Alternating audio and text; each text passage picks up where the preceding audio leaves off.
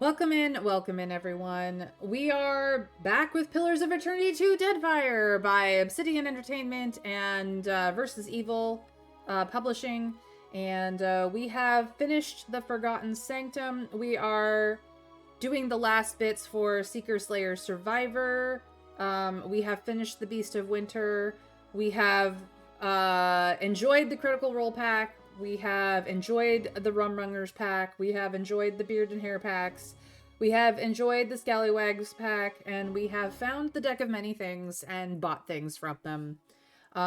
We are nearing endgame for Pillars of Eternity 2.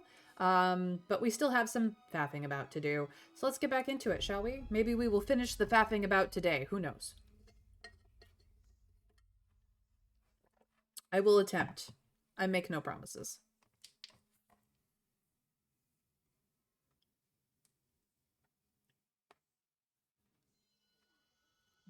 So here we are, working for Onikaza. She wants us to go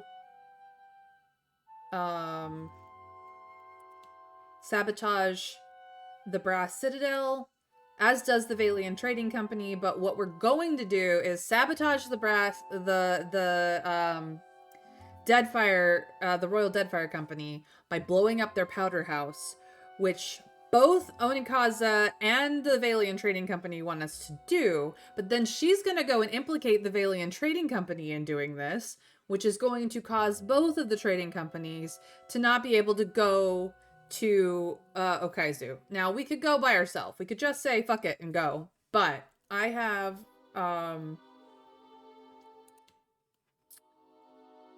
I've kind of sort of told Aldi's that I was going to take them, so I may be dealing with the floating hangman a bit. I might steal that ship for myself. But I also have all of these things to turn in, so we're probably gonna do that first, honestly. Let's go downstairs, shall we? This is just where we happened to save yesterday. So here we are. Doing the thing, you guys. We're doing the thing. I need the out. The out is down here. Out we go.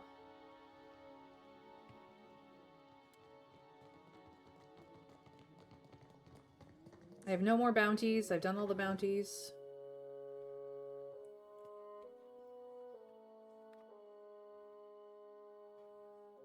Who am I the most friends with? Nope, that's not what I was looking for. I was looking for this.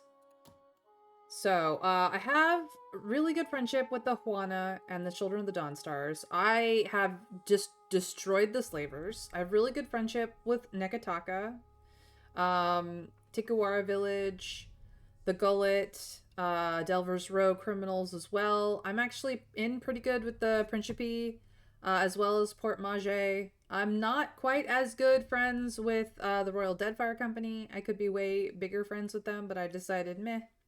I'm pretty good with the Seeker. Pretty good with the Slayer. Pretty good with the Survivor, and I'm actually really in good with the Valian Trading Company. And most everybody likes me.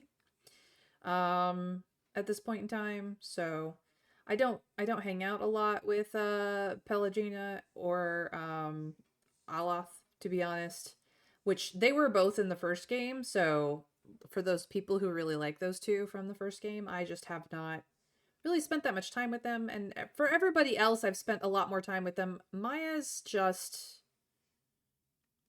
interesting.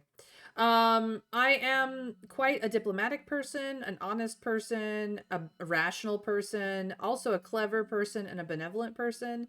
I've been only slightly aggressive. I have not been cruel ever. I've been very passionate. I've been kind of shady, and I've been a little bit stoic in appropriate places. So I'm everything but cruel, basically. But I lean in on benevolence, cleverness, diplomacy, honesty, and rationale. That's where we're at right now. All right, let's get out of here. You say your lamp nets you souls, I? Mind if I be asking how? Faith can do many a thing, Seraphine.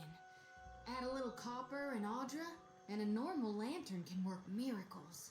Aye, don't those be the tools of the animancers, art? Maybe.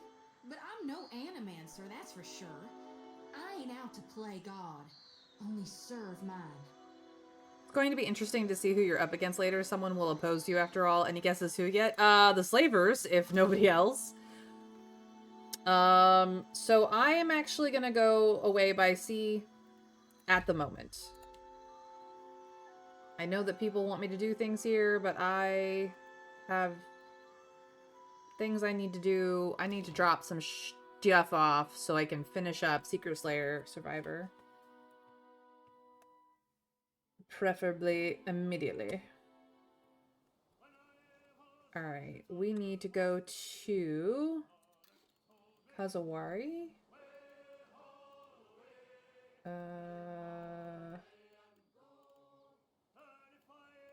The Crucible, please.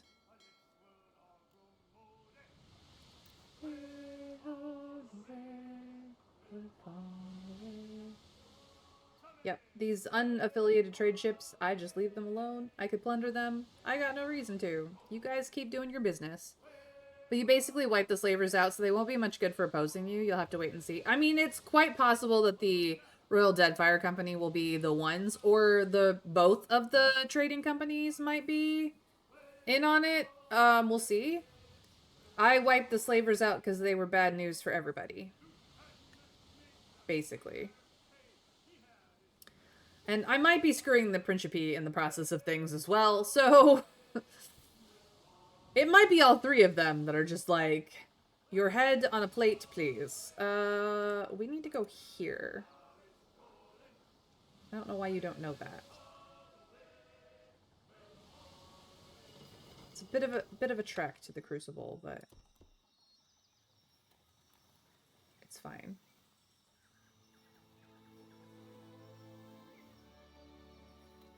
Yeah, no, all the way over here, please.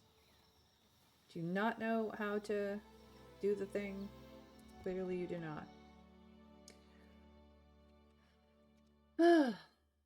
But yeah, I wiped slavers out because they were dumb.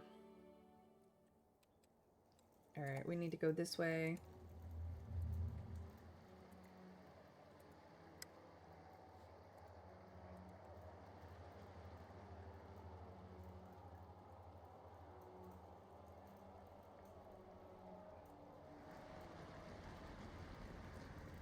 I don't know, it depends on certain criterion. I don't know what they are, but it can be different each game. Sure, I could work it out, but that sounds like hassle. Oh, and spoilers, that too. Yeah, we don't need to do that. Let's not do hassle and spoilers. What?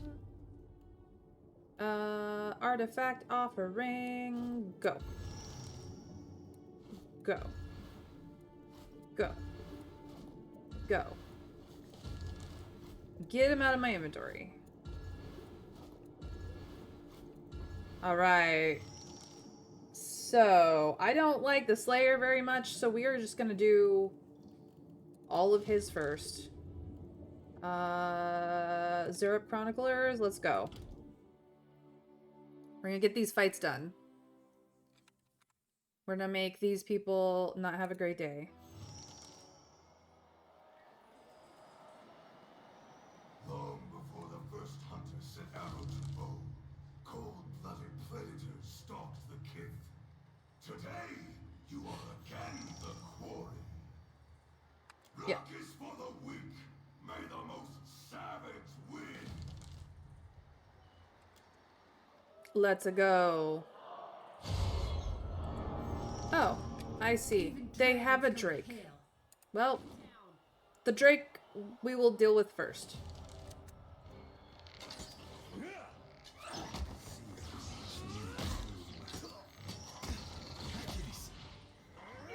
We're a little bit on fire, but it's fine.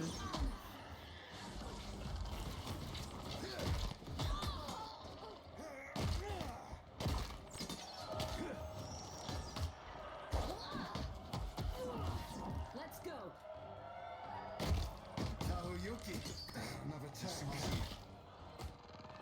And they died very hard, while hardly doing any damage to us. I got the Dire Talon. Okay. I will take all and continue. Thank you. The reptilian hunters proved no match for the Watcher.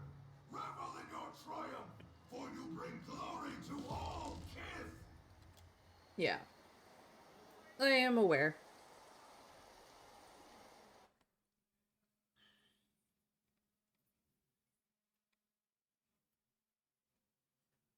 Anybody screwed up? No? Okay, next.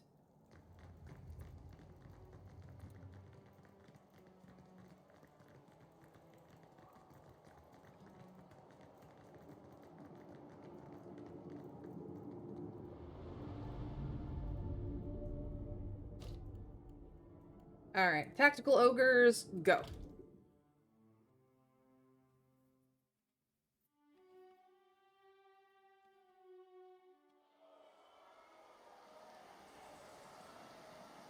This is the truth of the jungle.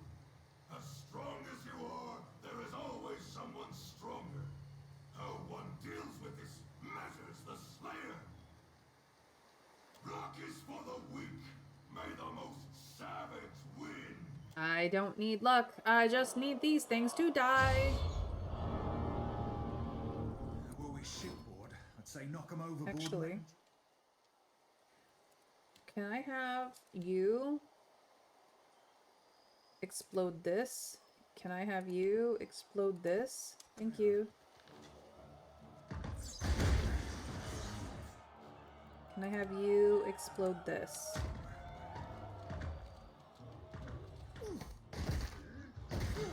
Another tack, Cap.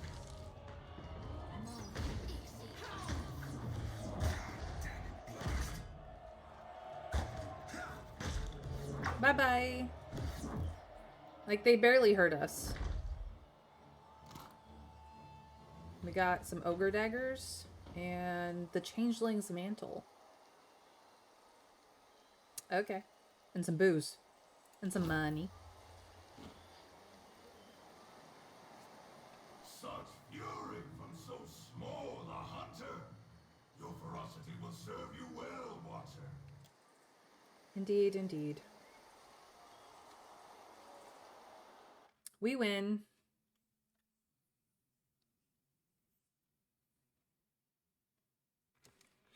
Next fight. Next fight.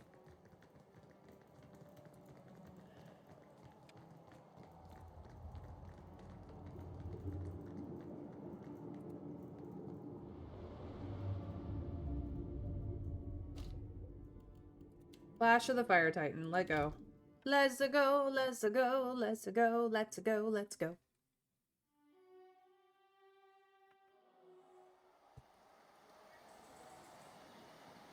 The Unwitting's forged the Fire Titan to have no weakness and no equal in battle. Prepare to relive the same fate that befell thousands of trespassers into ancient anguish. Luck is for the weak. Yeah. Luck is for the weak. May the most savage win. You will water me if I am on fire, Ta? Ta. We got trouble, folks. That was about as useful as a bump on a pickle. Oh, thanks.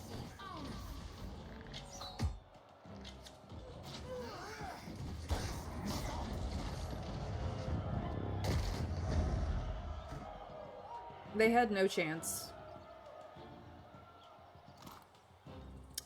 We got Keeper of the Flame, a flail, and some miscellaneous. Okay. A Fire Titan, no weaknesses. I wonder how effective ice will be, or just hitting it. Even the mighty Fire Titan is unable to match your strength. Your prowess reflects the Slayer. Yep, I'm aware. I have killed many. I am multitudes. Like, up against regular folk, the Fire Titan would be super effective. I ain't no regular folk. No, sir. Think our regular ass people are up in here? No. Will do.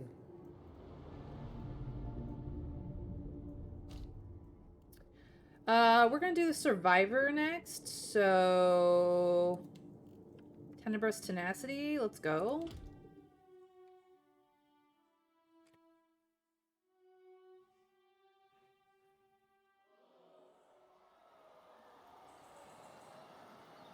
You will face foes immune to pain and suffering, the echoes of hate and violence that have endured beyond the struggles of the living. Endure, and you will be victorious.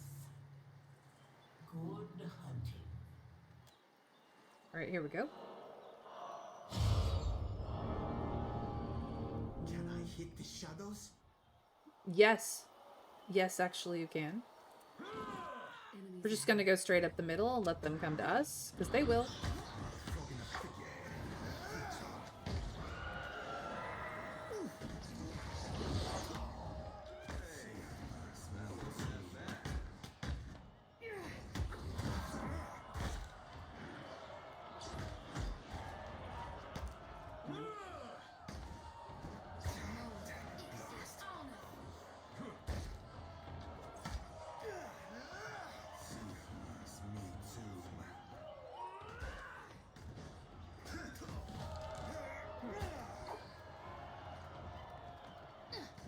Come here. Holding off hands, you are. Like, was it supposed to be hard?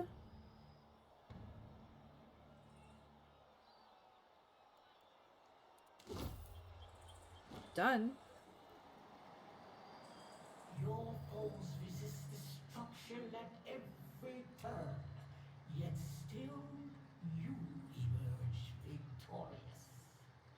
Impressive. I mean, they were already dead. They just didn't... They needed some assistance in getting deader, you know? They just needed a little help. And, we helped them. It was fine.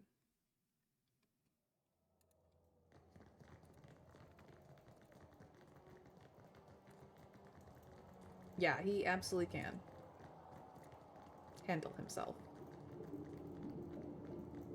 I've got it. Next fight. Skeleton Crew Endurance Trial. Bring on the skeletons. Let's go. The Skelly Mans just wanna dance, and we will dance with Skelly Mans. Our skeletons will dance with theirs, and it will be them who die. A single bone easily snaps, but the bundle does not. The slightest of menaces can present a meaningful threat with sufficient number. Endure, and you will be victorious. Good hunting.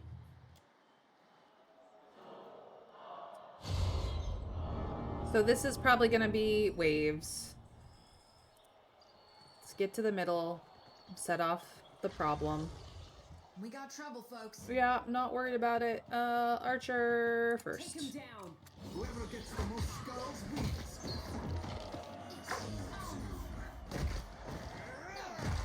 Next.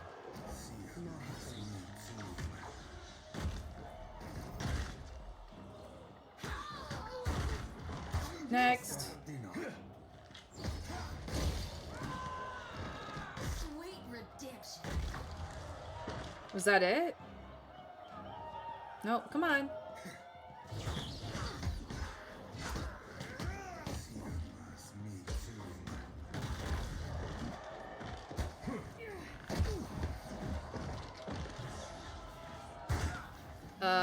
Nerd the priest, please. Let's go.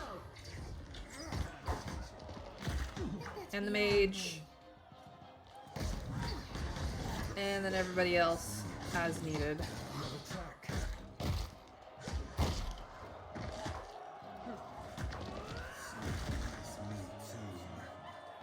Next. That was it? Okay.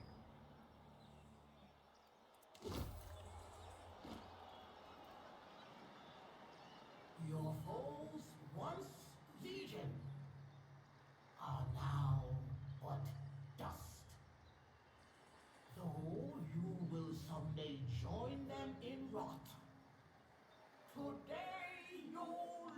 You know, they say that. Like, I've died twice in the process of these two games, supposedly. I didn't play the first one, so I don't actually know, but it's very likely that there was at least another point where I was dead, because the gods find me to be so useful, they just tend to bring me back. It's fine. Maybe someday they'll let me move on, but today is not that day. Tomorrow is not looking good either. So I'll just keep taking it down, taking it down. Let's go again. I brought all their stuff back. Now let's defeat all their foes.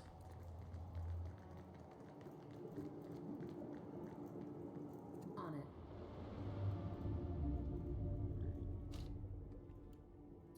In defense of the written word. Let's go!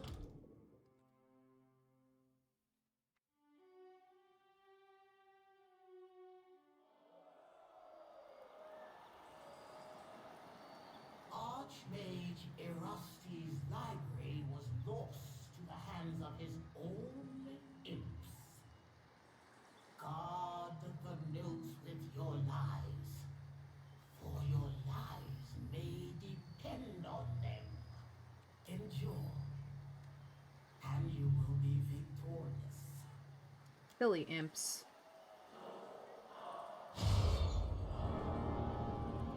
If you want this paper, it is yours, my friend. You... Oh. You go for that one. You go for that one. You go for this one. You go for this one. I will post up here with my cat.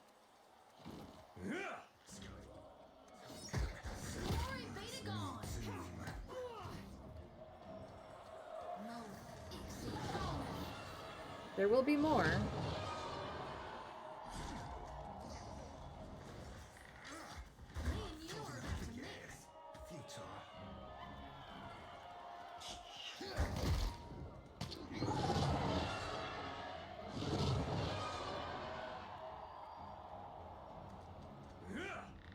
That must have hurt. Imp.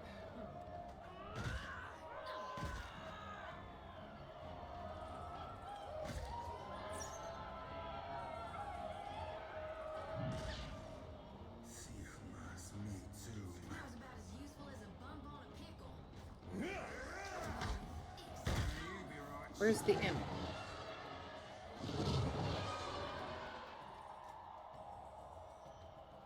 No, guys. The imps. The imps. Get the imps. Take him down.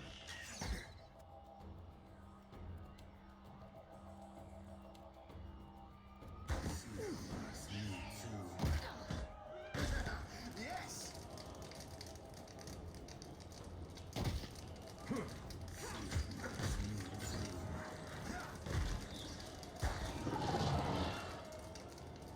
Can we put out the fires, please? Do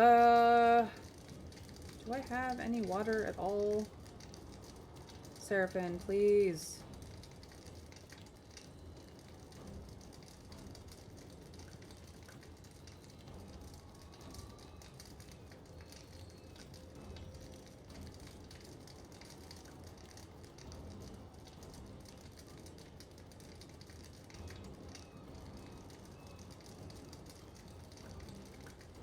Seriously? I got nothing?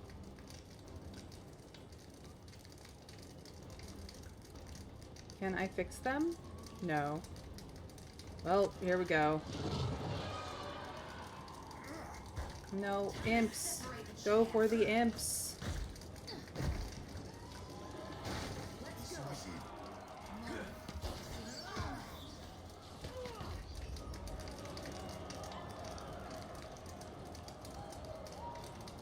We lost one research notes. No can do. Time to separate the chaff.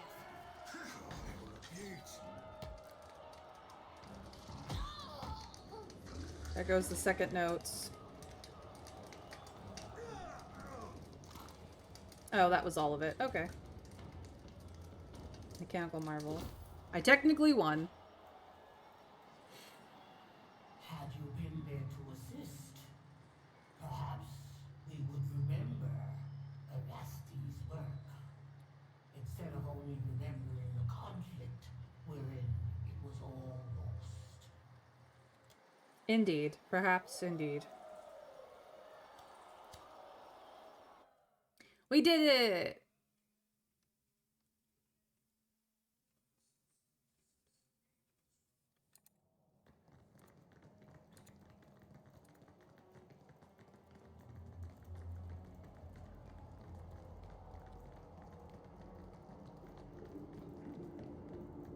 Will do. Alright, I think that's all. Well, no. There might be one more. Nope. Survivor, Rite of Passage, and Slayer are done, so now it's just the Seeker's Path. We'll do the Brood first.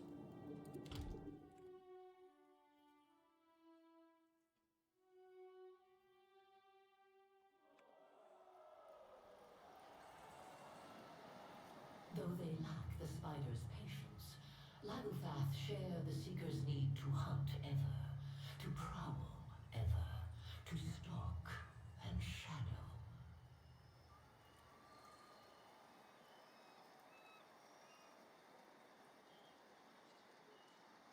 Exploit their weakness, lest your flesh feed these ravenous scavengers. You say that now, but...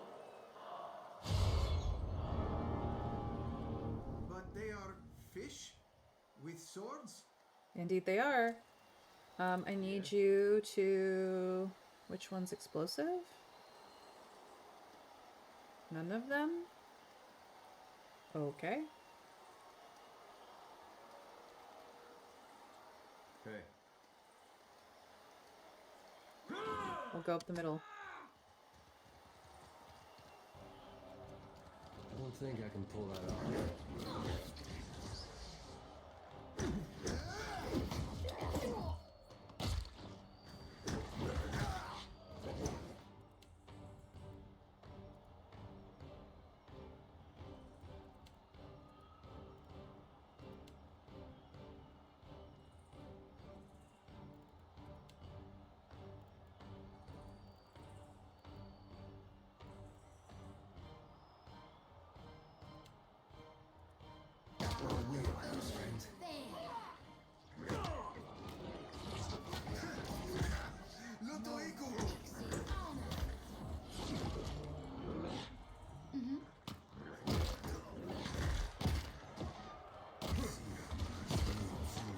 Let's reap this whirlwind. That would be enough.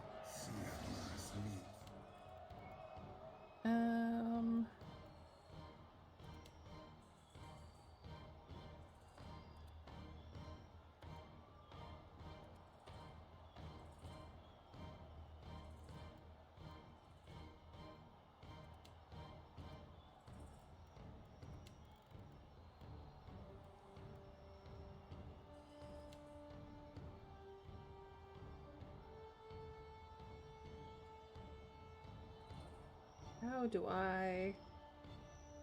There we go. Arthur Worthen Rock. Get the head. Now you be right screwed. See us, me too.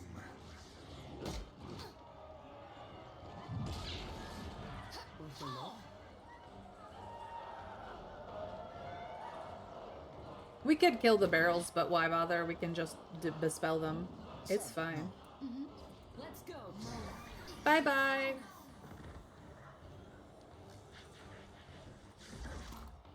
Do I know why they couldn't, like, ranged weapon shoot up there? No, but it's fine.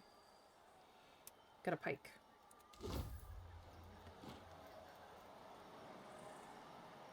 fury of the Lagufath brood has found its rival. Well done. PoEII is pleased. Uh-huh.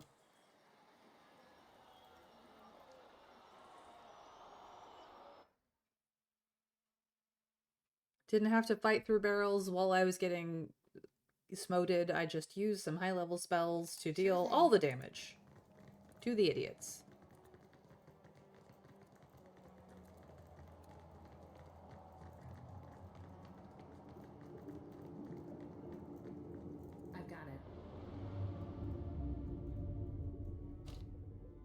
All right, the brothers of Book and Branch. Let's a go. Let's a go.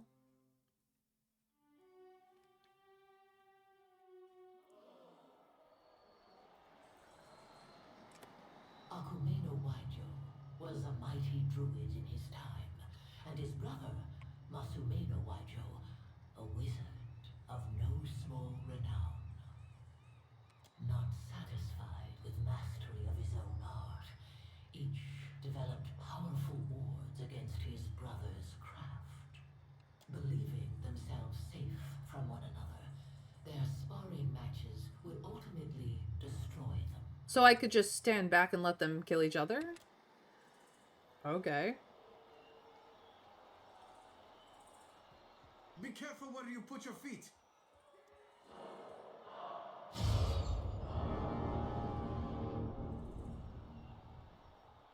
Okay, this we kill. But who has acid? You have.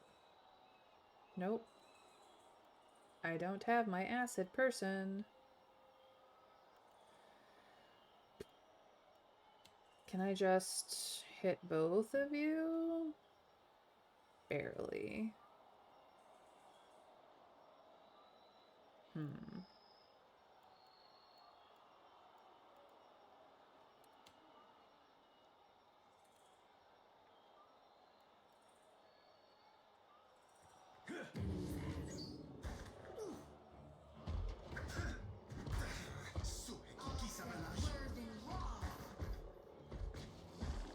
And it's not even the configuration I had it in. Would you go over here, please?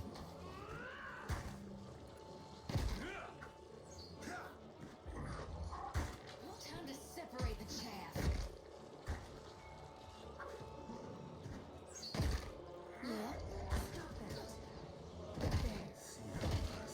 Take him down.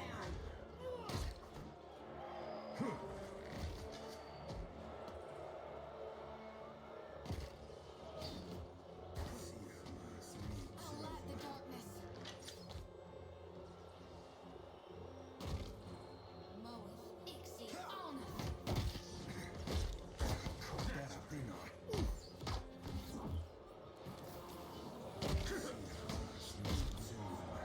Let's go. Another attack. Yeah, we have werewolf too. You ain't special.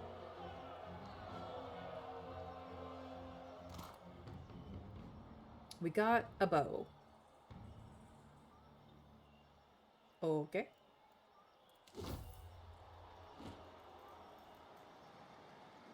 The steel one wears into battle is less important than the opportunities found amid the battlefield. In the advantages of your setting, you can find victory. They sparked with each other to death, which is hilarious. But they were no match for us, who could not give a shit about their abilities against each other.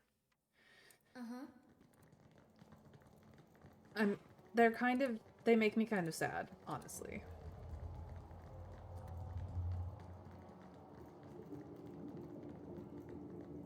On it. Alright, I think this is the last battle of the arena. So, unless something else pops up, there might be something more, but we'll find out. This might be it. Here we go. The tomb of Vathor Kathu carries more remains of Seekers than it does remains of the Kathu family. Though the tomb is now buried beneath the dunes, the memory of an attempted raid survives. Step lightly and be on your guard, for Vathor Kathu assumed his wealth would be robbed by future kith, and planned accordingly. Okay, what do we got? What is this? Hey, remember the old temple back in Gilded Vale? This ain't nothing like that.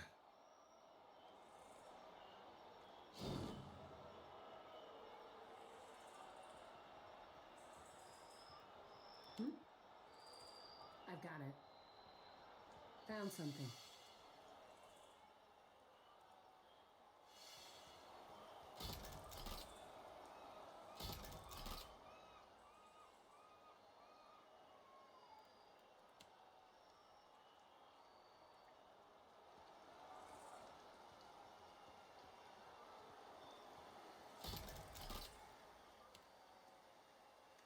Will do.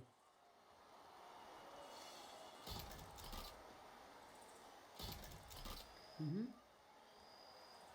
Worth a look. Mm-hmm. That is what I thought.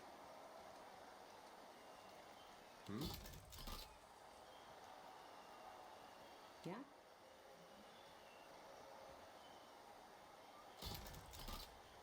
Any more? Besides this one?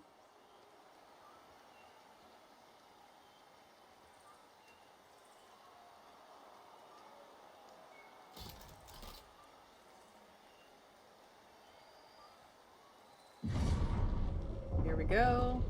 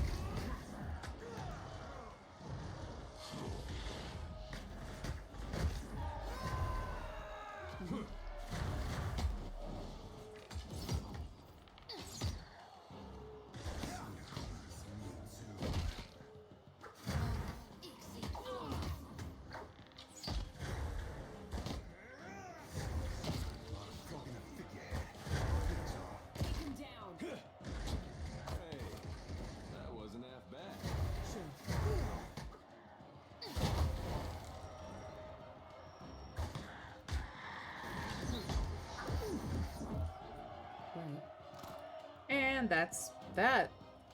The best defense is a piercing bash shield of cruel design. That's funny. Easy. The patient hunter is often the best fed. Where others found a hasty demise, you find victory. Well, yeah, because I disarmed all the traps. Obviously. Guy knew better than to, like, let people raid his tomb, and I, you know, props to him, but if you are a careful thief, you know how to look for the locks. Alright. I believe I've brought back all the stuff. Yep, Kazuwari is empty. We're just gonna double check that nothing new has come up.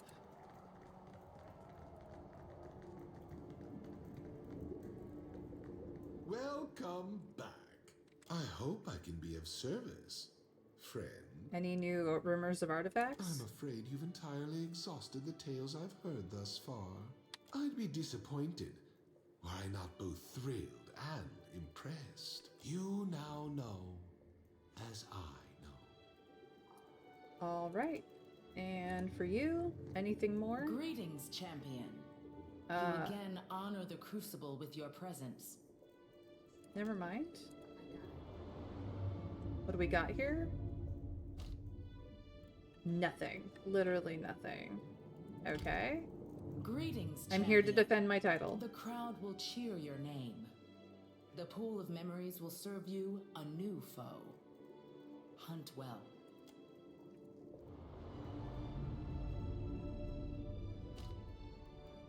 There's nothing. I have finished it all. I have done it all. Okay. We're gonna go pick up the one thing that I forgot on the map, and then we're gonna leave and head to endgame. We are finished with Seeker Slayer Survivor. 'Twas easy. We did it, you guys. We are the most dangerous thing in the Deadfire. Just us. Nobody else. Let us search the location. Let us keep searching. Ooh, Nature's Embrace. What is that? It's a belt. Nice. We have one. Keep searching. Keep searching. And that was it. Alright. Back to the Crucible, because we can't leave from this side. We'll go sell all our crap to the stores, and then we will make our way to the Brass Citadel, and, well, actually, the, spiritual steps to teleport into the Brass Citadel to do some bad things. Alright. Thank you for your time. I am a champion, my friend. And I have kept fighting until the end. We are the champion. Please do not destroy us, Queen. Well, if I ain't a blue-balled bastard, Corin the Cavalier chef. Oh, yeah. Aye, always a pleasure to see another pirate. Especially one as cute as you. You know this, Orlin? Oh, do I? This swabby were the best chef I ever served with. The sorcerer were right sore without him after he shipped off. Always good to hear you're missed. Corin chuckles, bashfully averting his eyes. Care for some tasty victuals before you go testing your strength against the spirits? Only the tastiest damn food in the Deadfire. Come, have yourself a look. I do not require any of this, but I will buy this. Thanks.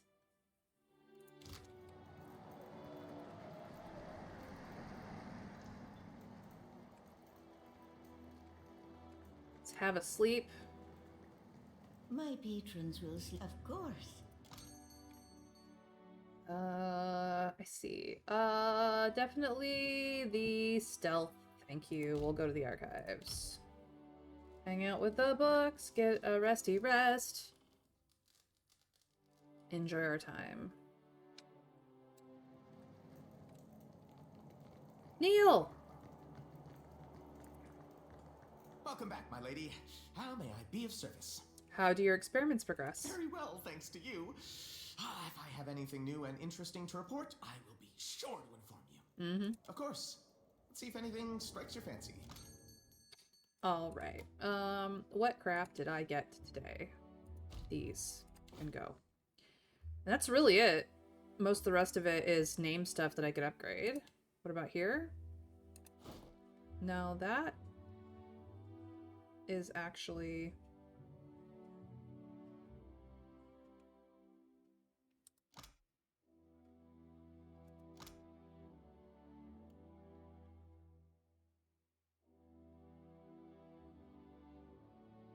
Okay.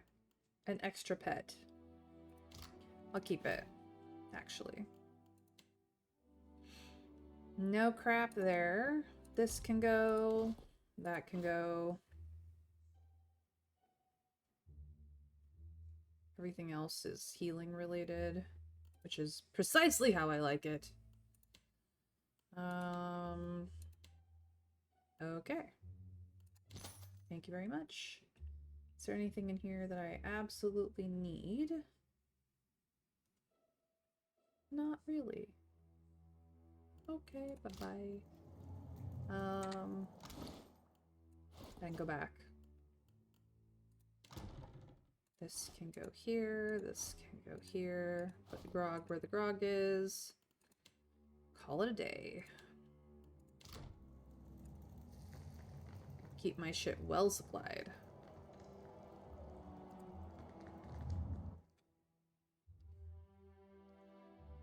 They go through it otherwise. You never want to have them on water and hardtack, that's for sure. Alright, let's get out of here. We have finished Seeker, Slayer, Survivor. That is all 3 DLC fully completed before endgame. And now on to the shenanigans of the endgame where we do shenanigans. I have sided with the Juana because can. I need to go to Nekataka. Yeah.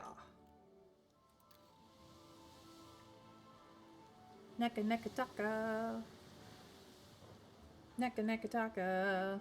Let's go blow shit up, people. Let's do it.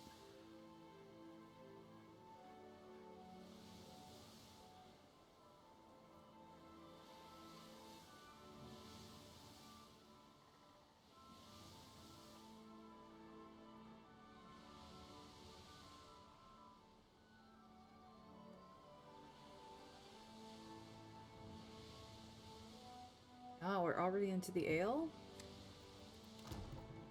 We are. So I guess this can come in here.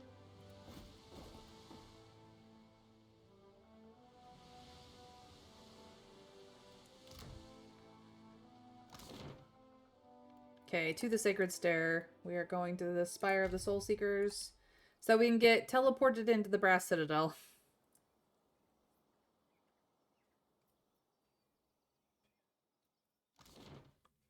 We are gonna do shenanigans. Uppy stairs.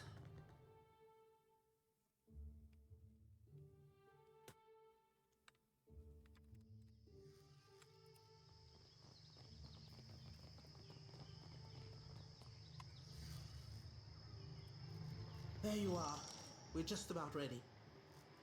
You know, when I started working on all this, I didn't really think we'd end up using it for this kind of thing. Guess it should be interesting at least. You certainly have the calculations right this time. You'll spoil our luck asking questions like that. The plan. I will keep it short. Unfortunately for our friends in the Brass Citadel, there's an Adra pillar in the powder house. Used it for illumination, if you can believe it. Alette snorts. Touch a torch to the powder stores and everyone in there, yourself included, goes up in fire. So, I have a device for you. It will explode after a delay. Time enough for you to get clear of the blast. Plant the explosive too far from the main stores and they will isolate the blaze and save the tower. Too close and you will have gone a long way to kill yourself. My suggestion is the vats. You'll know by the smell. I already have a timed explosive, but now I have two. In any case, you will have to find your own way out. I won't be there to transport you back to the tower. You'd better be sure that you're ready.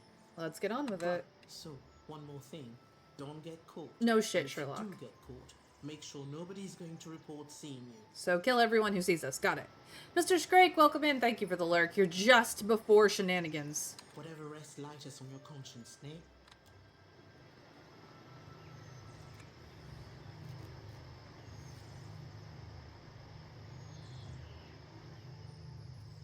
Look for the pillar to the east in the Brass Citadel. Should be an easy jump after the others. On time as always. Yes, you are. Absolutely. How are you? Here we go.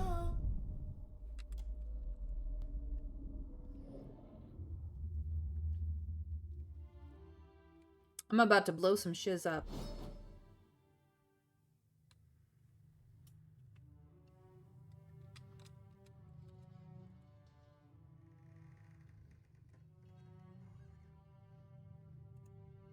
The luminous Adra radiates the same energy you felt from other pillars. Okay.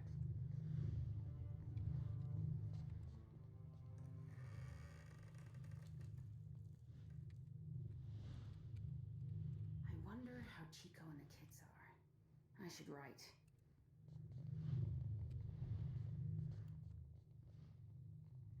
Yeah?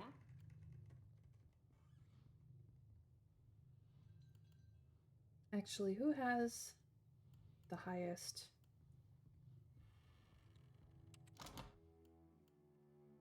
You have stealth of 12, 10, 13, 13, 12. Okay. Technically, you two. You can also do some amount of traps and locks, but my traps and locks are much better, as is Adar's. I will use you. Something I can do. Just a few hours between me and a tall mug of ale. Only 4 more weeks until my transfer.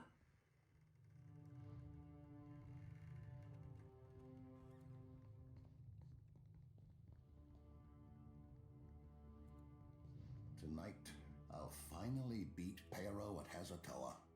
I can feel it.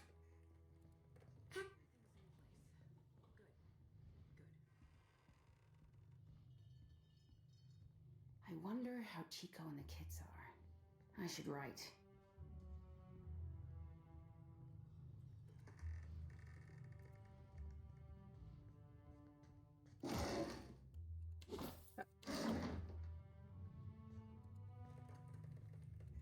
Just trying to do some exploring so I know where things are.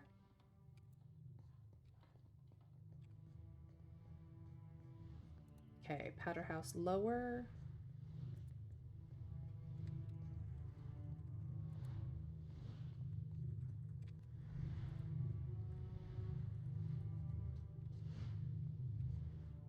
Just a few hours between me and a tall mug of ale.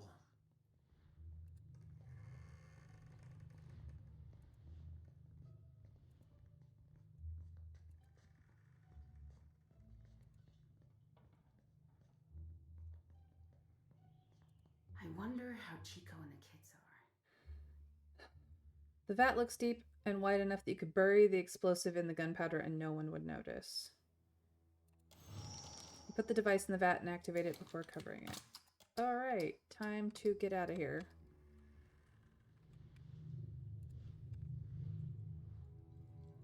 Oh. Tonight, I'll finally beat Pero at Hazatoa. I can feel it.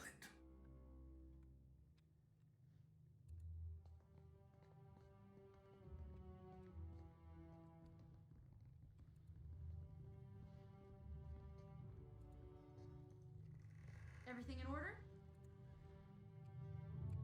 Huh? Sure. Everything in order?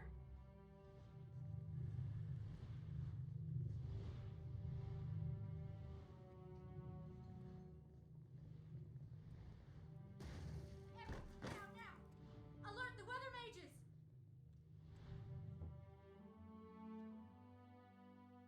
Hello.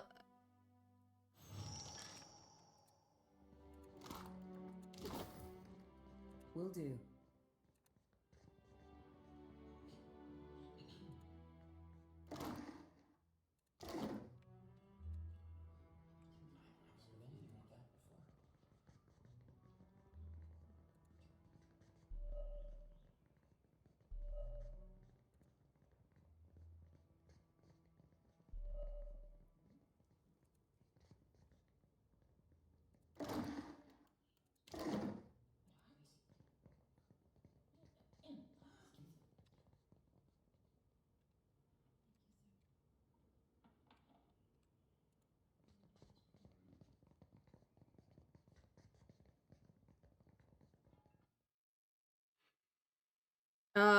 I'm good. Just took a shower. I was thinking about ultimate EB build in Baldur's Gate 3, and I think I cooked it. Vanilla Baldur's Gate 3, obviously. Obviously.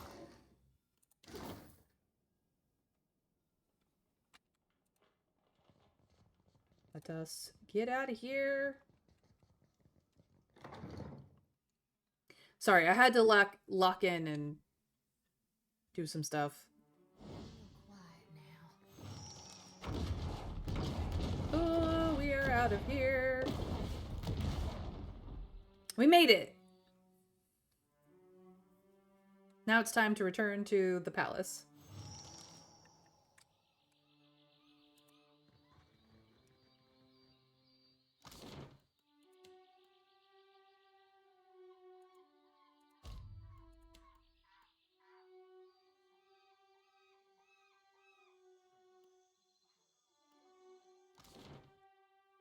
Whew.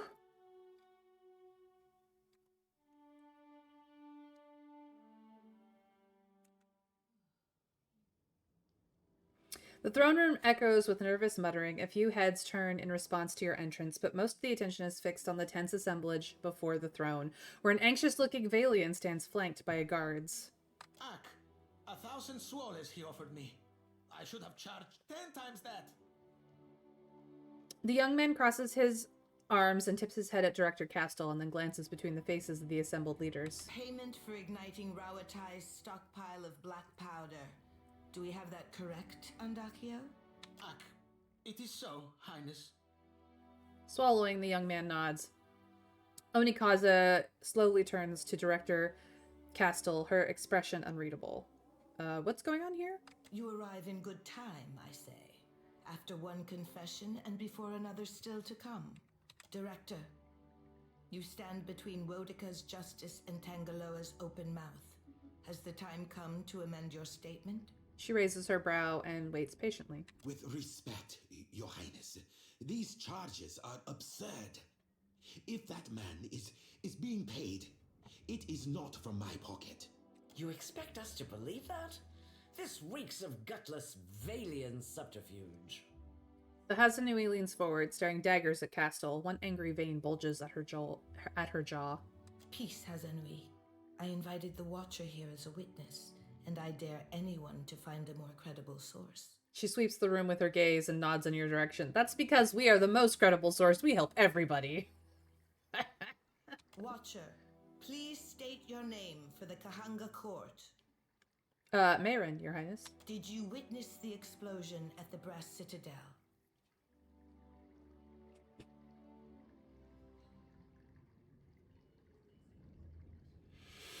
I did, Your Highness. Akira, then it is as I told our guests before. She passes the Hazanui and director knowing looks. Then let's get on with it. I want to know what the Watcher saw. This is madness. Queen Onakaza, I would never do anything to threaten the peace between our people. My idea was to combine Evocation level 10 passive plus Agonizing Blast plus Potent Robe with min-maxin my EB min roll will be 19. That sounds pretty good. I don't know what the Evocation passive, level 10 passive is offhand. I do know Agonizing Blast, and I'm assuming Potent Robe adds more damage to Agonizing Blast, or at least more ability to hit. I don't know the description of them offhand myself. It's been a while since I played Baldur's Gate 3, honestly. Worry not, Hazanui. Under this roof, facts are the coin of the realm. Tell us what you saw, Watcher.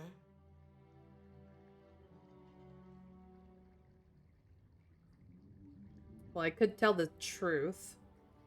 I'm actually gonna go in major negative with the Valian Trading Company because I am on better terms with them. The Royal Deadfire Company does not have to know that I was involved at all. It adds int mod to all evocation spells. Oh, yes.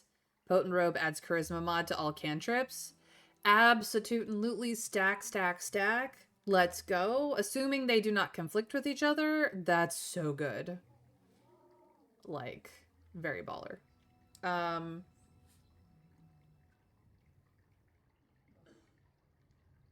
Yeah. I saw Andasio in the Director Castle's office. I followed him to the Brass Citadel, but was too late to stop him. What? No, that's not... This is some manner of jest. Watcher, tell her. Castle stares at you in stunned horror. I'm like, that's what I saw, dude. I knew it! Release this snake to me, Queen. I want to see Rawatayan justice done. She pins the Queen with a furious, expectant glare. That will be enough, Hazanui. Onikaza raises a conciliatory hand. This was an attack on my city, and it falls to the Huana to judge the sentence. I'm glad that they don't conflict, because sometimes when you get that kind of, like, stacking involved, sometimes things are, like, they're tagged weird and on the back end of video games, and then they conflict with each other, and then it doesn't work the way they should, even though nothing in the description tells you that it should conflict. So I'm glad that they don't, because, oh boy howdy, that cantrip, that agonizing blast, cantrip is just gonna pa-pow some things. This is an attack on, yeah. She presses her lips against the throne and tilts her chin up. No! You cannot do this! The Songrette, the Republics will... Considering the disgraces on your head, I say not even the Republics will bother to defend you. Onikaza's lips part in a satisfied smile. You are to be stripped of rank and sent to the gullet for your remaining years. May the bowels of Tangaloa scour the taint of guilt from your soul. Minimum roll damage is 57? Beautiful. Onikaza makes a dismissive wave and her attendants move to close in. You cannot be serious. I saved him from the Sungreta and then I threw him to the wolves. An ugly business, I say, but it is done. Onikaza crosses her arms and sighs, but you detect the ghost of a satisfied smile rising to her lips. Done? I've still got dead to bury and a district to rebuild. This is just the beginning for me. She shoots the queen a glare that is almost a warning. You are entitled to some recompense, Hazanui. The director's holdings rightfully belong to you. She opens her palm in a sweeping gesture. That'll certainly get me started. Then the matter is resolved. I will say nothing. One hopes we can rely on your testimony in the future, should the need arise. Onikaza nods to you. Alright. So... After so much struggle, it was a moment's work to cripple a nation. Onikaza inclines her head in a modest bow. It is... I will say nothing. I also heard Larian is adding EB to new Divinity game. Join me in the garden. I would speak of our future in detail. We'll see. She makes a welcoming gesture away from the throne room. Alright, to the garden we go. So, we still have this, but everything else has been basically cleared out. I could cement my alliance with her, but I don't wanna. Let us see where we're at reputation-wise. 2 for the Royal Deadfire Company, 4 for the Valiant Trading Company. These two still like us, just not as much as they otherwise would, which is fine. Everything else that can be maxed out, except for Tikawara Village. I just did not manage to make everybody happy there. I have made these guys as happy as I've made them unhappy. Which is funny. Alrighty then. Hey Prince, how you doing? Just gonna say hi. You played your part well, trickster. Ngati in the flesh, I say. Yep. My sister was right all along. Kira, that was worth the patience. He nods, clapping your shoulder. With the skies clear of vultures, we can look once more at the path ahead. Ukaizo will be ours, as it was before, and as it should be. Okay, bye. I gotta go around to the garden. She gonna propose to you, Trust. I think her voice actor will probably be in the Divinity game. Whether she's playing Evie or not is another matter entirely. I don't know. Really just depends on how the IP copyrights work.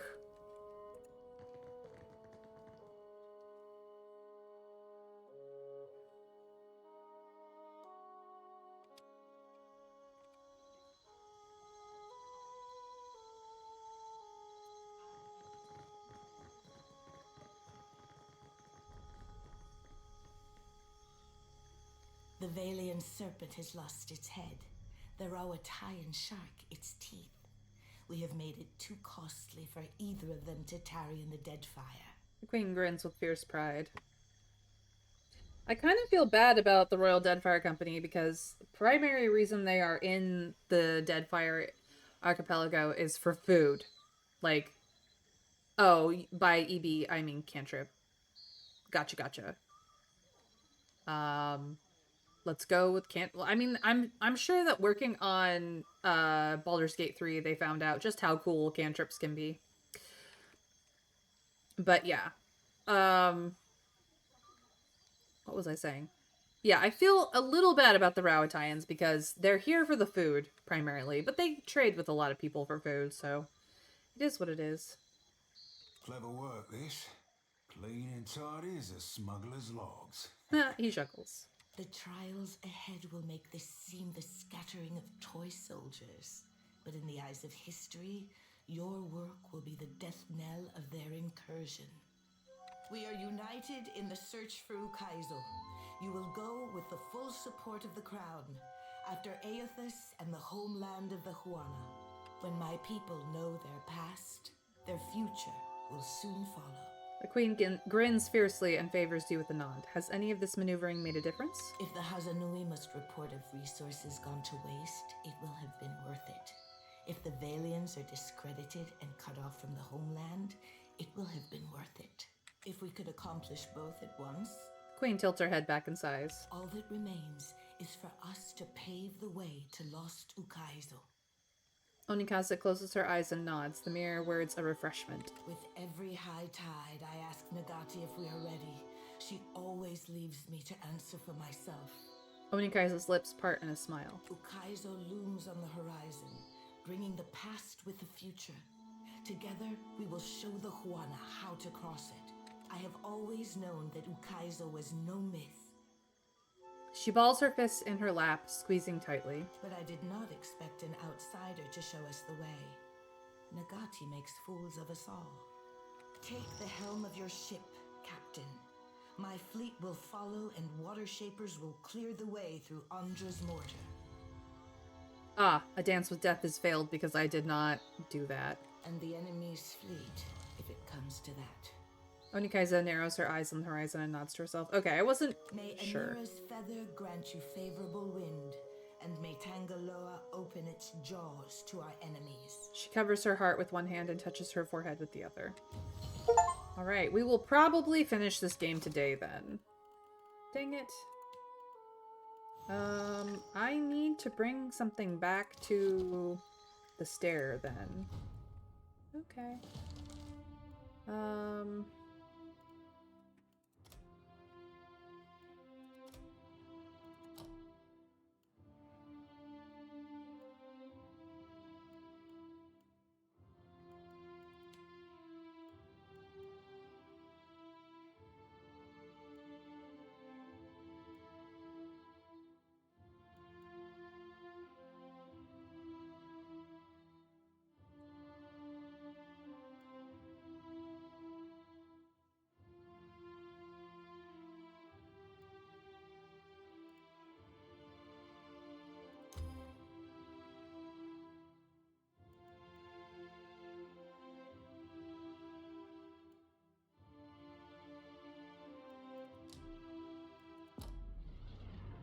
Now this would be the time to like go min-max all the things by like redoing everyone and all that jazz, but I'm just not gonna do that. I'm just not gonna.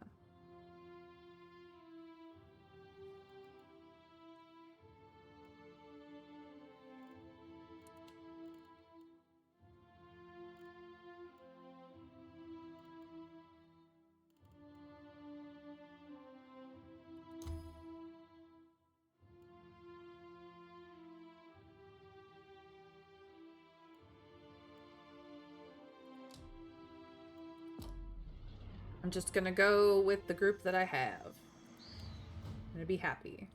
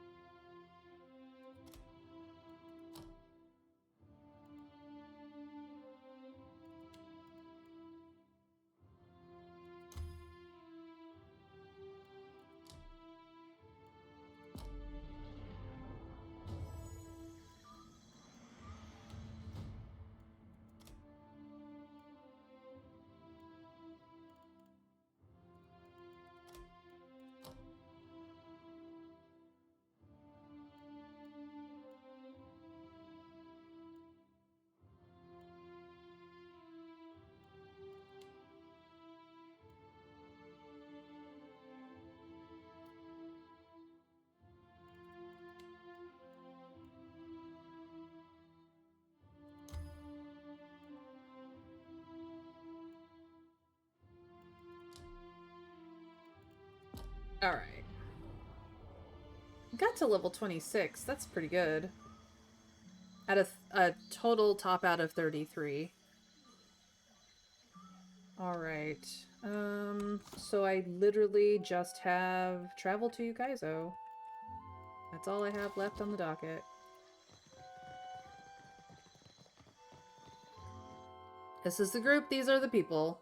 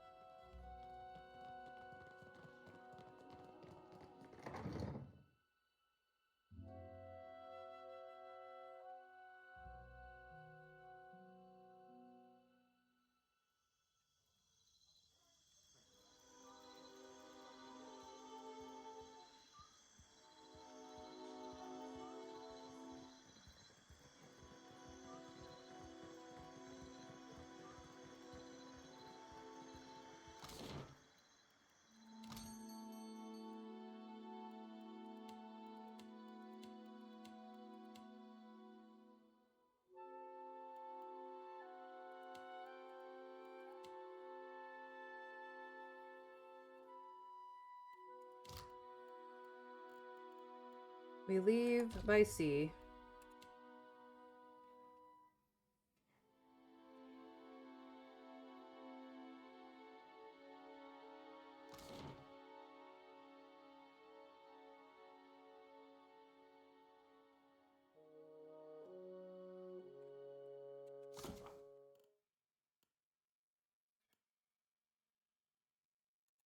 Okay.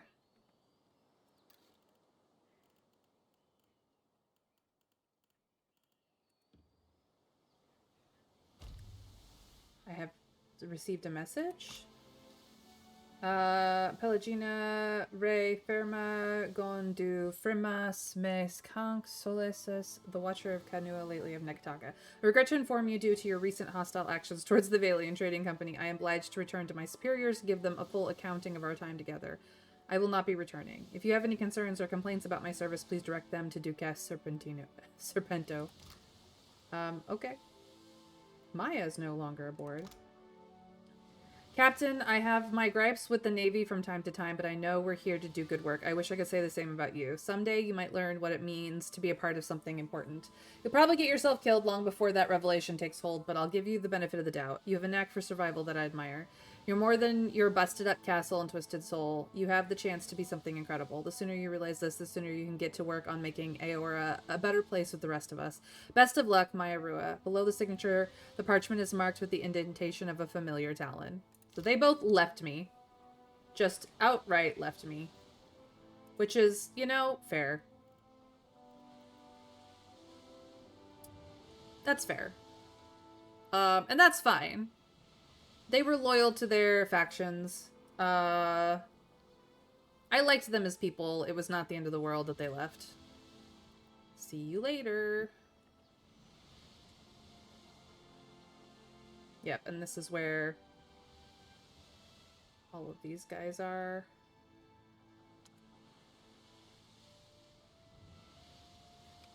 Waiting for us to join them.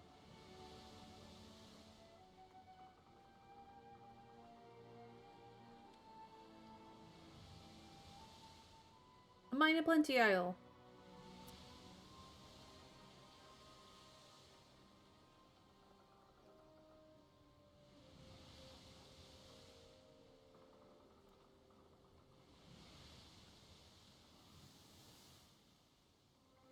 Here we are. Here is plenty of ocean to sail and many lands to explore, but what lies ahead of you dwarfs them all. Should you choose to sail on, you suspect there will be no return, not to the Deadfire you have come to know. You set a course through the channel and into the uncharted turbulent seas. Andra's mortar rages on the horizon, a vast wall of roiling clouds and rain, punctuated by the silver flicker of lightning. The wind pushes against you as if to ward whatever lies beyond from Junk's approach. Junk leads the fleet, crashing through the turbulent waters like an axe through armor. Gods alive, Luca mutters, staring up at the storm. Little Lucia blinks at the blackening sky. Knew an old salt once who claimed the mortar were the edge of the world. I called him a fool. Now, though? The navigator's head shakes sadly. Now I ain't so certain. Head bowed slightly, Eld Ingram smiles. Today is as good a day as any to learn what the gods have in store for us. Shit, Captain, one of the hands cries. Hostile vessels inbound to forward port. With a shake of his head, Luca admits a grim chuckle. Suppose it'd be too much to ask to be let alone out here. The inverted crown flies atop the masts of the motley Principe fleet, along with a dozen other pennants and colors representing a dozen different pirate lords and ladies. Their shanties are audible even against the storm. The approaching fleet numbers at least as many ships as your own, and maybe more. Luca frowns against the wind. The fleet's turning, Captain, setting their gun ports against the enemy. Waving her hat over her head, Amini whoops eagerly. Finally, some goddamned excitement! He hands you... the hands look to you from their stations. Luca's eyes hold yours. The crew stand ready. What are the captain's orders? Let's inspect the fleet. The prince's personal ship leads the vanguard of the Juana fleet, flanked by a dozen voyagers and backed by another half-dozen of ships of varied make. Tribal banners dance above the vessels, and each platoon bears the painted designs unique to its crew. Archers and sharpshooters stand on the rails, and robed water shapers crown each ship's bow, their ritualized movements smoothing the sea before the fleet. The persistent heartbeat of drums rises from the voyagers, and 100 voices chant your name. Mayrin, Mayrin, Mayrin. Wahaki war canoes churn the water among the voyagers, each craft crowded with face-painted warriors singing against the storm. Let's study the enemy.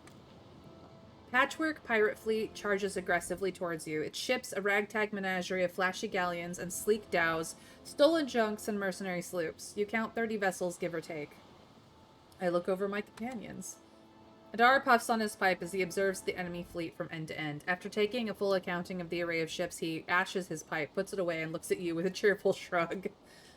Seraphin runs his fingers through the wild blue strands of his hair, tucking as much as possible behind his tufted ears. His hands then pass over his weapons, checking them over once, twice. His gaze, however, remains fully focused on the closing enemy vessels. Jyoti raises her lantern before her like a shield of light. It flares once brightly in response, and she nods to you, ready. Despite her bravado, you notice a slight trembling in her hands. The cage of her lantern rattles as Jyoti waits for the battle to begin.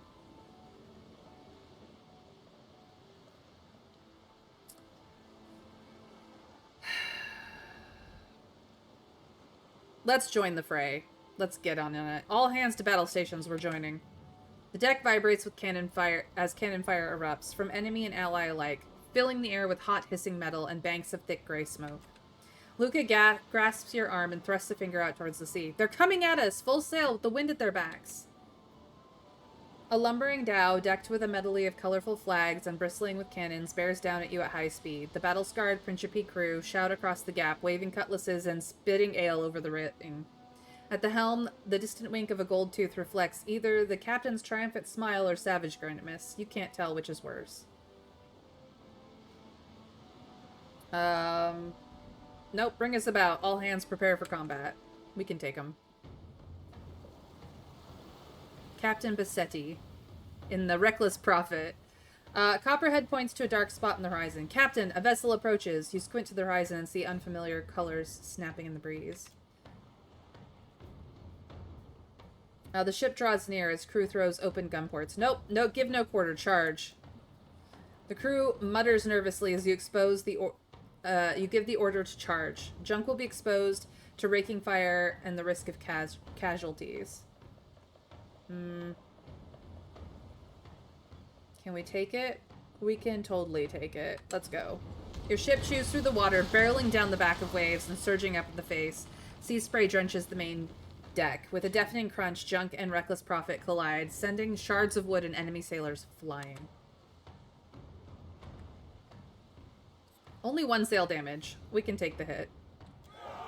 With its rousing cry, your crew throw grappling hooks and boarding planks across the gap between the two ships. They stream into the ship's deck, weapons at the ready. The stunned enemy crew rally and meet your sailors with the resounding boom of gunfire and the clang of steel on steel.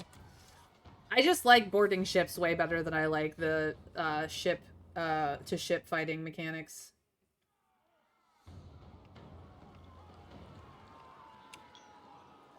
Let's make it personal, shall we, lads and lasses?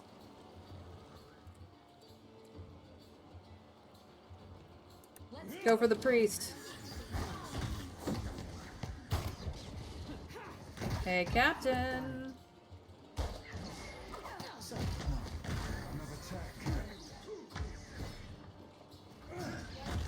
He tried to run away so he could shoot us at range. It did not work for him. Yeah. Little Lucia gained a level. We gained experience. We gained the 2 morale we needed to top it off. We're just gonna take everything and go. They do not know.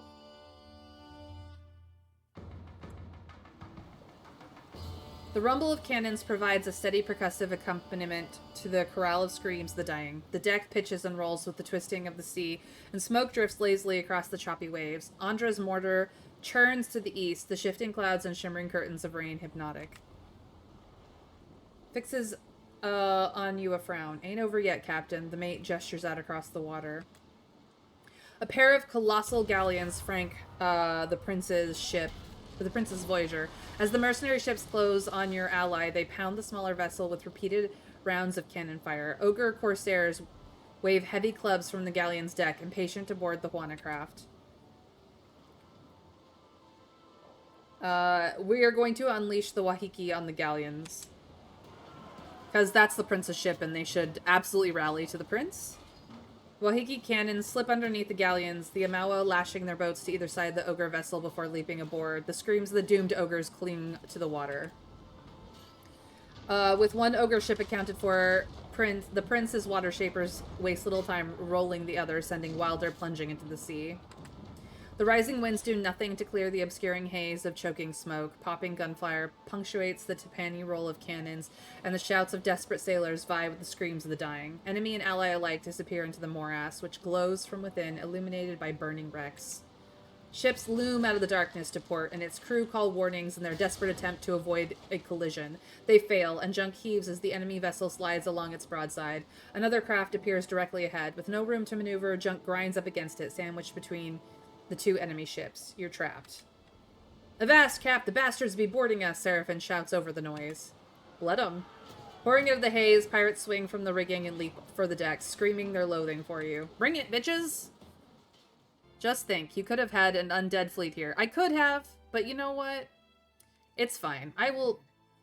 This is fine. They think that they're funny. Okay, we got sailors... I want this wizard dead before anything else.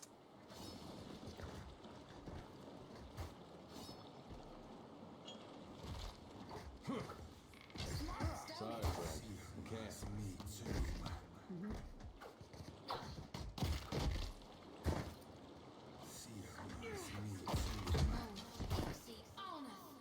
They killed some of our people, and I don't like that, but we killed the rest of them, so... Junk limps away from the broken wrecks gathered behind and breaks free of the bank of smoke. In the distance, Andra's mortar rages, nothing between you and your goal. To aft, the Principe Sen Patrina lie scattered and broken, the remaining pirate vessels fleeing west towards Magran's Teeth and Dunage beyond. Luca claps you on the back. We did it, Captain. The captain did it, more like, little Lucia says, wiping away sweat and soot with a rag. We were just along for the ride. Badul chuckles and glances towards Andra's mortar. Not that we're out of this yet. Still, Luca shouts, 3 cheers for the captain! 3 cheers for the junk! The crew shouts, hollers, howls, and whoops. Whoops. Whoops, whoops. Whoops, whoops. Cheers collapse into cries of horror as the surface of the water explodes upward, tearing a nearby ship in half, throwing sailors screaming into the sea. A creature rises from the wreckage, a monstrosity of slick adra and gleaming metal. Falling to hands and knees, Eld Ingram prays to any god that'll listen. Juana and Engwithian, from Andra to Rikuhu, as the metallic monstrosity unleashes a beam of amethyst light that shears a second ship in 2. Luca places a hand on your shoulder. We've had the god's own luck getting this far. Junk don't stand a chance against whatever that is. Our only hope is the storm. Watcher, I think the beast is eyeing our pals in charge. Well...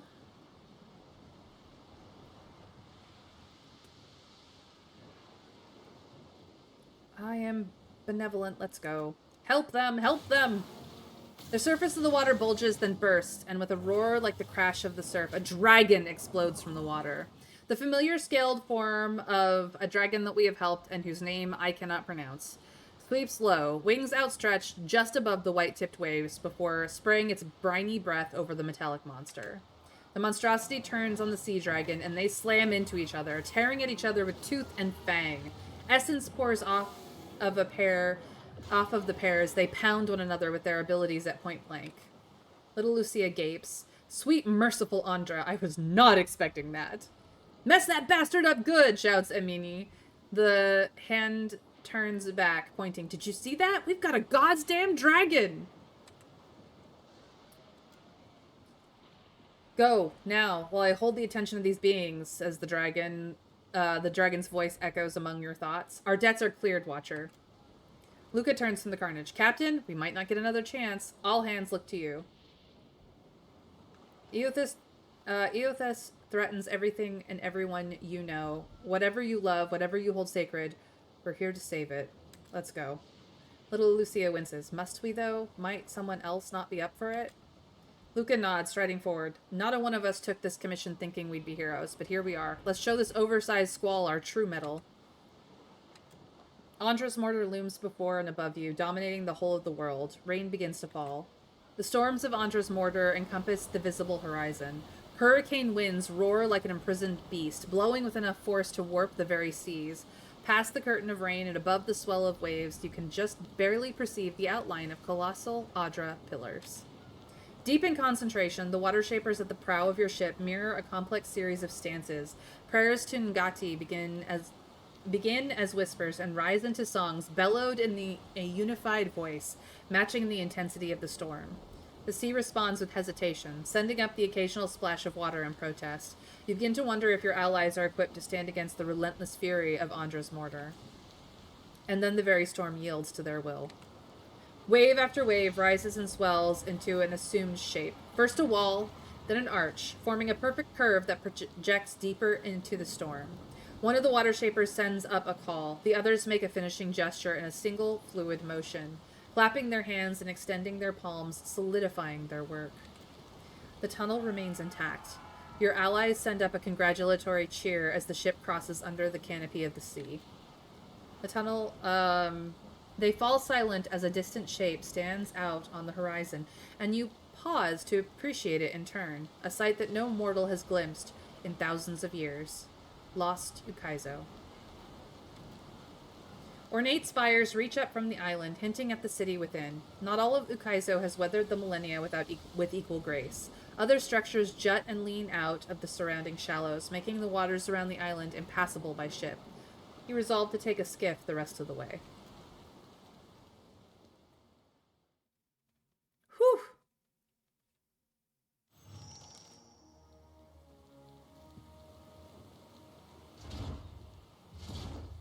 We made it to Ukaizo.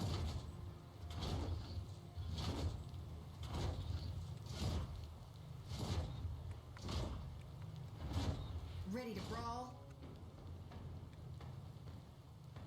Ah, we are already in a fight because of these sentinels.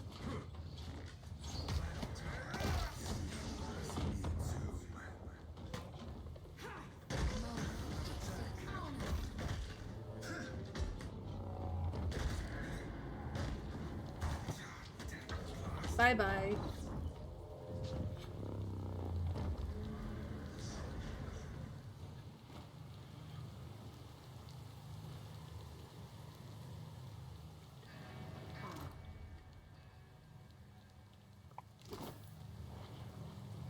Dang.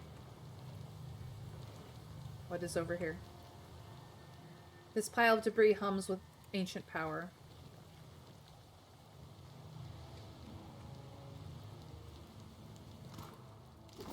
Okay.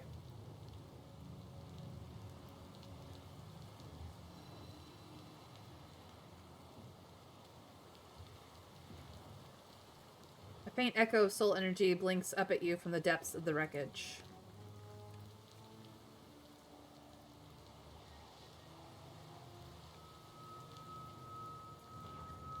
Maintenance really needs to get out here and fix some of this stuff. Just saying. Look at how much luminous Audra there is around here.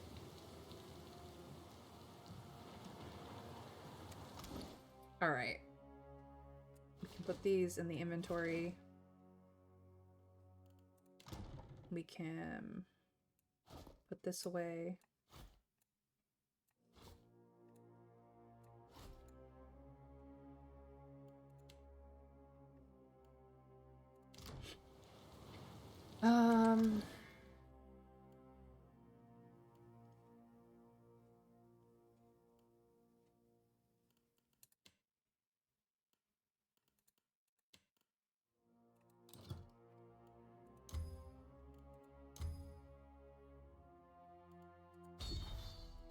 Now I have legendary armor. Good, good.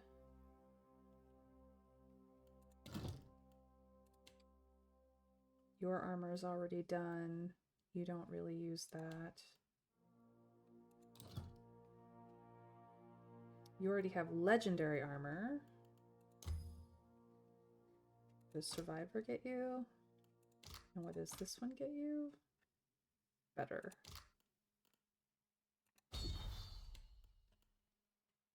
Driven to anger gives you frenzy.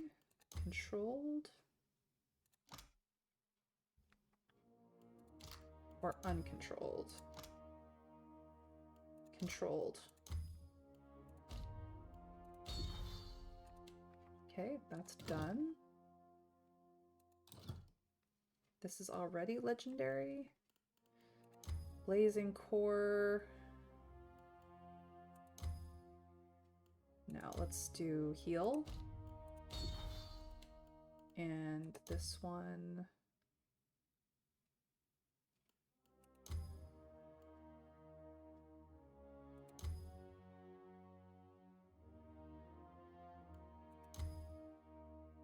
Let's do crit stuff. Yeah. And then the shield you're rocking. Let's make it legendary.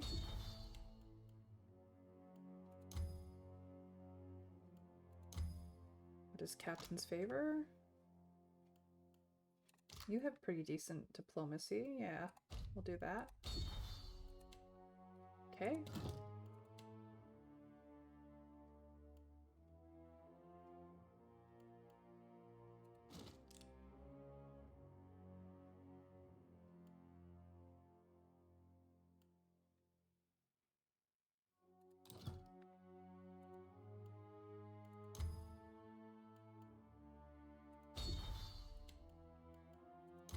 Concealing smoke or bounce. Concealing smoke, I think.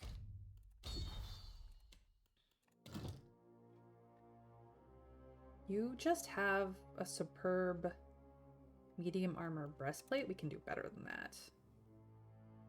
That's heavy. That's light. That's light. This is medium.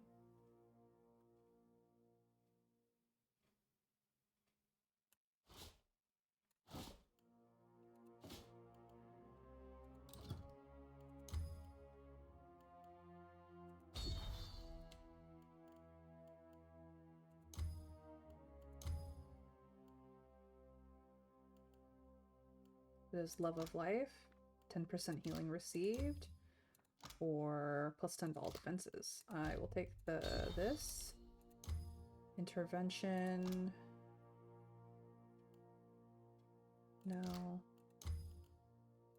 Vigorous Protector. I would prefer this, and I just need some grog. I can do that.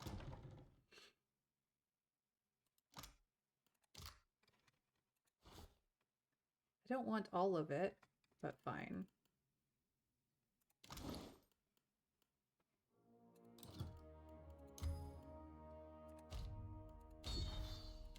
you go.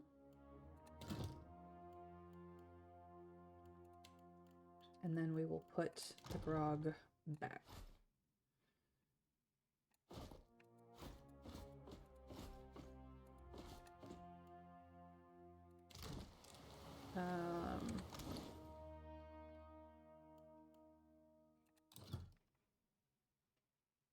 Well, you are doing doubles. Hold on.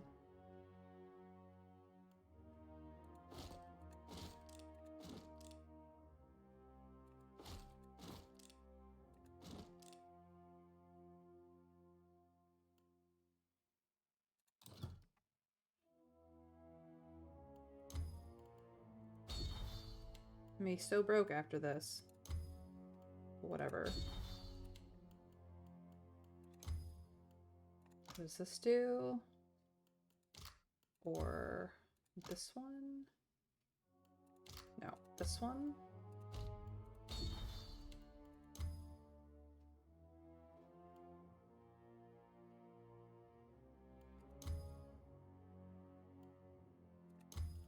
This one. Okay, good. And then you.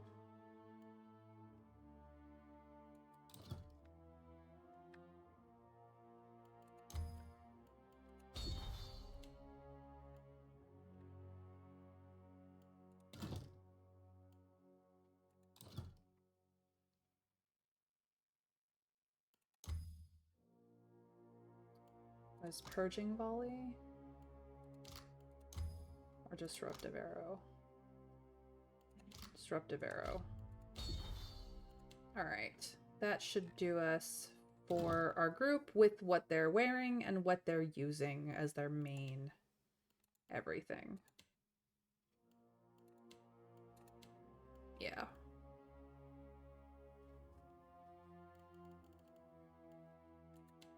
Everyone's got a pet. Yep. Okay. Let's make sure. Captain. Bless you. Huh? Ah.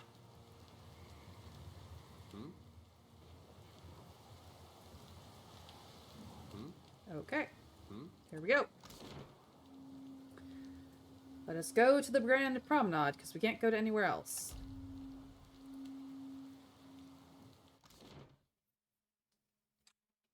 I could have had an undead fleet, and they would have probably all died.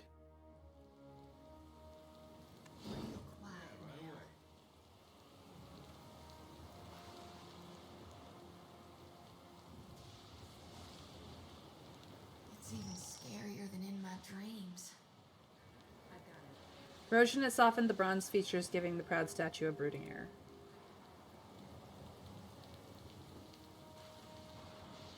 Descending into the city would be suicide while the relentless storm rages on.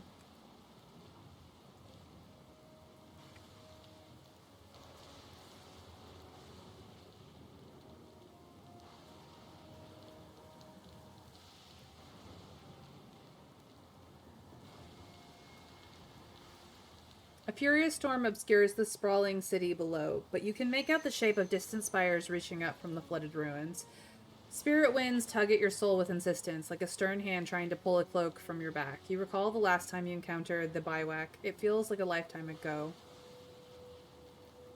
So, here we are. You look at those who accompany you this far, who risked everything to face the confrontation ahead. Something on your mind, Jody? We gonna do this or what? Jody licks her chapped lips, dark gaze narrowing as she takes in the sight of the ancient city's ruins. Raised high, her lantern casts hard shadows over the plains of her face. We've made it this far, yet we're still alive. Might as well square off with my god before our luck runs dry. Was it worth it all to chase down your god? Reckon it was. Sure, I did some things I now regret. God knows I got plenty of blood on my hands. Indeed. Tell me, Watcher, can there be a god of light and birth if souls themselves can no longer be reborn?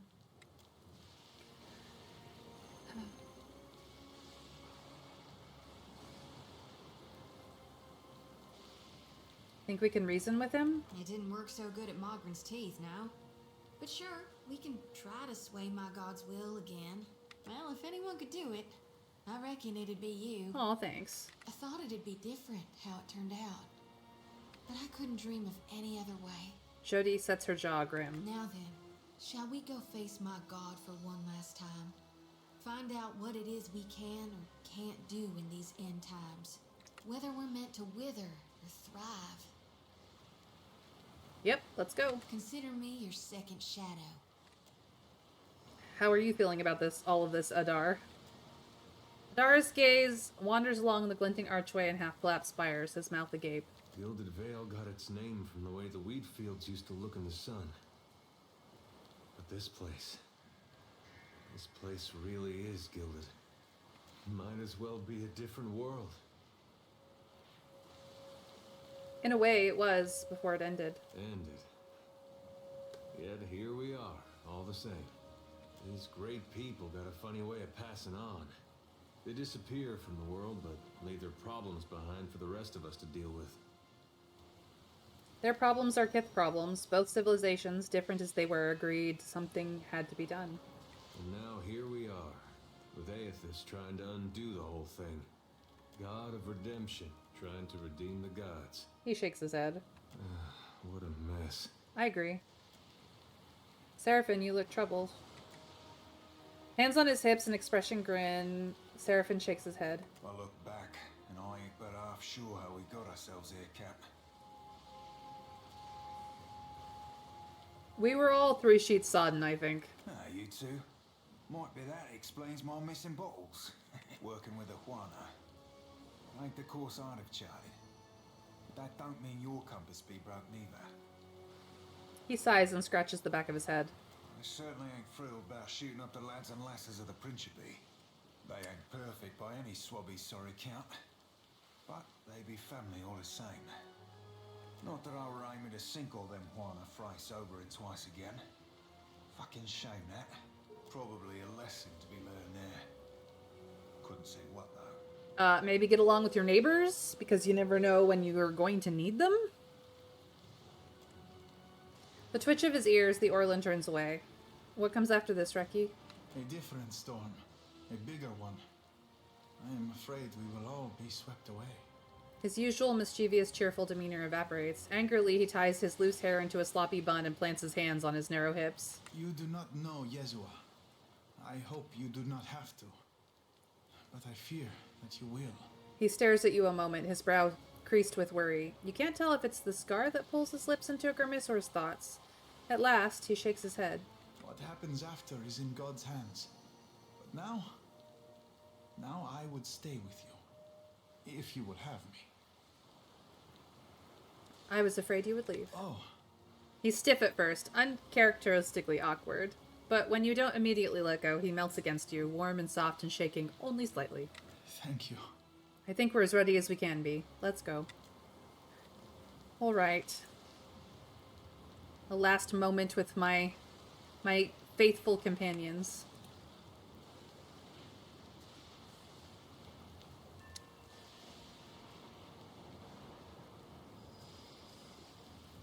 A tiny engraving reads, in memory of Dumu, Taupua, Tokima, Ngati's first chosen.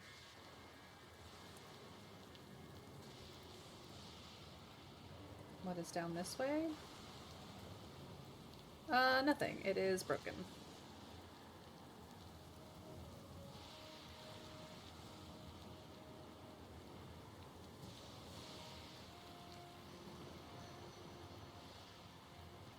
Well, I guess I didn't need to sneak, but it felt appropriate.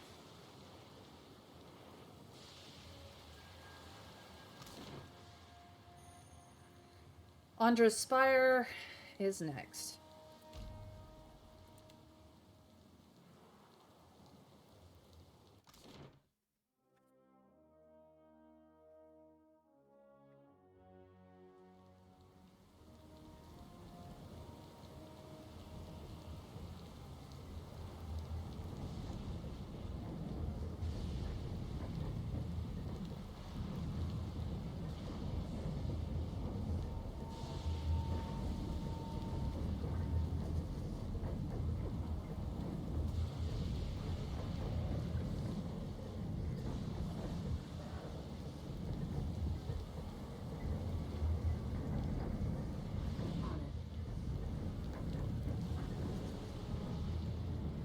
Though the device atop the tower spins in wild, blurring revolutions, the air around it is still in calm.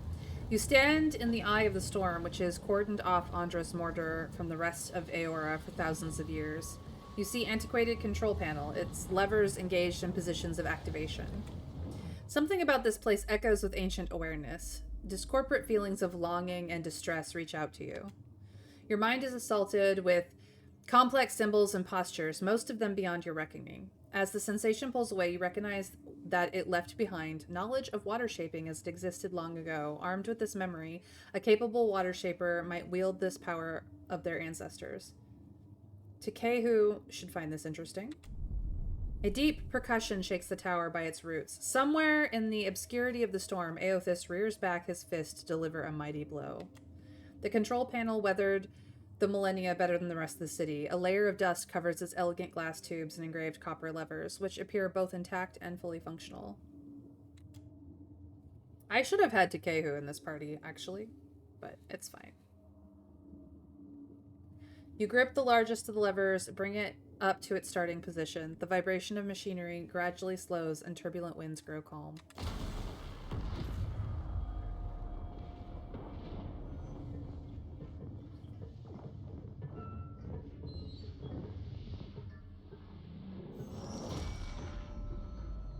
The machine controlling the storm winds down.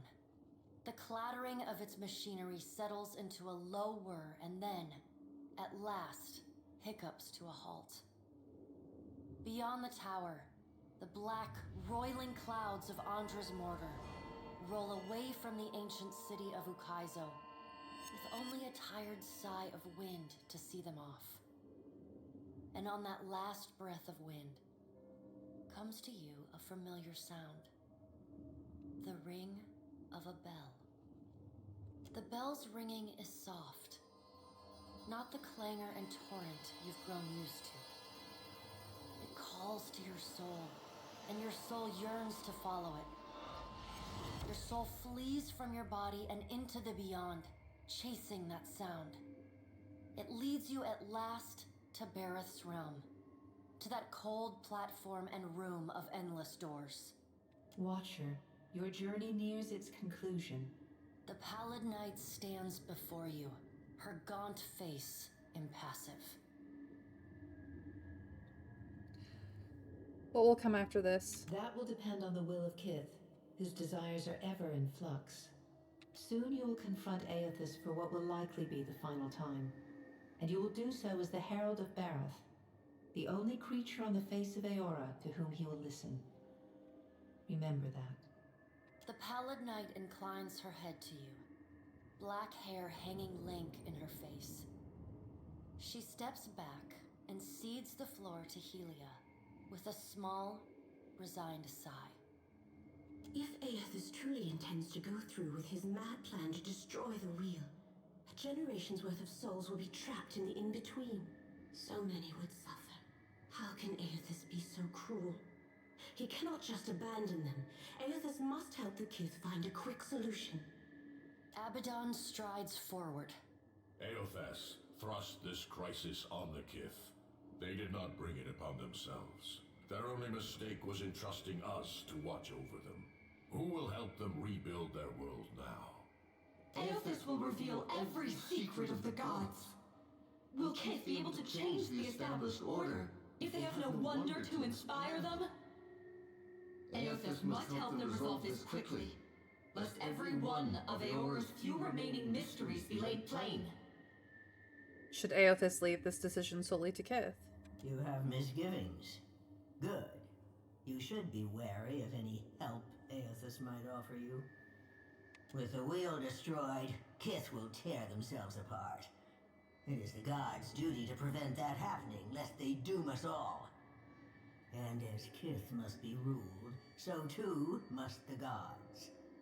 I say that if Aothis is so eager to throw down the mantle of power and step aside, I shall take my rightful place as Queen of the Gods again. Selfish. Kith are strongest when they follow our lead, and we are strongest when we lead in turn.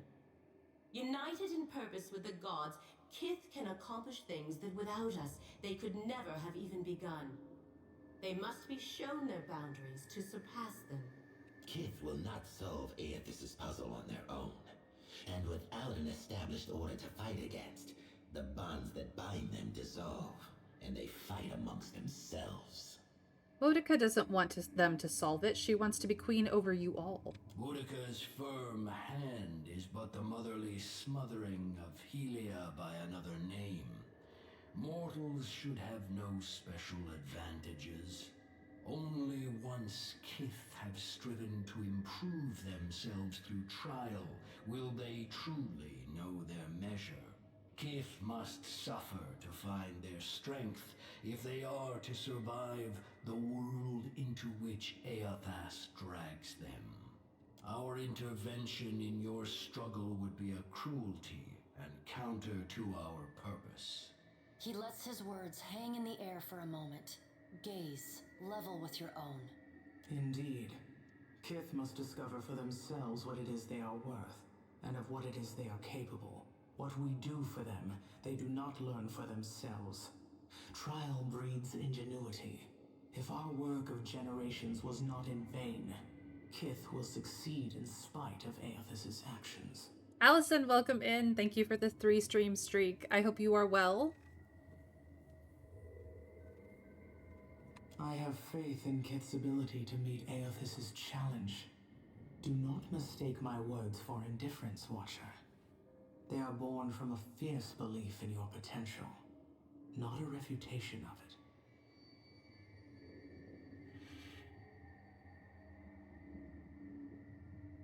it. One of you has tried to convince me that mortals are destined to fail, but I don't believe it. And yet you come to Okaizo with only the Huana at your back. All that Kith stand to lose. And even then, your leaders could not join hands, squabbling instead over prestige and resources. You believe that will change when my final death comes calling? You are a greater fool than I thought. You're doing okay, just in pain with the legs from gym yesterday. Well, do remember, Allison, to keep moving, because that will help your legs recover from the gym yesterday. Just, you know, be kind to yourself, but I am well, so thank you for asking. The gym is good. The pain brings the gains, unfortunately. But if you keep with it repetitively, like if you keep up with it and you do it consistently, your body will learn that it is not a pain that it can't recover from, and eventually the burn will feel good. It just takes a while for the body and the brain to get on the same page about it. So I'm really proud of you for going to the gym, and you know, thumbs up, gold star, pat yourself on the back for that. And I commiserate with the pain and suffering that you are in right now, because the gym is hard, and it's harder without the buddy system, which is my current situation. I don't have a buddy to do the working out with. Otherwise, I would probably do it more often. So, you know, we are where we're at.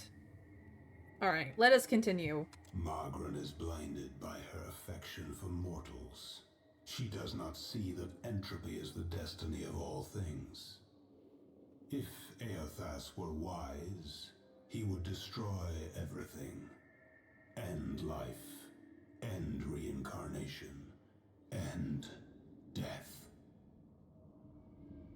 Dragon was poorly, so didn't get a chance to do it today and can't go for the rest of the week now, as I've got concerts to save energy for.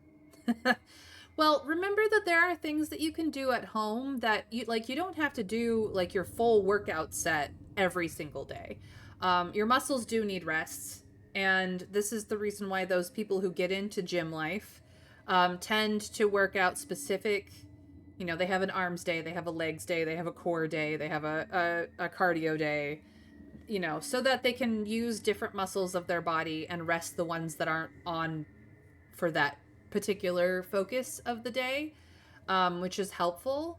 And so, you know, a light warm-up stretch and some like running in place cardio every day, if you can't get to the gym, will at the very least keep your muscles loose and ready for the next time that you can reach the gym, so that it doesn't hurt as much the next time you go. give yourself, I don't know, 10, 15 minutes of those things. Granted, barrel of salt all of my advice because I am not a professional, but from what I've read, heard from multiple reputable sources, and have experienced in the past for myself, these are small things that you can do to help, like, let the gym gains last longer without, you know, having to start from scratch every time you go. Yeah. 7-hour shift plus gym yesterday. That's a lot. Like, technically speaking, if you've done your 7-hour shift, you did your cardio for the day. Like, I'm not saying that if you have done a full shift of working that you also need to exercise, but it might be beneficial to just, like, get into the habit of in the morning doing like a warm-up stretch and a little bit of like a 5-minute in-place jog, just to get the blood pumping, just to get your heart rate up, just to get yourself loose and feeling good, so that the 7-hour, 8-hour shift isn't quite so much a hardship, and that the next time you hit the gym after the concerts and the fun times, you're not, you know, you don't feel like you're pushing the boulder uphill, so to speak. To have a metaphor. But, like, you know, I'm proud of you for going to the gym, and I'm proud of you for, you know, surviving the gym's, you know, the knock-on effects from the gym, especially if you're only starting up that whole cycle, because oh boy does it hurt for a while, which is why I don't look forward to getting back into it should I ever get a buddy. You know, the little things do add up, though. They really truly do. So I hope that helps. But yeah, I'm proud of you. So, you know, it's not just Dragon you that I'm proud of when he gets to the gym, and I'm sorry to hear that Dragon is feeling poorly, and I hope he feels better soon. Please give him lots of love from me. Kith have had their chance. It is time to let silence reign. No, it's not. Oh my gosh. You're so ridiculous. We've done his DLC. He's ridiculous. As Rimmergon's words fade, Rimmergon. the Pallid Knight returns. She Of course, no longer Allison. towers over you, a giant even among the gods, but meets you at your height. She lets the arms crossed over her chest fall to her sides. She speaks to you openly, plainly, an expression almost like tenderness, turning up the corners of her lips. I have sent so many souls to you, Bareth. Your herald has hopefully done you proud. Well, Watcher, you know where we stand. What do you believe?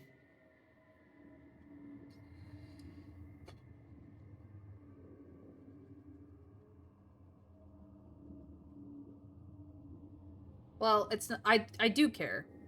So the wheel is your creation. You owe us your help in fixing it. I do kind of like that. They built the wheel. They made it run. They've been fulfilling that cycle for a long, long time there. And it works, but it only works to a degree. Everything that's happened, everything that will happen, it's the gods' fault. We're better off without you. I don't know about that. I'm not saying that the gods are great, but at the very least, you know that there's somebody out there looking out for them, their own interests through you, if not looking out for you, depending on the god, really. True change, lasting change, it demands sacrifice. The coming days will be hard, but will be better for it. I mean, that is true to an extent. True change does, to some extent, demand sacrifice. But most of the time, that sacrifice should be sacrificing the things that do not serve the people, yourself and others, the community, the betterment of all. Sacrificing those aspects to do better. Like, that is really what the sacrifice is change is some things will stop happening, but if those things are hurting people, your community, hurting people's health and well-being, then those are the sacrifices that need to be made. Not necessarily that massive amounts of people must die and that kind of nonsense, which people use to justify that kind of nonsense. Oh my god, slowly getting doctor appointments done? Well, I'm glad that you're getting them done, Winter Fairy. I know how much of a pain in the butt they can be. I'm in favor of sacrificing the enemy. Well, it depends on what who the enemy is and why they are the enemy, honestly, Trav. The coming days will be hard, but problem solving through hardship does, in some ways, make us stronger and better for it. And in some ways, just traumatizes us further. Things are fine as they are. If we can't stop Aothis from destroying the wheel, we should only rebuild it as it was. No. The status quo clearly cannot stand. We do care. The gods did what they could. We'll take it from here is interesting. The ability of Kith to learn and grow and create new things and figure and problem solve for themselves is a vast resource that the Ingwithians had, and then they became gods. I don't know the gods, the wheel. I'm not sure of anything anymore, which is the honest part. Like, I don't know what the right answer truly is, or I could just say nothing. But I'm kind of leaning towards the rational. You made it. You owe us your help in fixing it. Like, sacrifice or snacrifice? I'm always down for a snacrifice. I don't, however, recommend cannibalism.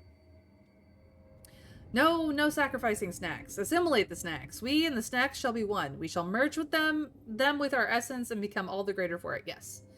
Snacrificing is the assimilation of snacks, Trav. Just for reference. I am down for some snacrificing, that's for sure. I do love it.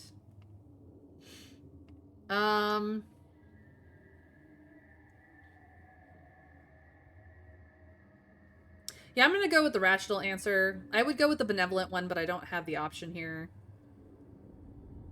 The honest one isn't bad, but I'm gonna, I've kind of been benevolent and rational. The Pallid Knight raises one dark eyebrow. I did not conjure the wheel as you know it now from the air. It was built slowly, with great deliberation by Kith. It is as much your wheel as mine. Well, they were Kith. Now the time has come for us to part, Watcher. Yeah, next time don't be quite so much a bitch when you need my help. Just ask. I laid upon you a difficult duty, and you have discharged it well. You will be free of it in time, but not now. You have work to do yet. Snacrificing sounds suspiciously like giving up your snacks. You know, like that idea. No. Snacrificing is the, it's not giving up the snacks. It is the eating of the snacks to sate, yourself. That is what snacrificing is. It's a lot like, masticating. Thorough mastication is involved. For those of you who don't know, that is chewing.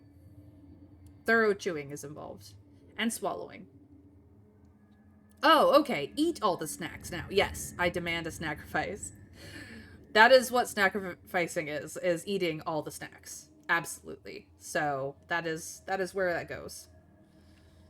You do not have to give up the snacks. But again, in snacrification, I do not condone cannibalism. That's just the way of madness, honestly.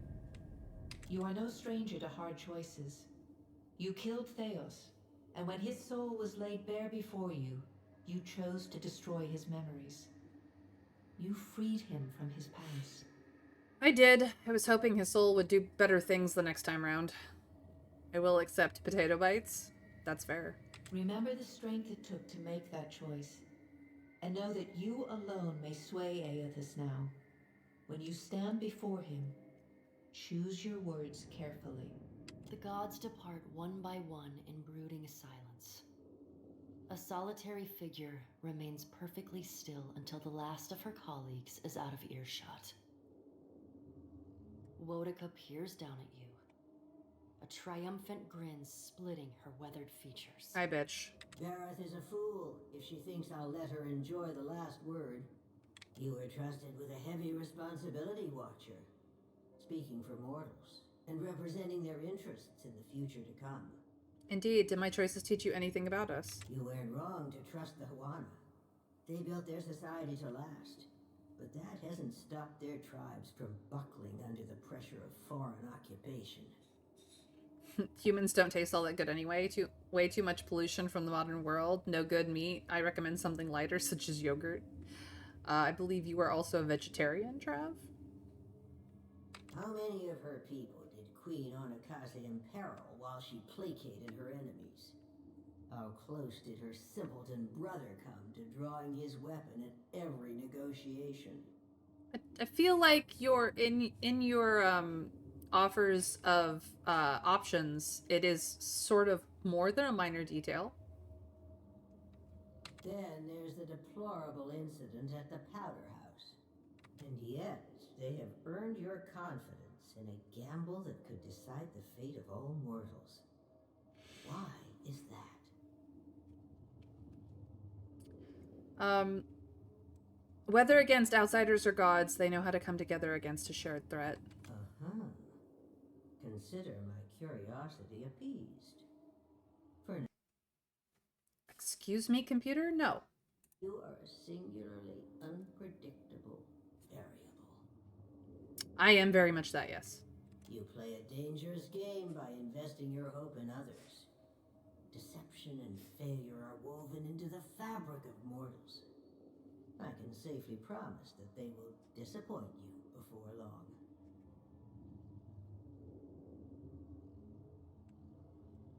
I intend to see that promise broken. Whatever happens, we can face it together, without you if necessary. I look forward to watching the bright cheer fade from your eyes under cold, unforgiving reality. Look, I understand the many pressures it takes for any one person to decide to wrong another person. And I also understand that there's always going to be those pressures in play and that not everyone is going to be as honest as they seem. I've not necessarily been as honest as I seem in many cases. But just because we have the capacity for deception doesn't mean that we always lean towards the deception we have at hand. It is just a matter of finding a way for everyone to get along as best as possible and dealing with the deceptions as it comes. And knowing the difference between a deception done out of desperation and a deception done out of a corruption of greed or pride or, you know, the other things that can masquerade as lofty ambitions and all that jazz. Like, you are a bitch. Your aspiration to be queen of all things is clear and is corrupted. And as much as I might invite the capacity to be backstabbed in some future day, at the very least, I can say that I tried my best to do what was good for everyone and to only hinder those that needed to be taken down a peg or two. Whether you heeded my wisdom or not, everything you've done to get this far has informed our view of mortal kind. I hope you're satisfied with your performance. We've learned much from each other. Did I make a difference? Are mortals ready to own their destiny? Nothing could convince me that mortals are equipped to steward their future. Your efforts to prove me wrong were admirable, and my detractors will likely use your example to oppose my rule. The Huana may reign over this archipelago for now, but Eora is vaster than they know. A difficult road lies ahead of me. Your alliances have made proving my argument an uphill battle. Well done, I suppose. Aethys will no doubt have a sunnier outlook on mortals and their chances of success. He already has everything he wants, so go and listen to his empty-headed idealism. I will, you Debbie Downer. The rest of us will be sharpening our blades, preparing for the future he lays out for us. I don't know what she wants, to be quite frank. Consciousness returns in a wave as the last of the machine's energy dissipates. There's Aethys in the background, just like beating shit up. The calming of the storm reveals the sprawling city around you like sand wiped from a mosaic. You see the distant outline of Aethys raising his fist in triumph and purpose. You keep falling asleep on me, I'm gonna have to start walking behind you with a pillow. Oh, by the way, the storm's gone. Also, I think Aethys has ended the world. Adar takes a long draw from his pipe and nods as he stares at the Colossus in the distance. God's darnation. My head. Jyoti presses a palm to her brow. She struggles to her feet. In here with me thinking we were right and proper dead this time. We ain't dead, right? Seraphim sits cross-legged, cradling his head between his hands like a hungover seaman. His tufted ears droop. Peering over the edge of the tower, you make out a distant shape amid the ruins below. A ragged ship has settled offshore where it lists at a drunken angle, the flag of the Principe drooping from the tilted mast. The empty deck tells that the surviving crew have long since boarded a skiff and rowed to shore, which means you're no longer alone on Ukaizo. If there was ever a place for a final standoff, it's Ukaizo. Alright, well, where are... We got to go back this way. Yes, we're gonna sneaky sneak our way around. Time to get a move on.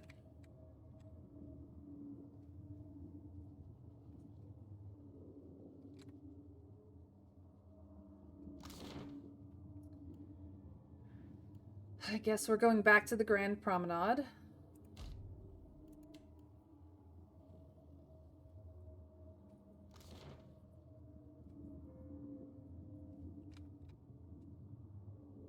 And we need to go back here, I believe.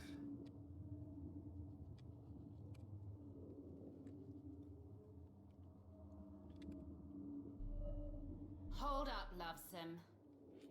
Captain Seawolf Aldi's, commander of the United Principe fleet, twirls a small pistol around her trigger finger as she strolls up to you. Behind her, a bevy of well-armed pirates swoop closer, eager for bloodshed. I've got some words for you. Just words? Words, aye. And maybe a bullet or two. It's nothing personal, you see. Oh, it's very personal. There's still time for us to steal whatever doom-causing relic your rogue god's after. Let him try to find it, while my fleet sails apart to every end of the ocean. Barring that, we'll plunder the lost city of gold and live like royalty right up until the end. If it's to be my last life, I'll damn well make it a good one. Aethys is going to break the wheel. It's not some damned trinket. It's bigger than this island. Heaving a heavy sigh, she rolls her neck on her shoulders. Guess that leaves me with the fall-through option. Kill you, pirate Ukaizo, and make the best of the apocalypse. And she aims her gun at your chest. Well, that's fine. Priest be going down. Get wrecked, priest. You next. Oh. Wasn't even a difficult kill. How sad for you.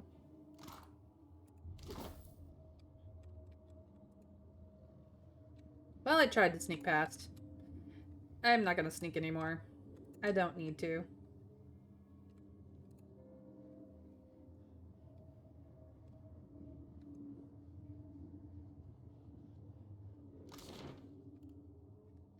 Moi Gleith. Here we go. You descend into the ancient winding streets of Ukaizo. Battered by storms for thousands of years, the ruins bear the marks of their role as the lone witnesses of the god's great secret at the center of the city. The houses and boulevards are pierced by great spears of luminous Audra. There are no ashen bodies, no birds, no sign or sound of any life. But with every step, the rhythmic pounding in the distance draws nearer. Soon, you can feel the vibration traveling up your spine. Remember, the entire population and everything living on the island of Ukaizo was used as a sacrifice to make the Ingwithians gods. There has not been anyone alive in this place in thousands of years, and it is such a sad tale. As you approach the center of the city, the weathered architecture gives way to more luminous Audra, piercing the ruins, eventually overtaking them entirely. Cresting the top of a fallen tower, you finally get a clear view of Aethys. He stands, legs astride, next to a great stone monument ringed with 11 cavernous alcoves. All but 3 hold a gargantuan skeleton, bones scrubbed clean by the city's storms. An immense Anguithan machine floats above the monument, suspended by invisible energy emanating from a well of light beneath it. Great brass rings spin around a core of metal and Audra at the machine's center. Periodically, Aethys's massive arms swing back. The movement alone is enough to draw great gusts of wind toward him. When they come down on the machine, the impacts are accompanied by eruptions of electricity, fire, and smoke. The hundreds of luminous Audra pillars across Ukaizo sympathetically dim in a rippling wave that spreads out from the machine. The only safe route to the god is a steep ascent along a monstrous pillar of luminous Audra. Intertwined with fragments of Ukaizo's ruins that it has carried through the centuries, the pillar bends in a long arc, towering above the machine. The pillar levels out near Aethys's head, a silent observer to the destruction of the machine it has grown beside over thousands of years. You weave your way along a treacherous, rain-slicked path up the pillar's skyward side. As you arrive at the top, you catch Aethys's attention. Fist pulled back, he pauses to observe you. With the same gentleness he showed at Ashen Maw, he lowers his arm and turns toward you.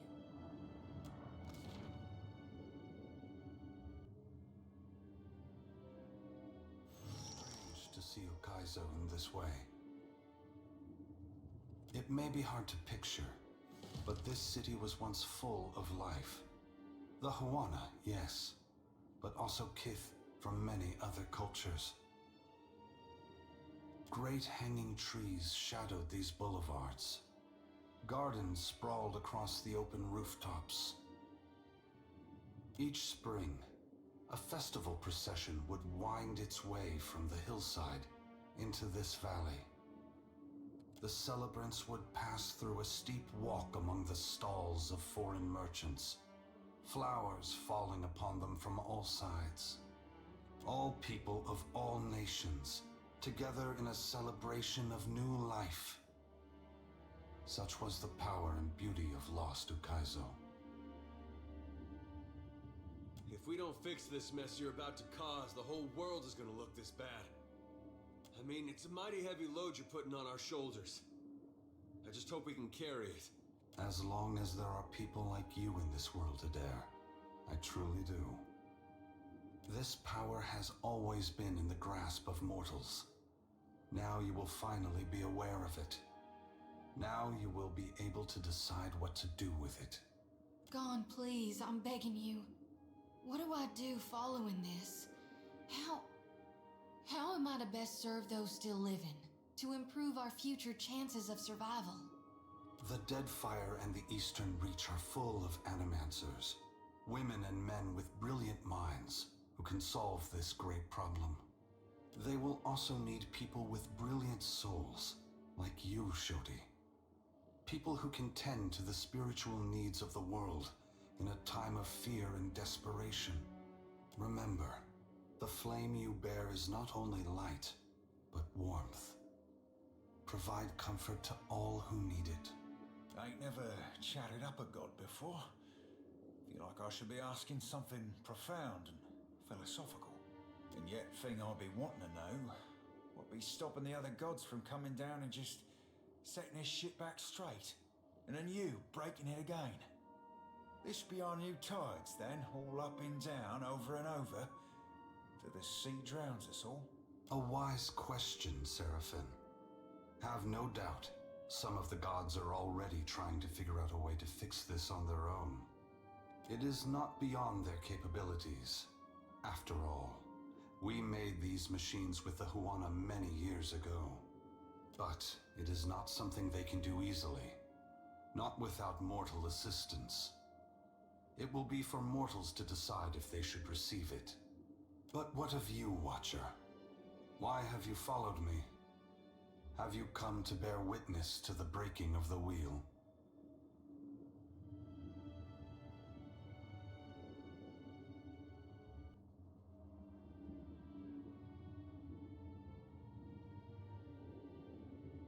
I've come to ask you to take pity on the mortals of this world who will suffer for your actions. It is pity for mortals that drives me, Watcher. I have felt it in every step I have taken to cross the Deadfire and reach this place. What more would you have me do?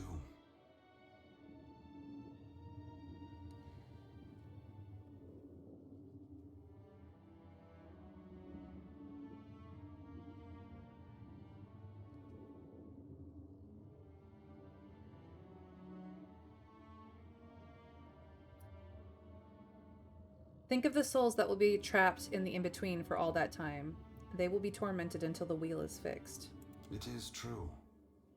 While the eventual restoration of the wheel will bring them relief, they will suffer until that time comes. Thank you for making me think of the lost souls, Watcher. I will provide a haven for them after my work here is finished. Indulge me in a moment's curiosity. There is something I wish to know about Eora, about Kith, that I can only learn through your eyes.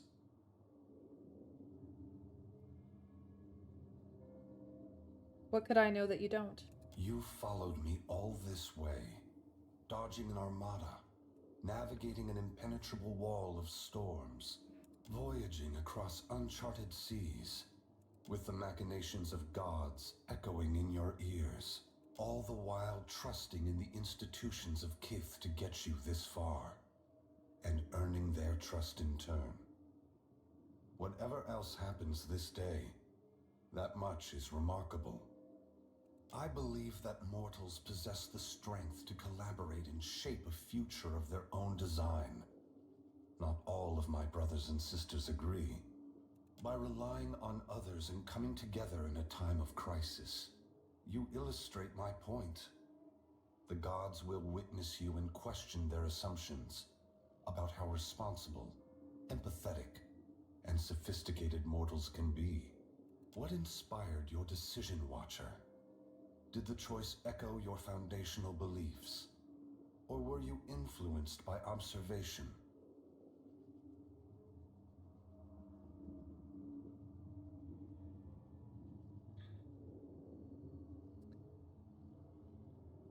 I mean, I do believe in the Huana cause. That it will strengthen and unify the tribes as they return to Yukaizo and discover all the things that they've lost and all the things that they don't yet know in the process. Justice for them, they can find justice on their own. But honestly, I kind of did some of this to prove Wodika wrong, because I wanted to spite her, because she's such a bitch. So I'm between 1 and 3, honestly. Are there any other opinions in chat at this point? Chat, what do you think would be good?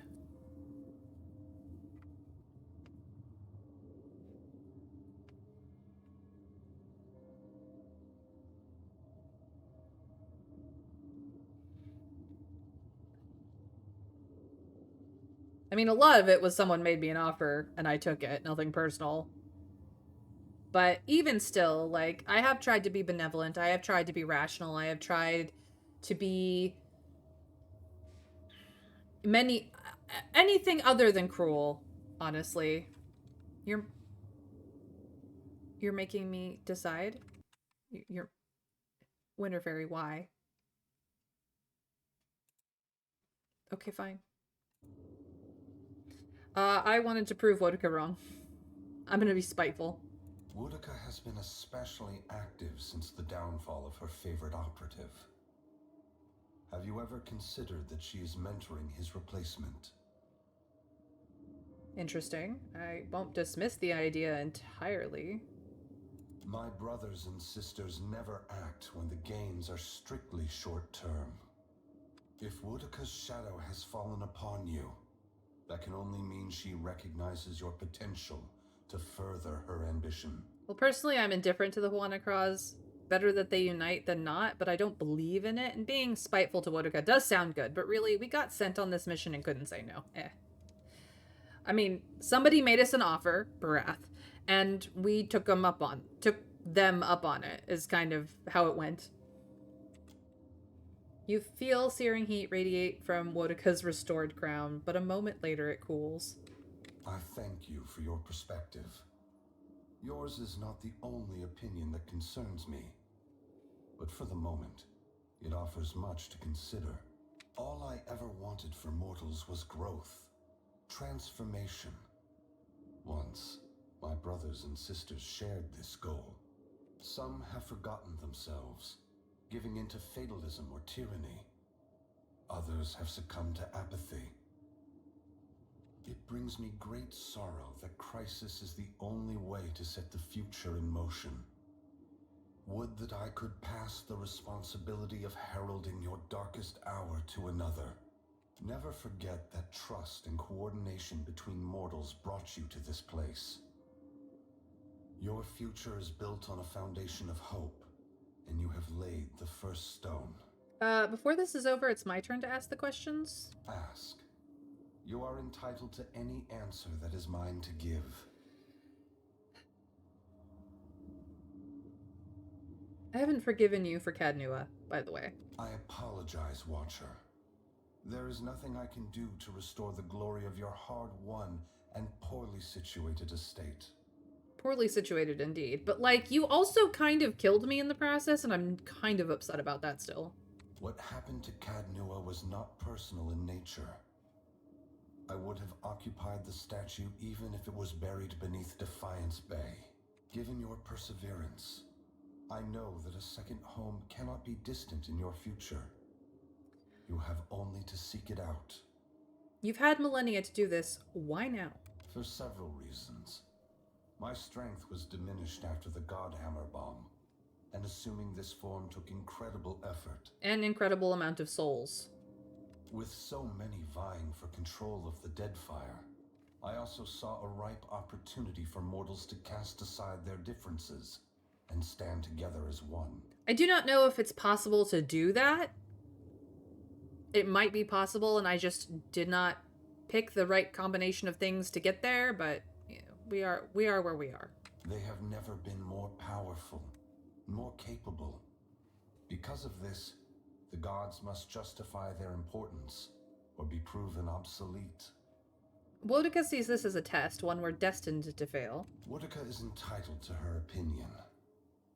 If the intent of this test is to justify an uprising to come, that is more worrisome. I feel that Wodaka was born on a Wednesday because she is prone to woe. Just saying. The other gods must decide for themselves if mortals are ready to dictate their future. Should Wodaka's tyranny prove the only alternative, mortals must prepare for a terrible conflict. Your perspective bridges eternity, Watcher. Many will look to you to mediate differences that could shake the very foundations of Aora. How can anyone trust the gods after what you've done? No one is worthy of unconditional trust. If you feel the gods are beyond forgiveness, then they don't deserve your obedience. Make your future one that doesn't require them. He makes a good point. If you cannot trust your gods, why follow them?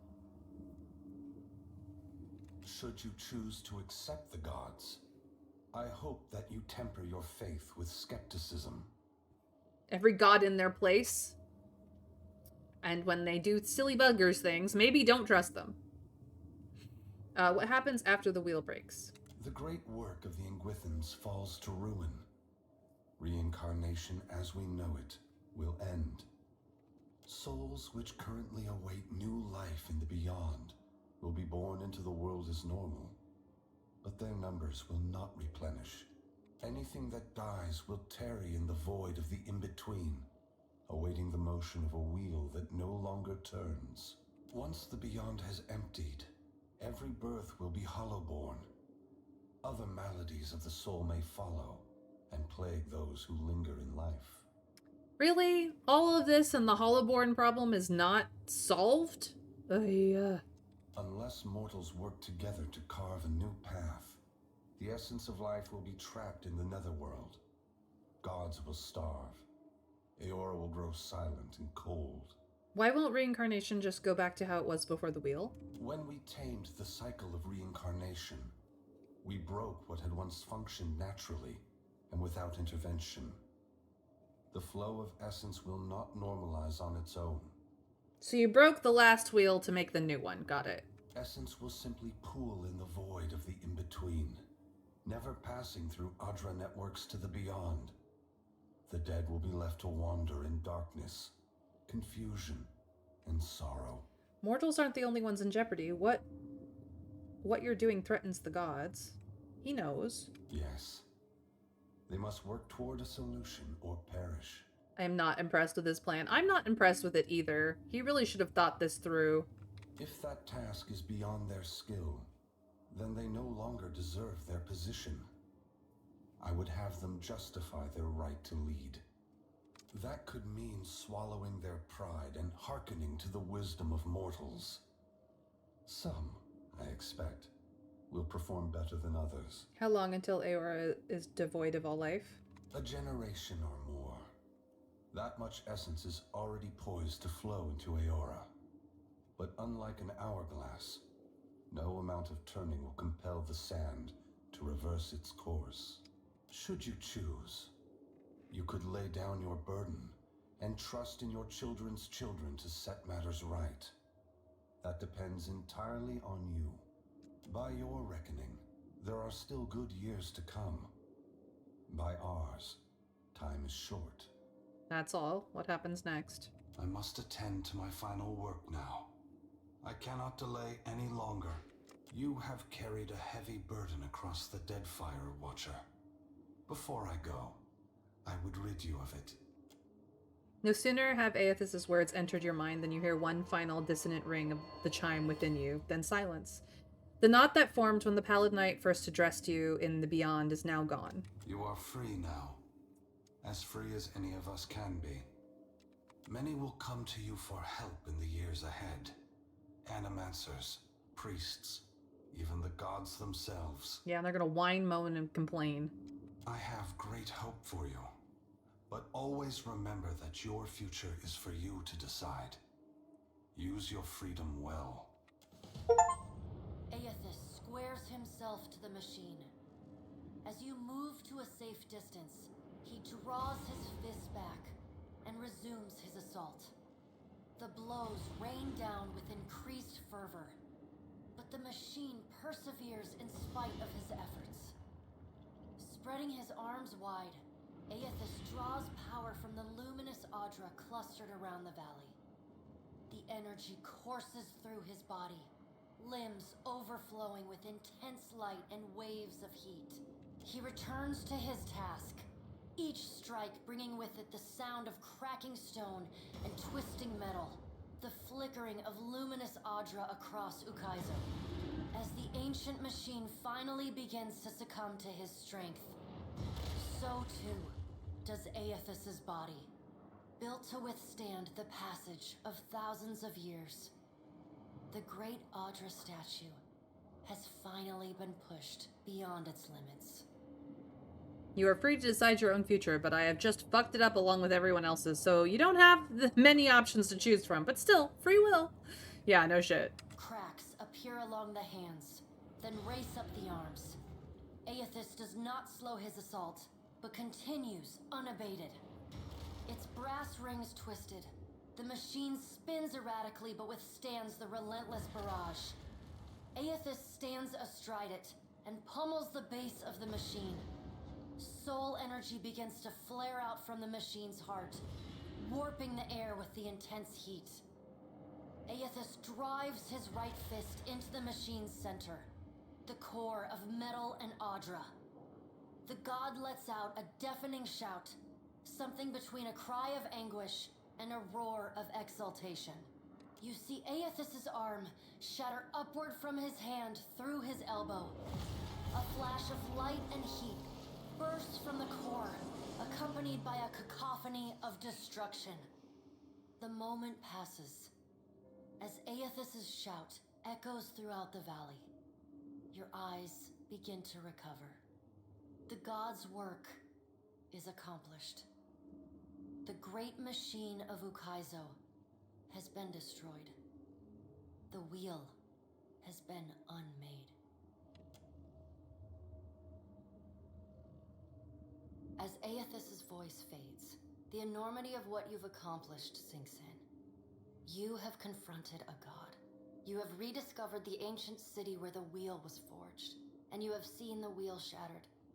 What comes next is uncertain, but already the legend spreads of the Watcher, who survived Andra's mortar and stood toe-to-toe with Aethys. Maras Nua's body finally goes still amidst the rubble of the Within machines, yet it continues to glow. Priests and mystics have strange dreams of an island of eternal dawn at the eye of a storm, a port where the tide never flows out, a roadside tavern whose door leads only inward. As a watcher, you see what these dreamers cannot. The souls of the departed drifting toward the Audra Colossus and the twilit afterlife within. Whether it is a temporary haven or a permanent end will depend on what the Kith of Aora are able to accomplish on their own. He did say he would give the people in the in-between a respite, a place of safety. So at the very least, they will not suffer in darkness, alone, scared, angry. They will have some place to go and wait, which is better than nothing, I guess. The greatest hope seems to lie in the work of the ancient Angwithans and the Huana's efforts to unearth and understand it. And while Maras Nua stands frozen over Ukaizo, the gods look on the labors of Kith, but they do not intervene. They watch and argue, wager and conjecture at how or whether mortals will solve the puzzle set before them. Reclaiming Ukaizo is both a symbolic and a practical victory for the Huana. The ancient city is a potent reminder of their people's ancient glory, and it promises to be a much more easily defensible capital, especially with the storm controls of Andra's Spire close at hand. The other tribes unite under the Kahanga and dedicate themselves to rebuilding Ukaizo and relearning its secrets. The Valian Trading Company continues its operations in Deadfire, though it is forced to renegotiate many of its contracts with the newly empowered Huana Crown. Company leadership finds that the new terms are much more favorable to the tribes than to their own interests in the region. Due to these changes, the Valian Trading Company eventually withdraws most of its people from Deadfire. The Royal Deadfire Company is allowed to continue trading in the archipelago, though they are forced to submit most of their outposts and fortifications to Huana leadership. The storms across the Rawatayan mainland subside along with those of Andra's mortar. However, Rawatai regards this respite with a wary eye, ever mindful that the machinery at Andra's Spire remains under their foe's control. The battle at Andra's mortar leaves the fleet of the Principe Sen Patrena in shambles. Thus sundered, they fight among each other until they are little more than squabbling bands of pirates. They continue to harass unguarded merchant vessels, but they are fit for little more. Gone are the dreams of empire and the hunger for primacy. The mysterious deaths of Governor Clario and Storm Speaker Ikawa provoke hostilities between the Valian settlers and the Huawan residents. What starts with angry words escalates to retaliatory killings as each side blames the other. Oh, jeez. By the time anyone bothers to question the strange coincidences surrounding their deaths, including reports of a cloaked Omawi woman seen in both the port and the village, both sides have gone too far to turn back. Maya. The conflict eventually draws the attention of Queen Onakaza, who sends a contingent of warriors to drive the remaining Valians from the island. Port Maje becomes a cautionary tale for outsiders who would abuse the hospitality of the Huana tribes. I mean, there is a point in that, but still. As the balance of power changes in Deadfire, so too does Nekataka transform. Though the Kahanga monarchy moves its new seat of government to Ukaizo, Nekataka continues to be a busy and important city.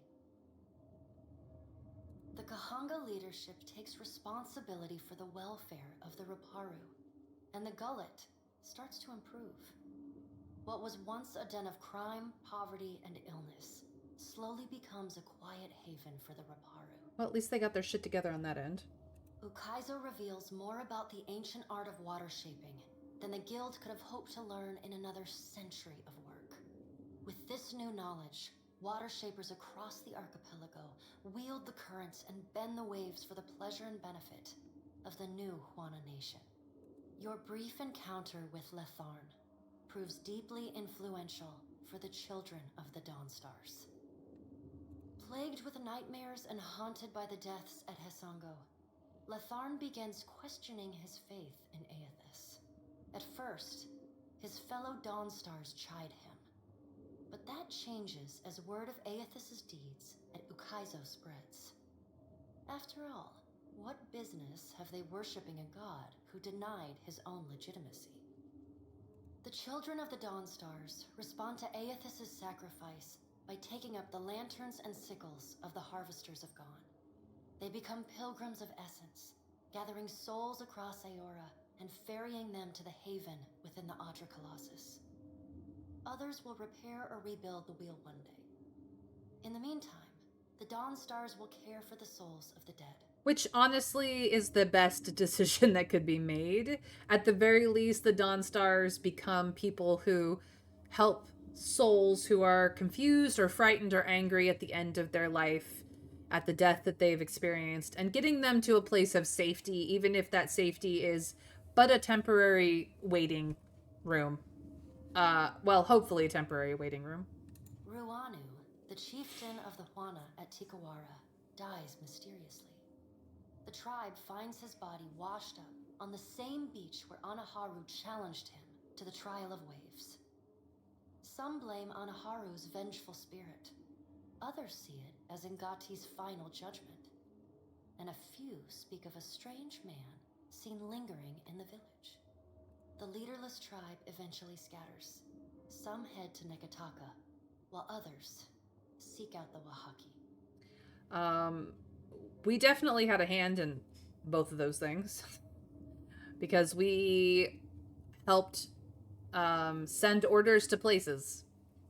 The dragon, Neraskirlas, no longer passes between Aora and the White Void, and the dead flow slowly breaks apart, exposing the temple long frozen within.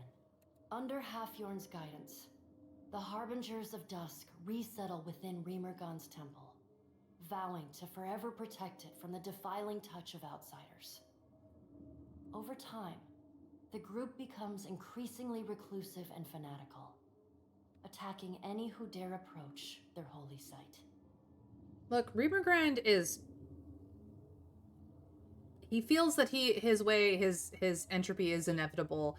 And so protecting the site of where you can tear into his frost-causing realm is probably for the best, honestly.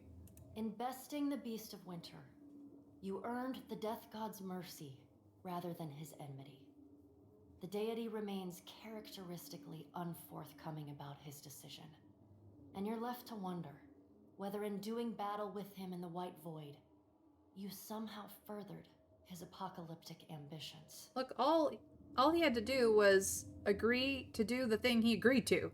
He asked us to go there and take care of a problem for him, and he promised he would let us back out. And if he had done what he'd promised, that would have been it. Once repaired, the Adra at the primal island of Kazuwari again pulses with the flow of soul essence between the here and the beyond. The feral life on the island flourishes, the jungles and veld growing ever wilder and resistant to settlement and exploration alike. The faces of the hunt continue to rule the Crucible and Gallowain's, or rather, Tawamawai's name. The trials summoned by the statue grow deadlier with each season, until only those rare few willing to brave the gravest of dangers seek out the bloody ordeals of Kazuwari. Oh, they went off the rails. Like the other souls following in your wake, Muatu eventually yearns to move on to the beyond and the wheel. Stymied by Aethys' actions, however, he settles on returning to Kazuwari, where he joins the choir of souls that echo throughout the Crucible.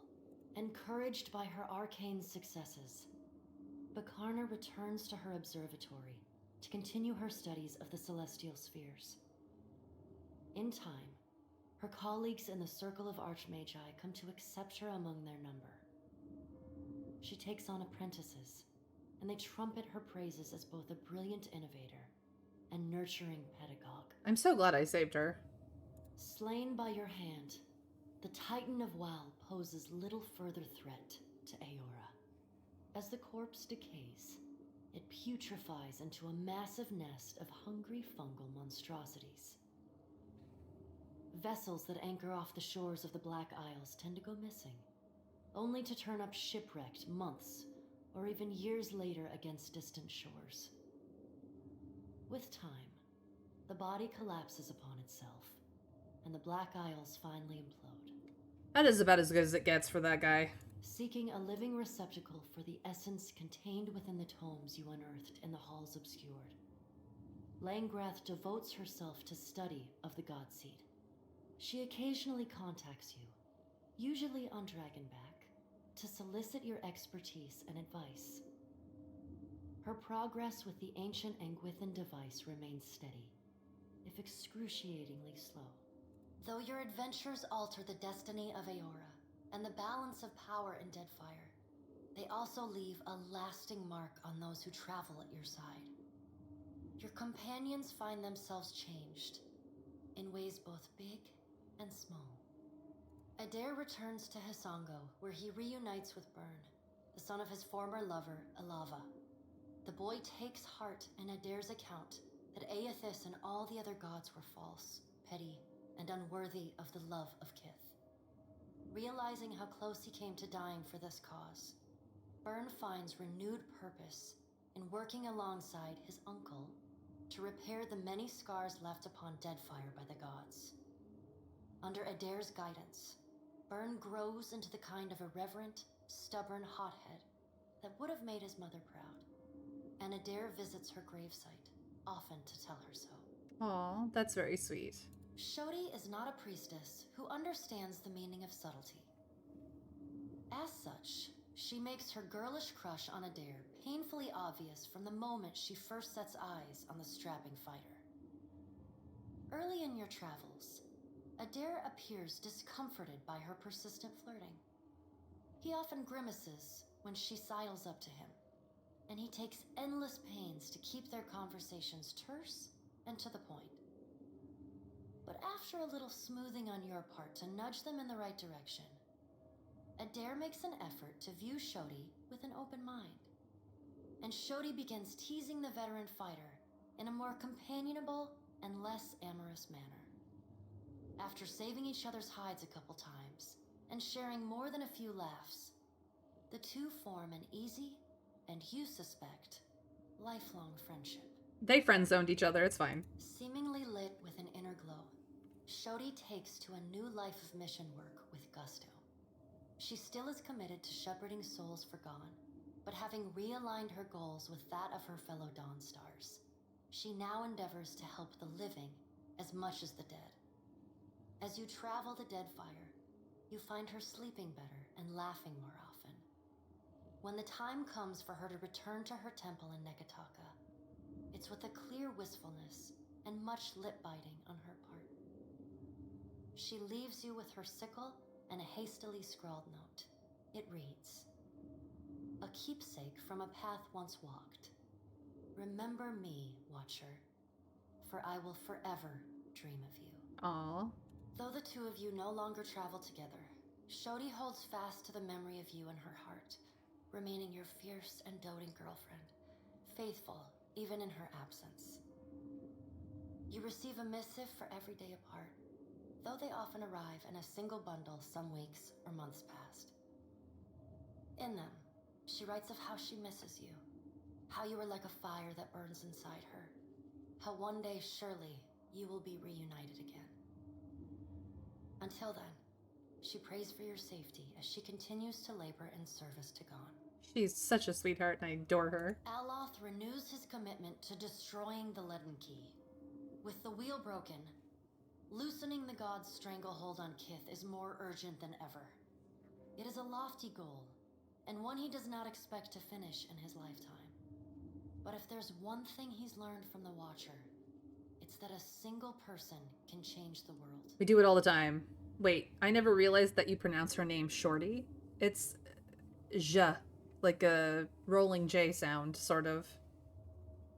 You let Romaro go, and the former pirate ostensibly set sail for the trade lanes of the Eastern Reach, the Edier Empire, Old Valia, and the Republics.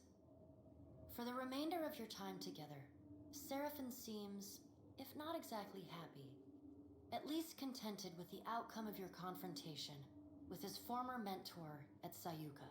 And yet, when the two of you part, Seraphin seems emboldened, invigorated by a new sense of purpose.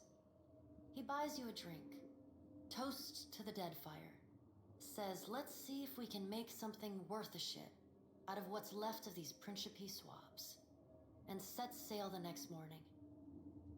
In the years to follow, rumors occasionally reach you of the Blue Orlan pirate of the Deadfire, a privateer captain as keen to free slaves or fight for an influence as he is to plunder and pillage. Now that's fitting for Seraphin, to believe in the ideals that got him through the tough times and not a particular leadership person. After reporting back to her superiors for the Watcher's actions against the Valian Trading Company, Palagina is rewarded with reassignment home to the Valian Republics. She spends the next several years as the head of the household guard for the Duke of Ancenze. In this role, she is often lauded for her courage and loyalty. Even with all of the praise, there's still times when she cannot help but feel she could have had more influence on what transpired in the Deadfire. Time away from the Navy gives Maya Rua some perspective on how Rawatai conducted the Deadfire occupation. No sooner does she return to active duty than she voices her frustrations over some of the more underhanded tactics she witnessed and carried out in the name of the homeland. Her voice carries all the way to the Ranganui, who reminds his admirals that battles are won by superior tactics, but war is a battle of precedent, and winning is not always a victory. Yeah, see, The Maya? people listen.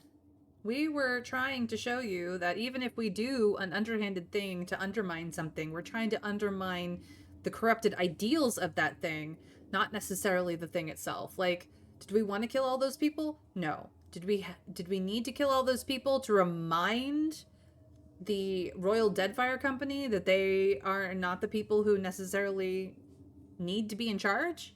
Yes. And there was purpose to what we did. Just like she felt there was purpose to what she had done via orders. Like, come on, girl. Though Maya's covert assignment in the Deadfire is considered a success, few claim knowledge of it or openly congratulate her. She receives no praise beyond knowing glances or the occasional raised tankard from her countrymen. She never responds. Girl. She looks forward to seeing her brother again. So does Ashiza. I look forward to them getting together again. Takehu never intended to grasp at the destiny his coming foretold, but he finds himself doing just that. He sails from island to island as an emissary from the gods to the Huana people. The tribes welcome his message and use it to bridge their traditions across the archipelago. Huana unity has never been stronger.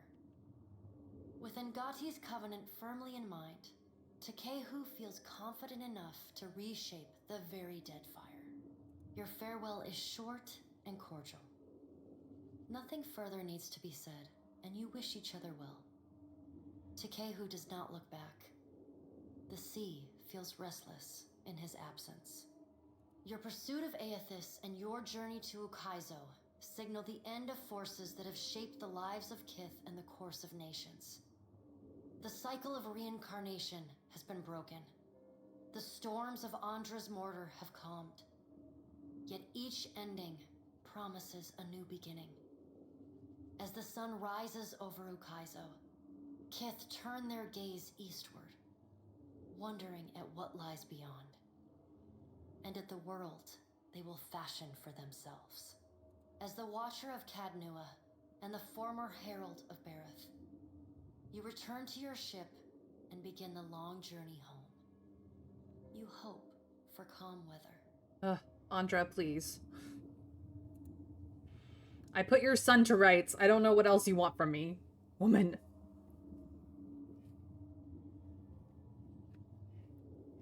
Well, it was an ending. Was it the best ending in the game? Probably not. Was it the worst ending in the game? Absolutely not. It was kind of middle of the road. We made decisions. They had consequences. But here is the credits, which we will just let run because they are worthy of running. Obsidian Entertainment did a really bang-up job. This is a really great game, and Versus Evil helped publish it, and thank you to them. Congrats on completing the game. Yeah, we're gonna have to figure out what I'm playing next. But these are all the people who were involved in it, so we're just gonna be thankful for all of them. The game design was great. There's a lot of playtime in this game, especially with the DLCs. I feel like we could have run into them sooner than we did, and it's just chance when you run into some of them. So yeah, we ran into one of them like super early on and we're not ready for it, and we ran into the other two super late and could have run into them sooner while we were running around doing things, but it was fine. We had a good time. I enjoyed them. I like how almost every god has a place in this game where they can reach out and talk to you or do like have you do things for them. I feel like Halia, the bird goddess, is like the one with the least amount of time in here, but maybe I just didn't play with her needs quite as much because I didn't like talk to my my companions as much as perhaps I could have. Yeah, it's interesting. A second play of this would absolutely be viable because depending on your choices with certain quests, you could end up with a completely different game. I mean, yeah, the main storyline stays pretty much the same, but your endings will vary wildly depending on whether you decide to be all aggressive and cruel or all benevolent and truthful. Like, there's definitely some amazing things in here. The cast was amazing.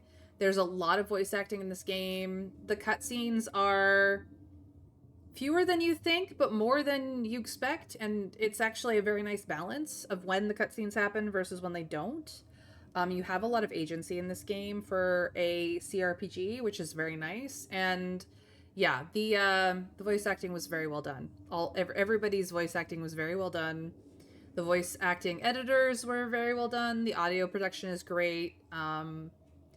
You thankfully have more than one sailing song to enjoy. The music is fantastic. The art style is fantastic. They did just like a really great game. This is a very solid, old school feeling, but modern CRPG forward game. The controls are not difficult. There's multiple ways that you can handle the combat for sailing. But yeah, look at how many sea shanties there are. Excellent arrangements, all of them. They are a lot of fun. And I enjoyed listening to them every time they came up, which was often, considering that the ship, my crew's morale was pretty high most of the time, if not maxed out. So I enjoyed that. They did a lot of different languages as well, which is really nice. So you can get this in whatever language you feel comfortable with, which is fantastic. They worked really hard on that, and I appreciate any game who does that. I mean, I know that that's not feasible for every game, but for a game from a company as big as Obsidian Entertainment, they did a really good job. So I'm very proud of them. But now I gotta figure out what I'm doing next.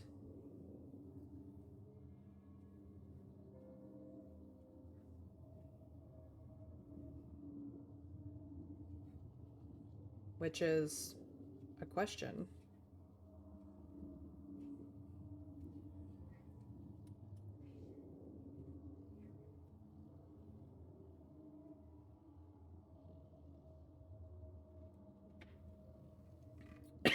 Ooh.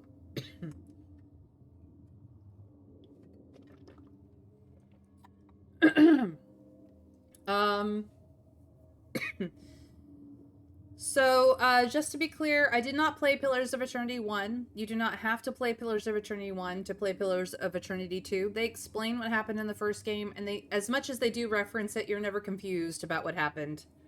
So they did that very well.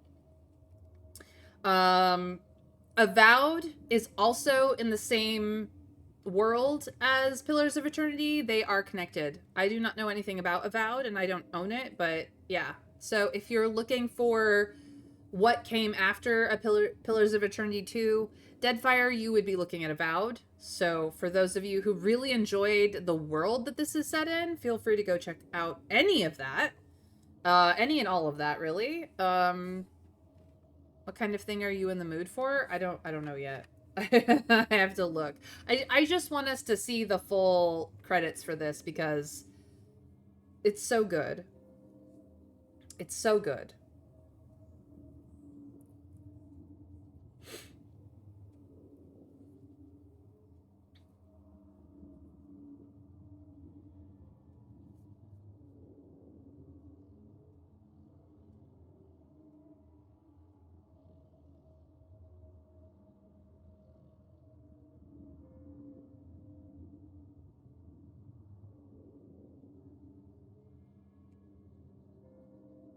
But yeah, it's interesting that they broke up all of the, I mean, I understand why they broke up all of the DLC credits into their own sections. Is because if you don't have a DLC installed, then those credits don't show.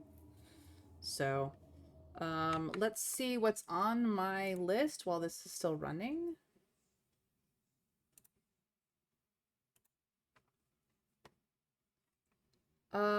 Let's see here. I have more Bladesong I could play. I know that I looked at it a while ago. There's way more to Bladesong than I have played. They, in fact, just came out with a chapter 2. I believe only the first chapter was available before. I do have Citizen Sleeper 2. If we want to get back into Citizen Sleeper, I really enjoyed the first one, as we know. I do have Heavenly Bodies for something that's just for funsies, which I could play with people, but I generally only get people on Fridays. But Heavenly Bodies could be something that we do. I've seen some of the gameplay. It will have very different, like, I will struggle with the controls type of different sort of thing. I also have a more horror-oriented game that I'm thinking of I might actually save Scarlet Hollow for spooky season because we're not quite there. I do have Blueprints, which I've heard is not a very streamable game, and I will have to actually like physically take notes for Blueprints, which could be very crazy. Or if we want to get into something that's a little more simulation sandboxy, I do have the Amazing Cultivation Simulator, which I don't know much in the way about. It could be very interesting.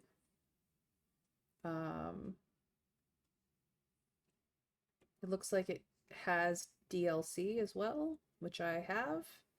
So we could become a cultivator. I also have just like a couple of things that I picked up recently, which is what is this? This is Kingdoms Deck, which is a city builder base building card game. And we also have Cardboard Town, which is a building city builder card game as well, but for one of them is like medieval and one of them is more modern. They have vastly different gameplay. So there's some interesting things that I could play. I also could, you know, go back to something I played before. We could go back to Palia for a little while because there's new update stuff for that. We could go back to Obscura because there's new update stuff for that. And Rekka, which has new update stuff out as well. We go for a second run in Baldur's Gate 3 or the Altars, that kind of thing, where we do different things than we did the first time around. Play different classes. I don't know. I don't really know what I'm in the mood for. So that's kind of... I've got some stuff. Really just depends on what you guys would find interesting at this point, and also what I would enjoy.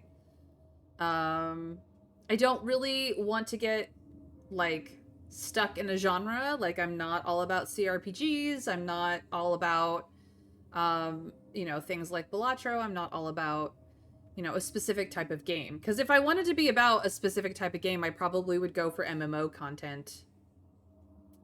Pick up the big Final Fantasy MMO or something. Oh, Blueprints is streamable, but like expect to restart a lot. You start each day fresh and it's a roguelike, so each day is random. Learn your way through, slowly become able to judge things, and reach the fabled Room 46 in the 45-room mansion. There's a lot of puzzles in there. No, you may not have caught what I meant. There are a lot of puzzles in there, and they get harder and harder. It's a slow grind and a brain breaker. I mean, it might be fun to just check it out for a little while. It may not be the thing that we stream in perpetuity, but we could absolutely, like, spend the rest of today's stream just, like, looking into the barest bone basics of it. But yes, I hear that there's a lot of, like, you have to keep, you know, a notepad or something off to the side just to take notes on, which I do have, like a physical notepad I could use, or a digital one. We could absolutely do that, but I don't know if that's something you guys would like. I was recommended to get the game, and honestly, I might want friends to help. So it'll be a thick notepad by the time you're done. I mean, that's kind of the point. There's 46 rooms in total, 45 of which all have probably different puzzles. There may in fact be way more puzzles than rooms, just because some of the puzzles may require other rooms to be able to complete them. I don't particularly know going in, but I have enjoyed myself a locked room or a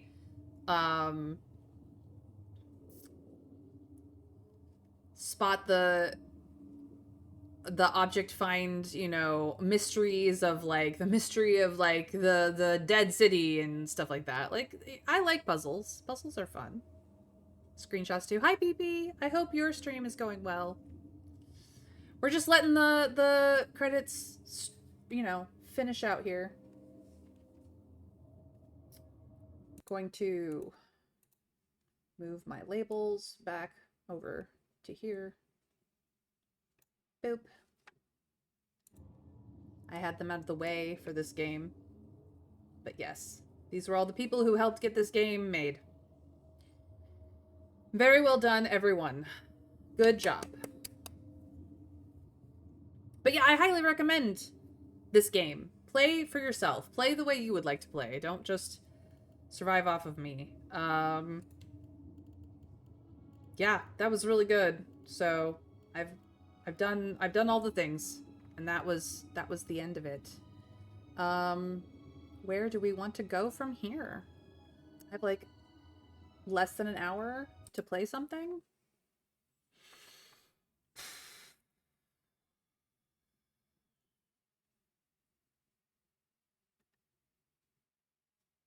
And everything I have outside of Wildmender itself, which we play on Fridays with friends.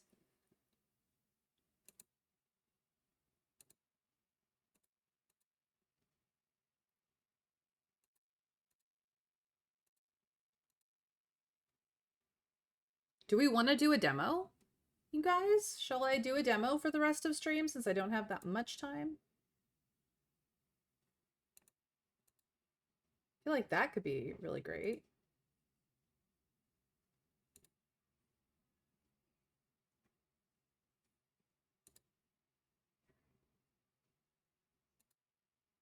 Let's do the Death Howl demo. This is gonna be hard. Yeah, let's do that. Okay, so I will... Let me get this resettled. Be right back with things as needed. We'll exit out of this. I will...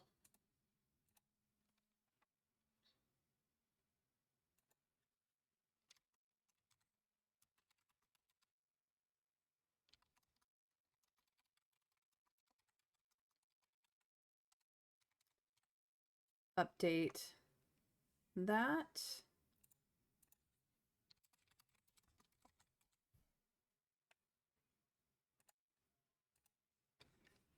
Because we know I love 11-bit Studios game. I do. I just do. They make interesting games. Let me just get this set up for you guys. Come on. This is not the screen I want this on. Please and thank you.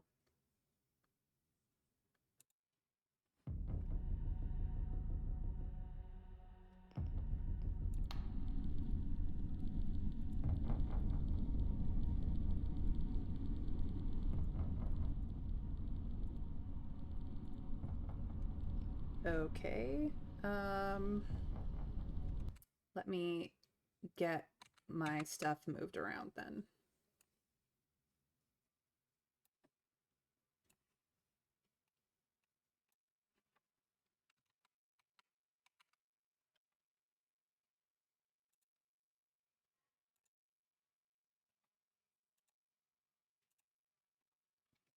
Here we go.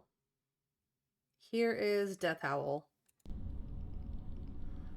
Let us start a new game. I may have played a little bit in here, but this is the demo, I believe. I'm not sure the final is out yet, but here we are. As a mother, I will not let death take you. Wait for me in the spirit world. I will find you.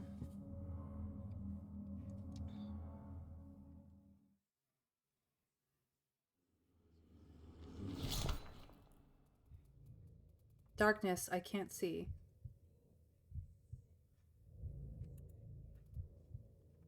Ulvi?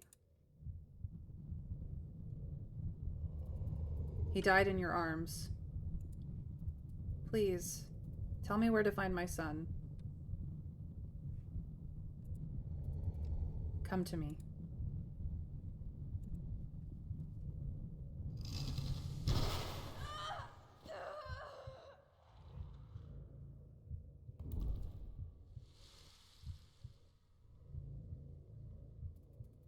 My sweet boy, is that really you?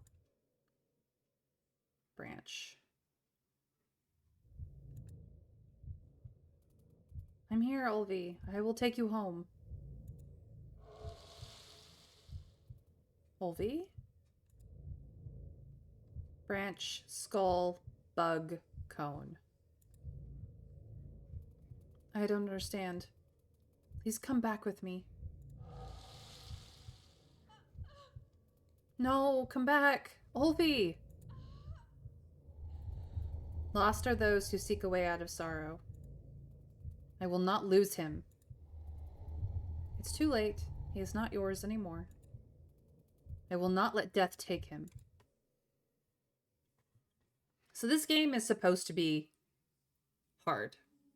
I wouldn't entirely call it horror, more dark, occult, eldritch. It is horror, but it is not the crazy slasher flick horror. This is very much a more highbrow, intellectual horror. It's not quite eldritch. I would call it more like grimdark occult sort of horror. It is definitely an interesting game. Olvi? Olvi, sweetheart, it's me. Come home. Don't go into those woods. Forest spirit, I beg you, don't take him from me.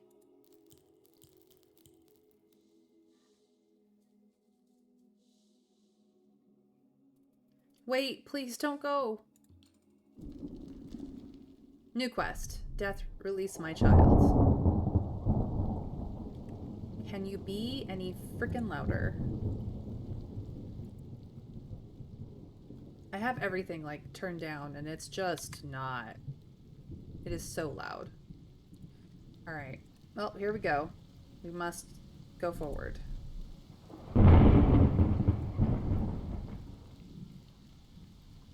Olvi? Come back, please.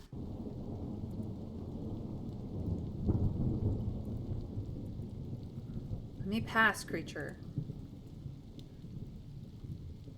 Tutorial incoming. Nope. Not away. Choose starting position. I will start here. That's fine. Spend mana to move and to play cards. We have this many mana. These are our cards. This is our health. This is our death howls. We can end the turn. This is our discard pile. This is our draw pile. This is what our deck looks like. So we have rocks, quick strike, block of wood, sprint.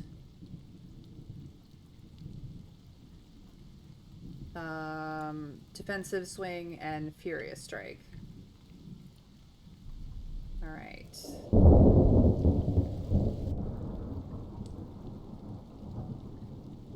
I don't want... Can I hurl from there? No.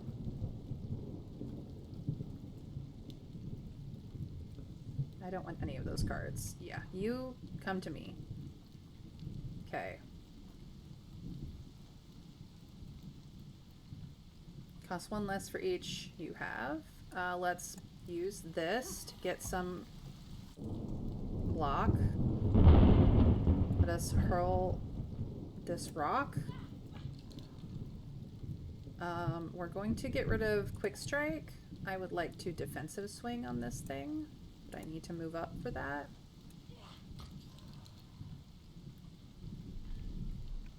And I'm gonna get hurt. Ew. All right. Block of wood.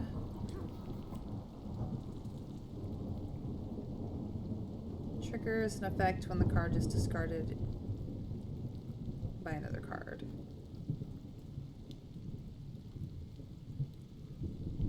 Get wrecked. So now we have one death howl. I feel strange, like I drew its dying breath. Which way did he go? Olvi?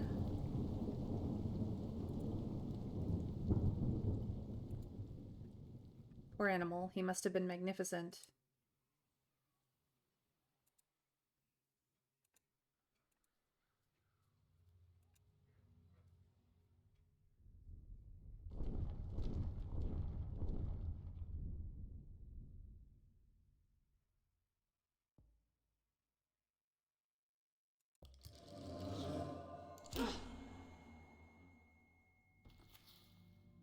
I fixed him! The Morse code antlers. Yep. Thank you, little one. You were dead. I don't understand. You awakened the stones. This sacred grove released the death howl you had absorbed from the boar. It revived every creature in the spirit world. Look around you. Even the boar came back.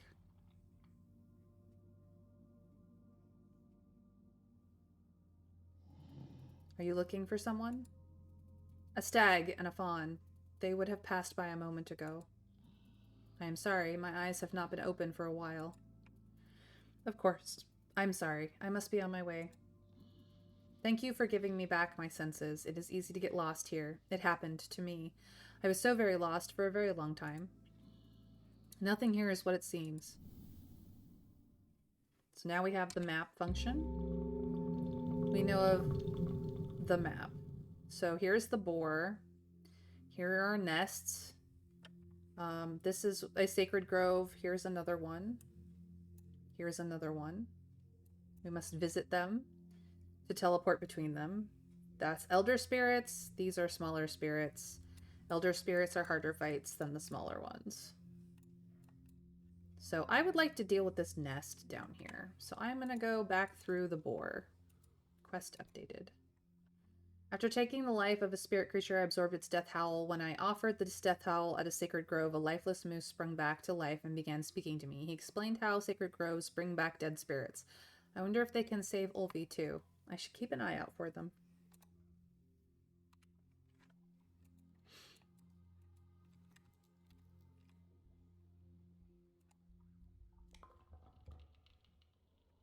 Okay. I'm gonna make it expensive for him to get to me.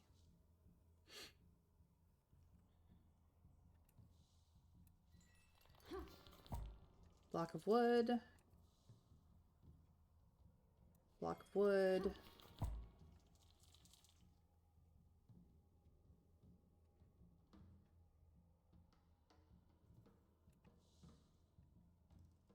I can only reach there.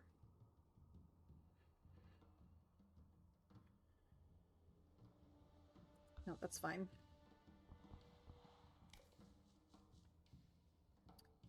Okay. Costs one less for each card played this turn. So if I sprint here, hurl a rock here,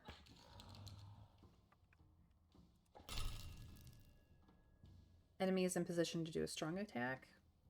That's fine. No.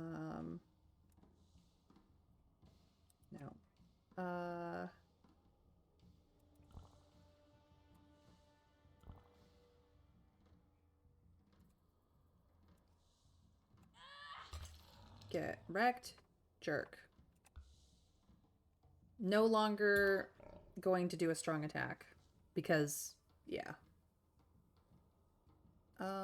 Let's do a block of wood.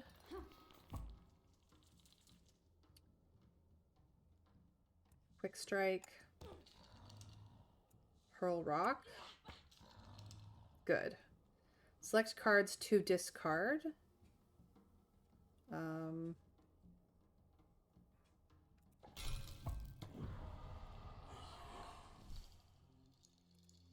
And then he dropped a nose. I feel a powerful energy within this object.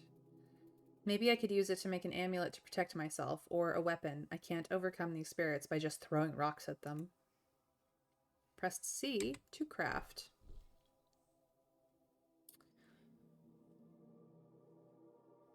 So I could craft myself more cards. I have lots of ones. This is a 3 cost. If it's the first thing, it will fill 2. No, I think aim for the heart is probably for the better. Ta-da! Yeah, that'll be good.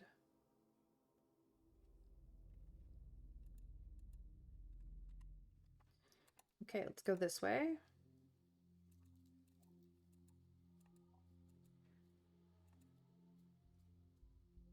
You can kind of see where the edge of a battle is, which is really nice. You don't walk into them by accident. No, stay here. I would like to hurl a rock. Select a card to discard. This one.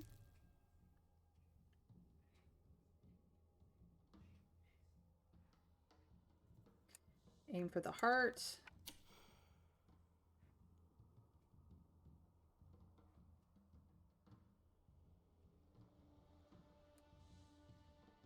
No. Sprint. Oh, I'm out. It death glared me. Jerk.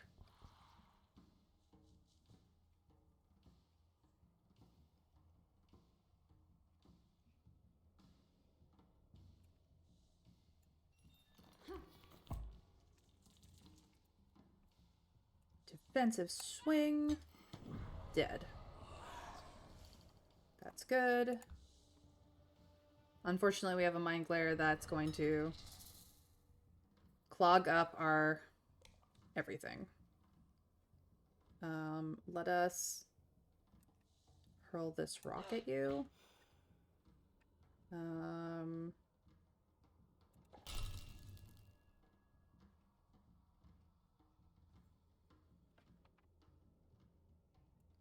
Hurl this rock at you.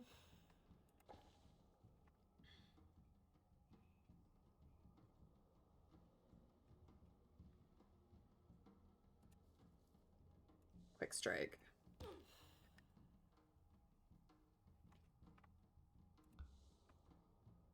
This guy's a coming.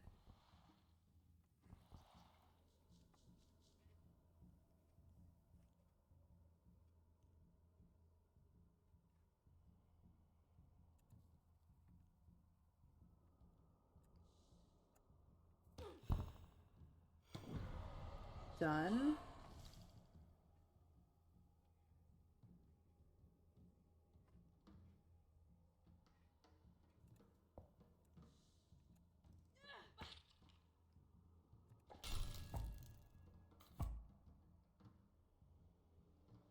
Can't be moved.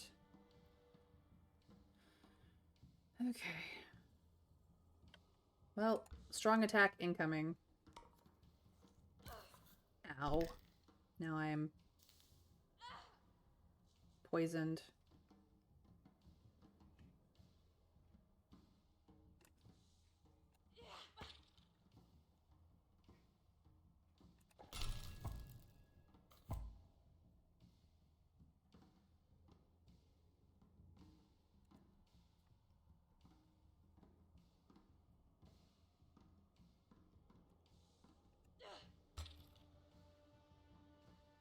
I didn't get through its defenses. It's gonna do bad things to me. Gross.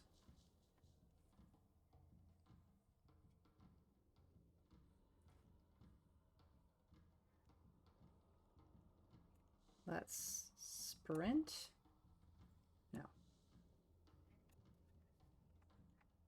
Hurl this rock.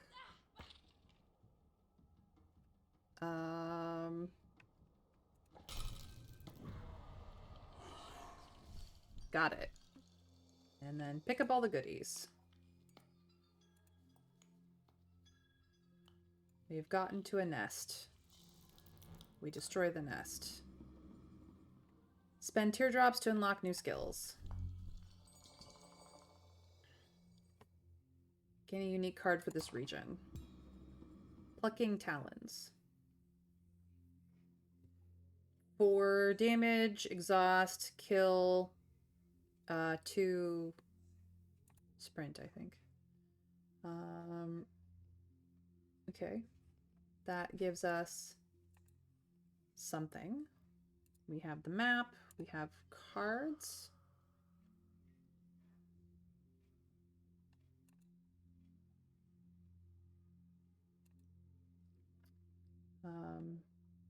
We do not have enough ingredients for this one.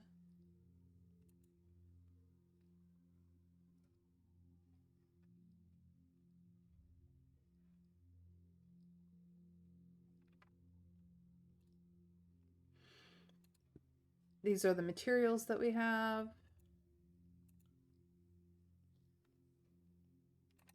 This is our quest. Okay.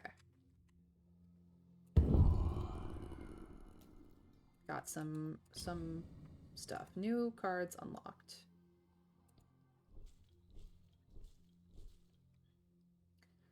Ooh, enchant weapon is a 0 cost. Mosquito bite. I want enchant weapon, I think.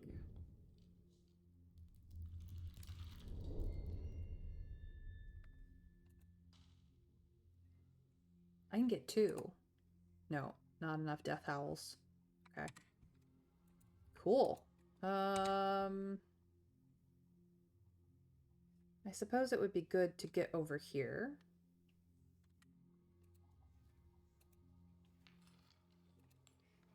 What's this? Neat. Mushrooms?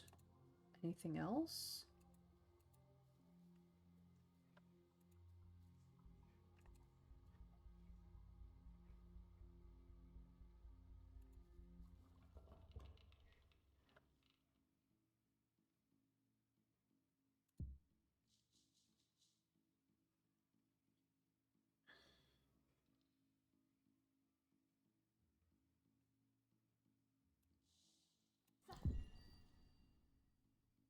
Okay.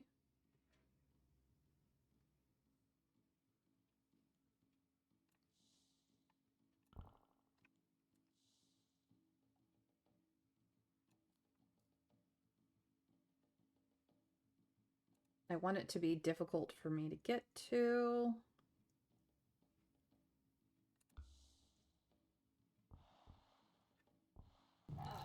That is a problem. Can I hurl this rock all the way over here? No, I can only reach these two. So maybe we sprint to hurl rock.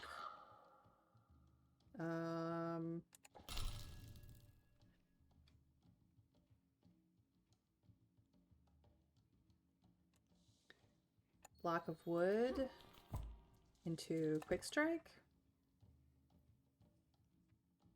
To defensive swing. Nope, can't do either of those things. So maybe I step here. Ow.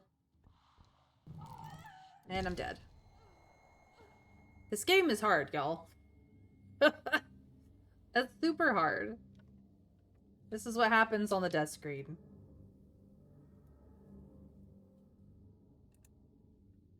Get up.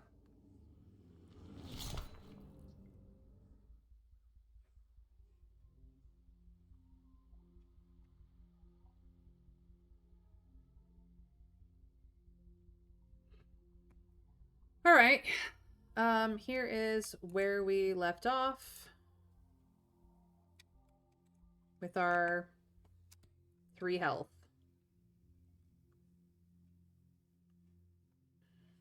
It's a problem. I have 7 health. That is what the problem is.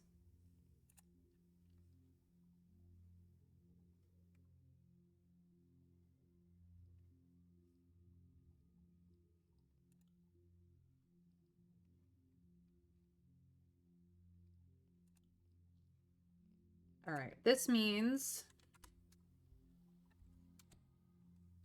that I need to go here.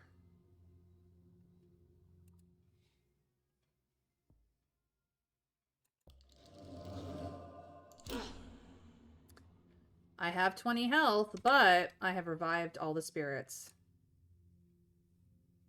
That is entirely the problem. So I've done these before. I can go straight through here and try to go through 2 spirits, so let's do that.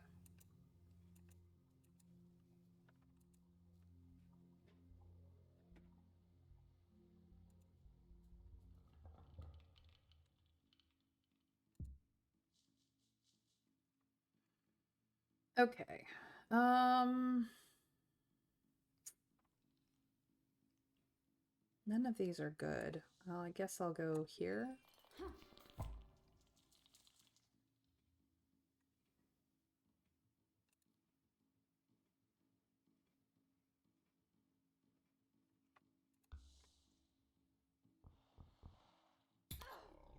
Rude.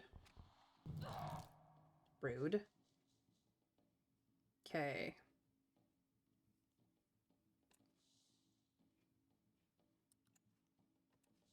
Hurl rot. Sacrifice. Hurl rock.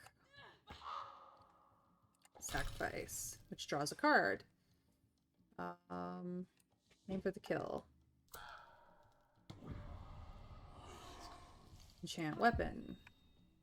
Defensive swing. Get wrecked. Now I have to pass the turn. Yeah. Block of wood. Block of wood. Get wrecked. Quick strike. Dead.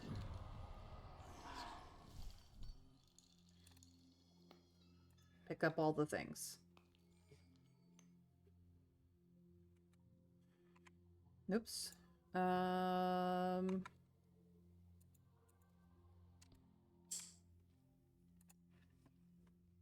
then.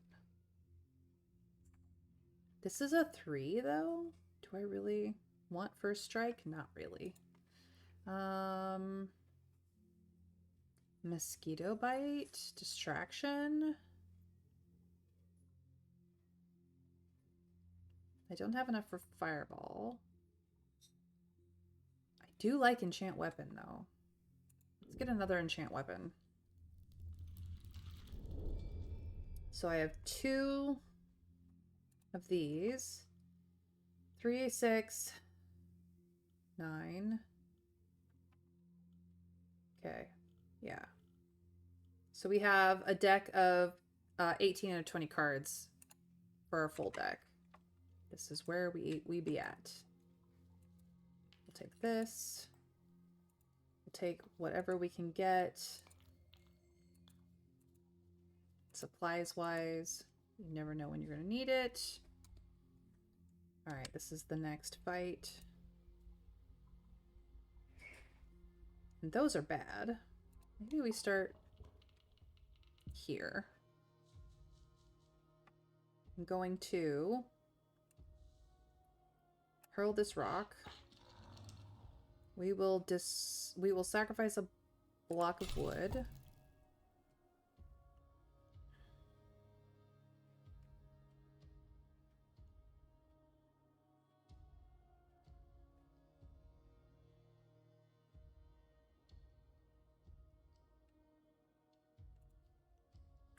Defensive swing. And then sprint over here.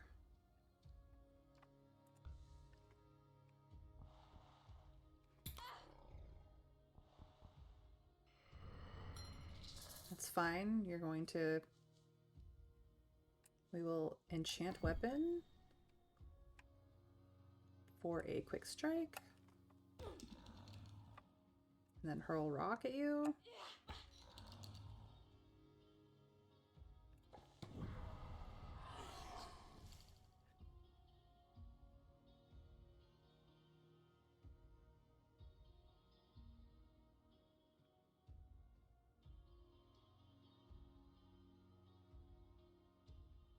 I guess that will have to do. That's fine. Let's go. I can't reach you with any of this. We will exhaust and discard this. Grab this.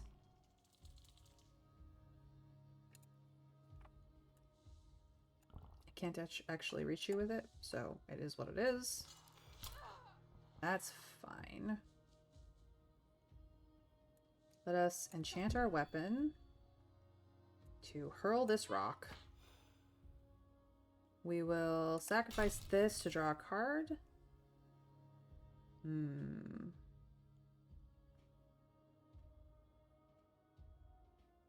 Sprint back here. Continue on with our lives.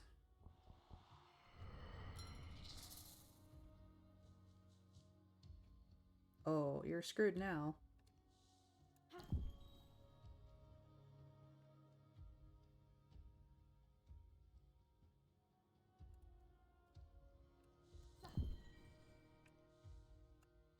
Get wrecked.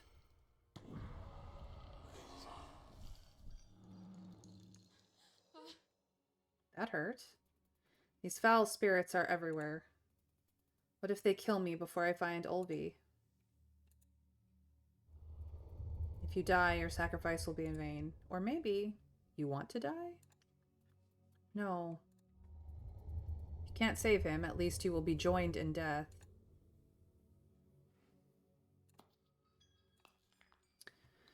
Yep, that is the truth. Alright. I mean... Are there supplies down here? Yes.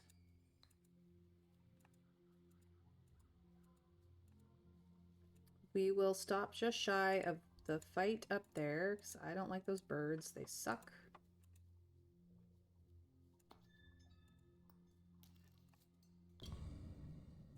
New cards unlocked. Cool.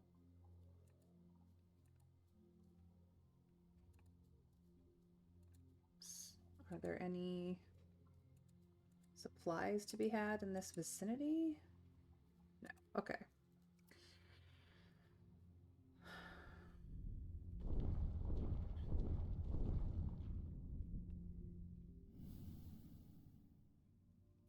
Oh, it's you again. As you see, I haven't gotten far. These vile spirits are persistent. You helped me, little one. I have spent many years here, so I might be able to help you as well. You are not from the spirit world? No. I am a spirit traveler, like yourself. Call me Nantok. I see you have reached another sacred grove. Once the stones are awakened, you can use them to travel between groves. Sacred groves are scattered all over the spirit world. I am not interested in the mysteries of the spirit world. I came here for only one purpose. The young deer. He belongs to you, doesn't he? He's my son. He was taken from me. All I want is to take him back. Have patience, Ro. Do not despair. You know my name? Yes, everything here is connected to you. How could that be? Your family is tied to this world. Look at your bracelet. My brother made it for me years ago. It feels different? All your totems gain a powerful energy from the spirit world. Try to focus on them and you will feel their power. Press T for totems. So, we have Father's Talisman. First turn, draw one card. Brother's Bracelet. First turn, +1 damage on next attack. Mother's Cloth. First turn, 2 block. Sister's Flute. First turn, give a random enemy weak 2. I'm going to take the block right now. But as you can see, we can expand that to have more talismans. You see? Your family protects you through these totems.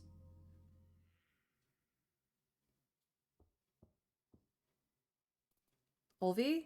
He's calling for me. I think it came from the bridge to the east. Make haste, Ro. Find him. Quest updated. Olvi?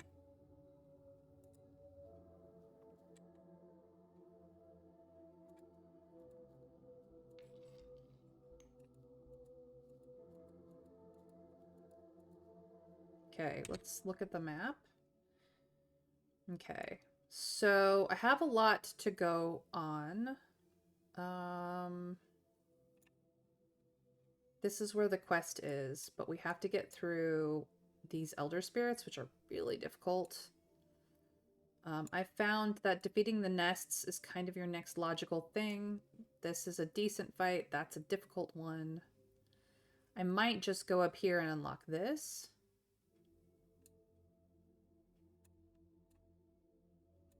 Rather than go through here and unlock that one.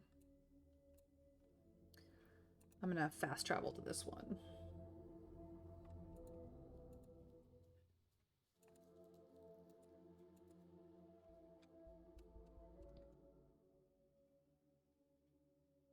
That's just a fight. There's no way through here.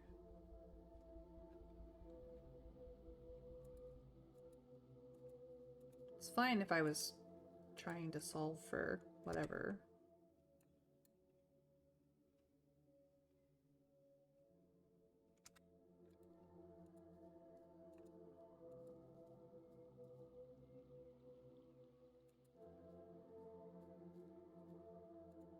There seems to be a passage here, but the dark energy is blocking away.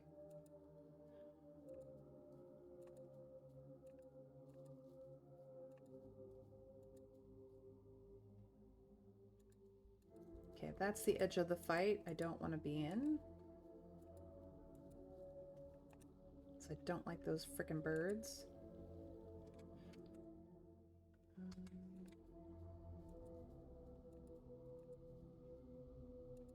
A group of people is painted on this rock. A family? Huh, it vanished.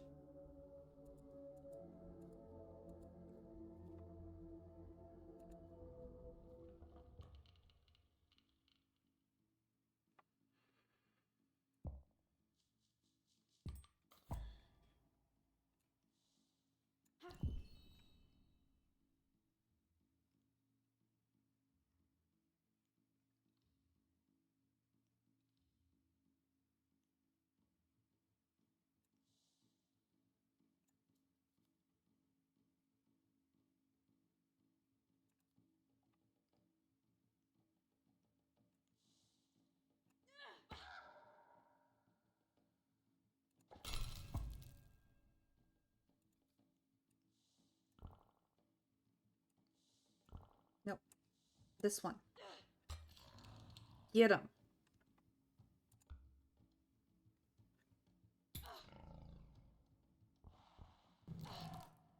Jerk. Okay. Enchant.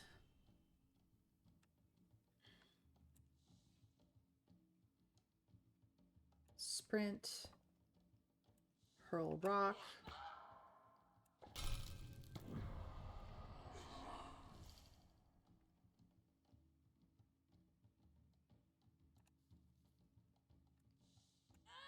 Get wrecked. Ow.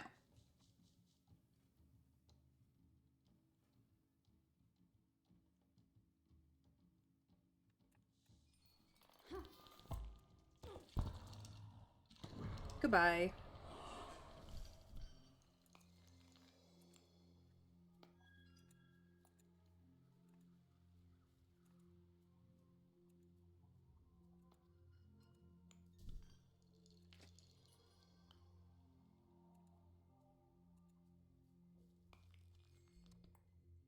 Okay, so if we go across here, there's the Elder Spirits there, but I'm not going to chance the Elder Spirits yet because I don't feel that my deck is strong enough yet. We will go to this fight instead. Hate it. I would like to hurl this rock. Discard sprint. Hurl this rock. Sacrifice this block of wood. Run right up to you and roar! Get wrecked. Jerk bird. Asshole owl. Ow. Enchant weapon. Hurl rock. Sacrifice this. Frick you.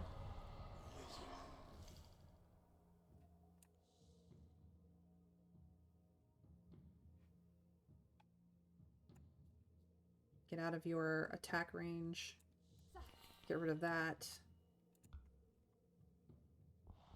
Still gonna be a problem.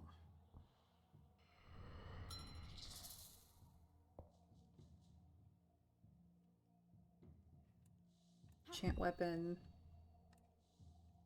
Aim for your ass.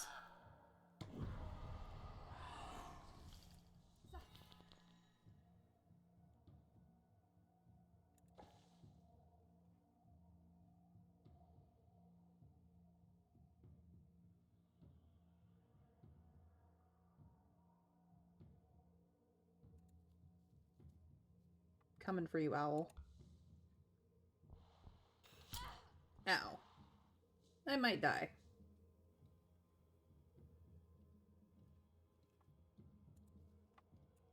Just hurl the rock. Sacrifice this.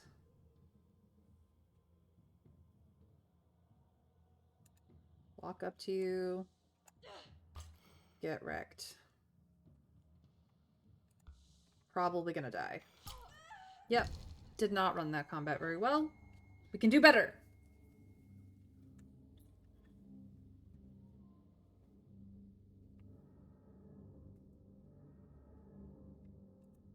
Uppies.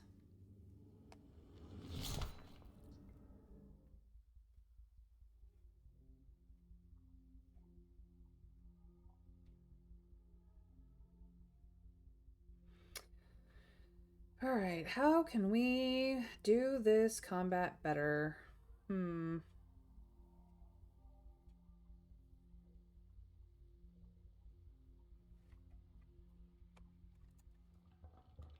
We have half health. I'm going to choose my starting position as here. I'm going to sprint and take this.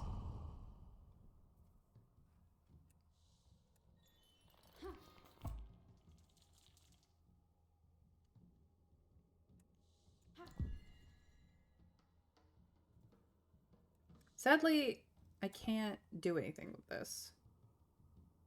So I might just annoy this owl with my block.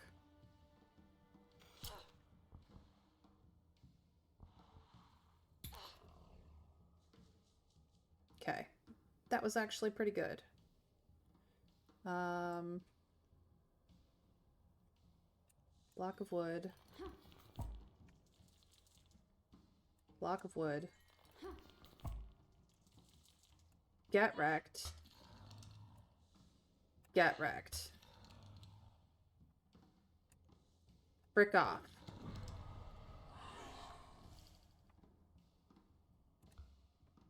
Bad things are about to happen to me. Ow. Ow.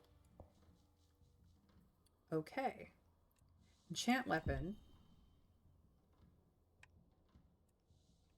Hurl rock.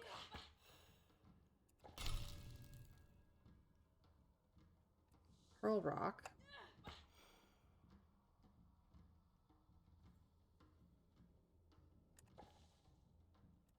Hurl rock.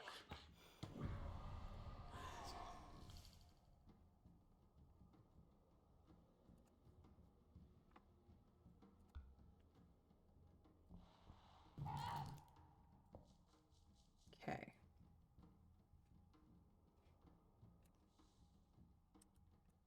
Do I have an enchant weapon? I don't.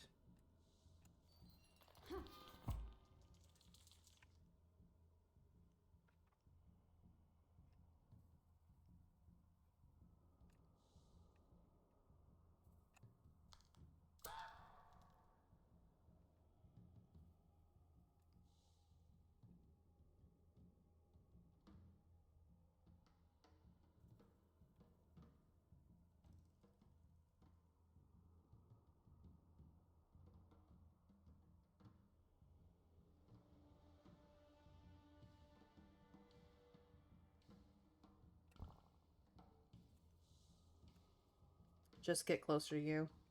You're just gonna do damage to me anyway.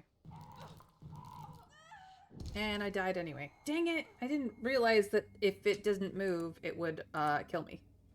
Okay. We are learning things.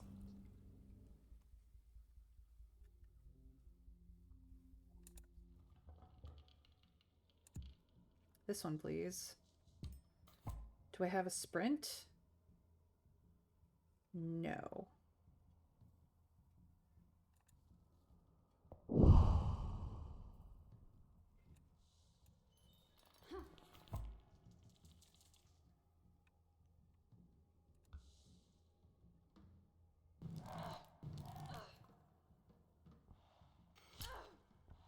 No, this was a bad move.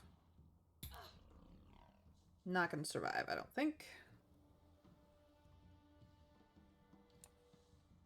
Quick strike.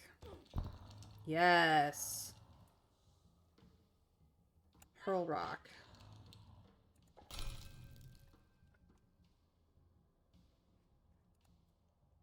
Quick strike.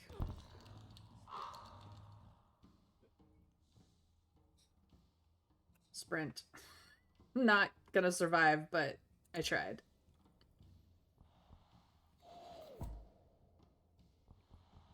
And dead. Whew.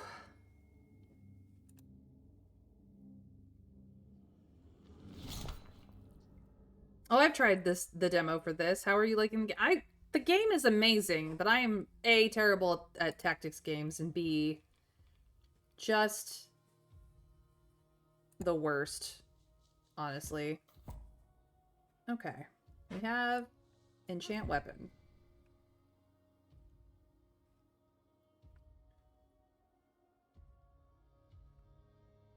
Let's move up. Wreck your shit. Wreck your shit again. Sprint back. Hurl this rock. Get rid of you. One of the birds is going to go for this, which is fine. I just have to kill it to get it back. Yep. That hurts. You're going to be a jerk. Fine.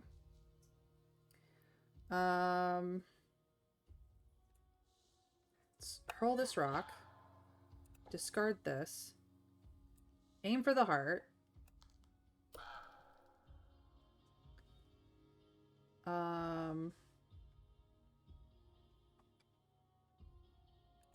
Run up nice and personal and then die to the damn bird hitting us twice. Really? You decided to move? Weird. Okay. Enchant weapon.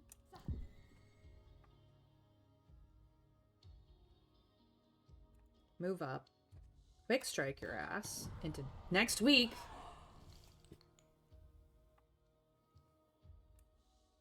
Block of wood.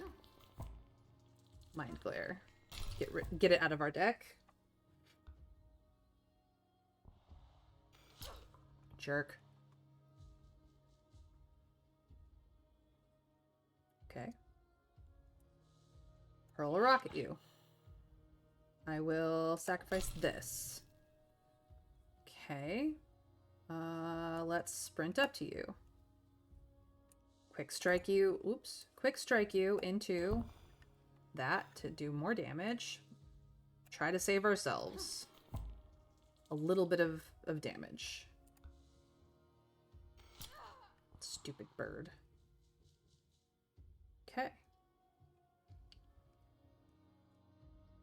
Move up. How much health do you have? 3? Goodbye. I survived it this time! I don't feel well. I should find a sacred grove. No, shit, Sherlock. Okay, let's go up here and see if there are supplies. A burning tree. Arg! Hold on. I'll fetch some water to put out the fire. Please don't. I need these flames to burn up the fox. What fox? You're hurting yourself. Let me help you. I was home to the most beautiful blue bird, but the fox scared her away and ate her precious eggs. I will burn that wretched beast. Flames of Vengeance. It's a new quest.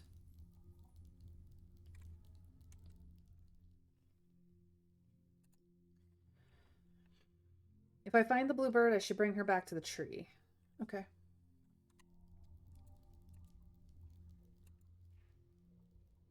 Yeah, the difficulty was quite high. I think the devs were even calling this Souls-like deck builder. Yes, it is a Souls-like deck builder game of the terrible, horrible, very difficult thingamabobs. Is there anything else around this grove that I can pick up before I go there? No. Yes. Yes, yes, yes, yes, yes. Hello, squirrel.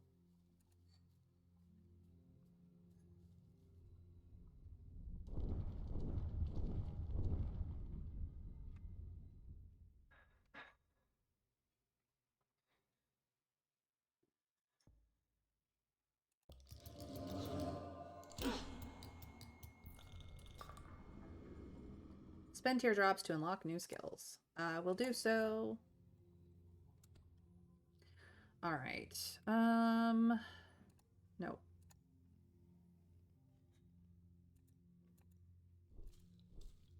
Progression. That's what we need. Okay, spirit cards. A realm of distorted hollows. When a spirit dies in this region, you receive a temporary spirit card, or overwhelmed with the power of strength. Fill up by hitting enemies. Unleash to gain strength.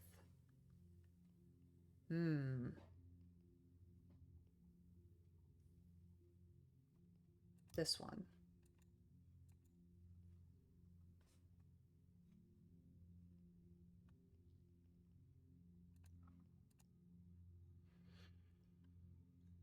I have materials to buy cards. I could do another max amount reached 2. I have new cards that I could make, but I don't have the supplies to make them.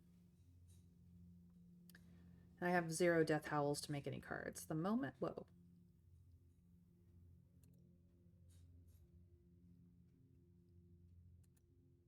That's what the pages are. Okay. So I opened up this. We have the Hollow Tree quest there. We don't know where the bluebird is. If I go through these spirits, I can finally get all the groves and get closer to Death Release My Child. I need to destroy these nests, however. Yeah, I'm going to open up the Sacred Grove so I can teleport around the map. That is always a smart idea. There's a frog in this one and a tree. I don't know how bad this is going to be. Let's start here and try to take down this tree really fast.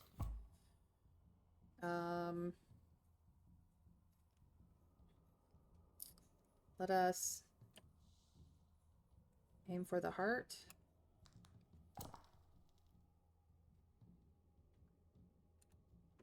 Quick strike.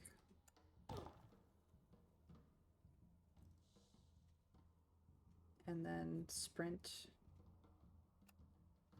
out of the frog's range. Teleporting bastard. Ow!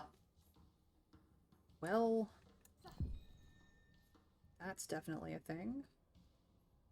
Let's make you unhappy. No. Block of wood.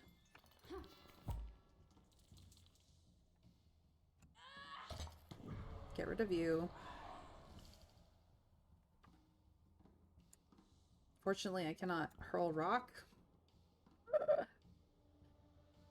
Maybe we'll just go here and make the frog work for it. Gross. I'm fragile and I don't like it.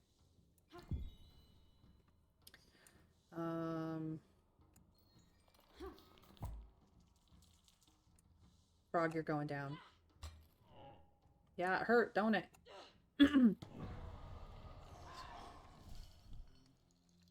I did it! I killed the frog. Stupid frog. Mean old frog. Alright.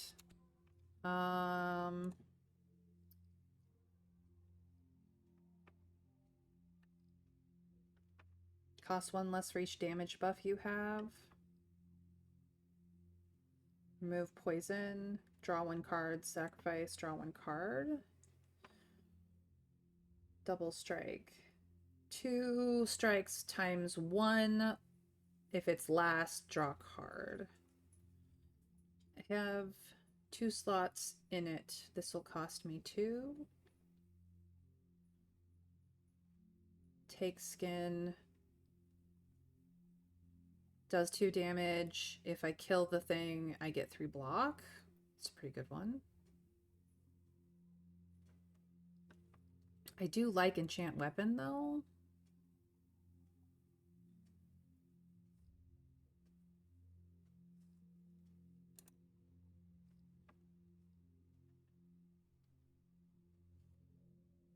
I have one aim for the heart and one.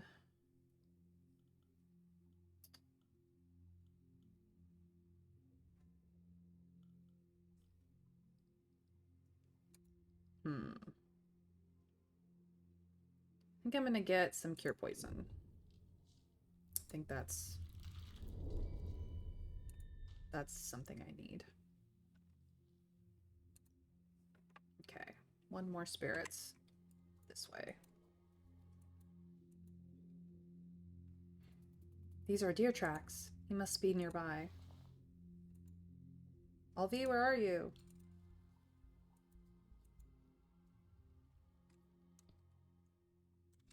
Okay. I'm looking for this stuff. Oop. Hello. I don't know if I can do that cave.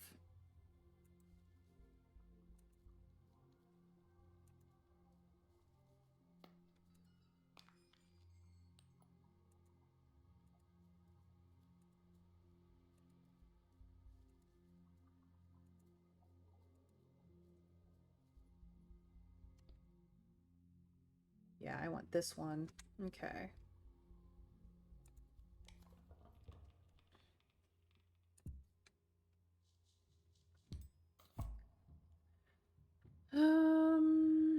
Block of wood. Block of wood. Sprint.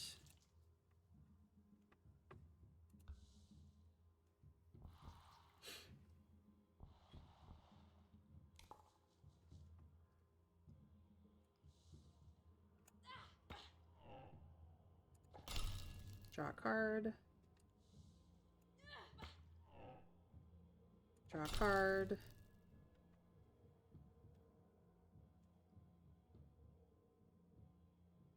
I don't actually have poison, but we'll draw a card. Enchant weapon. Move forward 2. Get wrecked, frog. You're gonna hurt me. I understand that.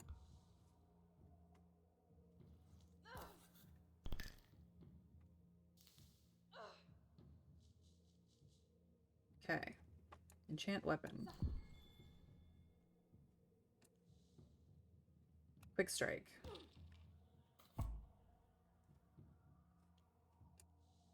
Quick strike.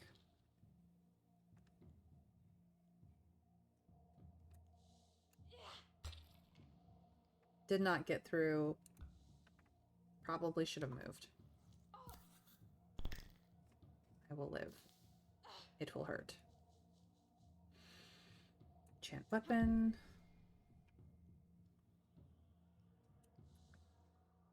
Block of wood.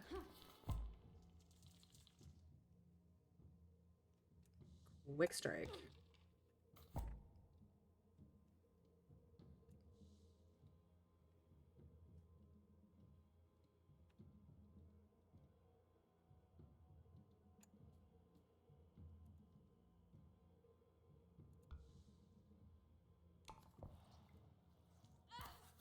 Jerk.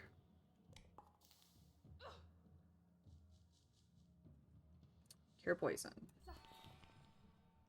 Enchant weapon. Defensive swing! Get wrecked!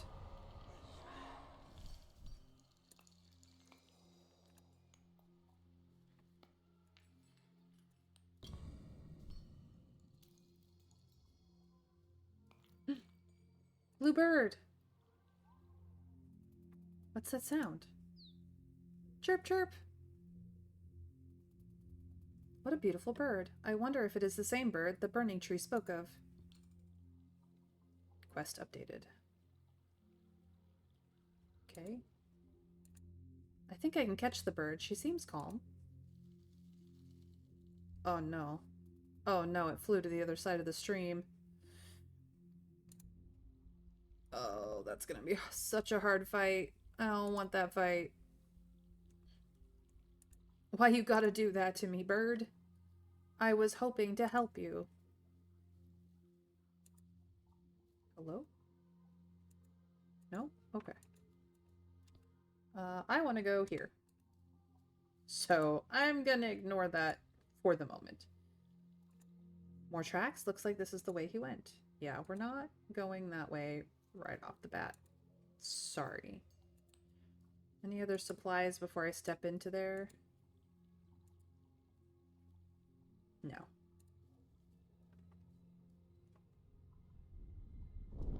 Alright. All the rings are active.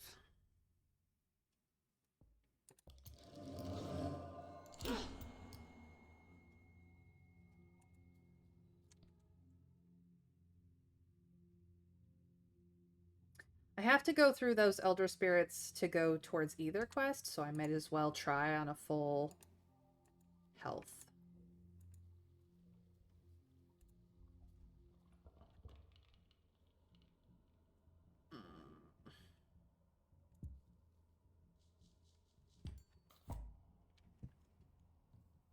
Block of wood. Sprint.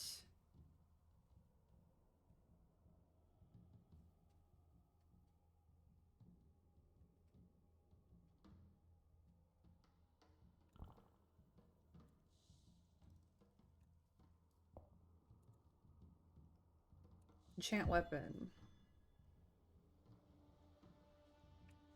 Furious strike. Defensive swing. Get wreckaged, burb.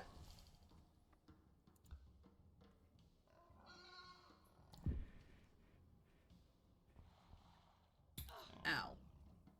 Actually, that did not hurt me, but you did, definitely. No poison here. I'm going to hurl a rock. Sacrifice this to draw a card. Hurl another rock at you. Sacrifice this to draw a card. Quick strike you. Frick you. Block of wood myself.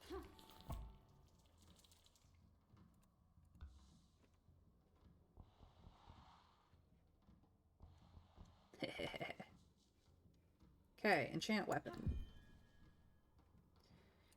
Aim for the heart.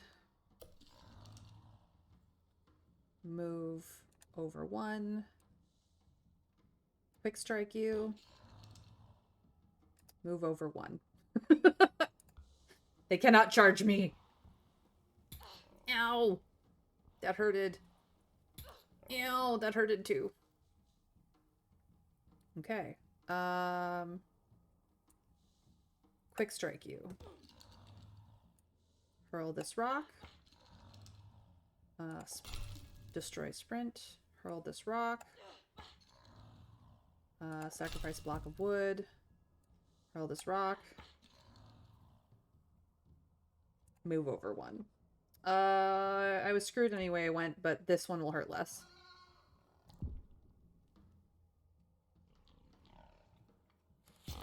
Ow. That hurted. Okay. Enchant weapon.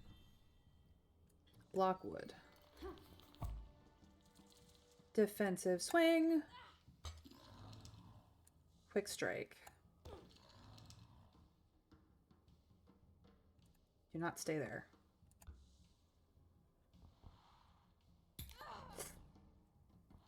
No, I'm gonna die. I was so close, you guys. I was so close. I almost had the strats. You gotta make use of the whirlpools in the center because they give weakness. Okay, let's try this again. I'm actually gonna start here.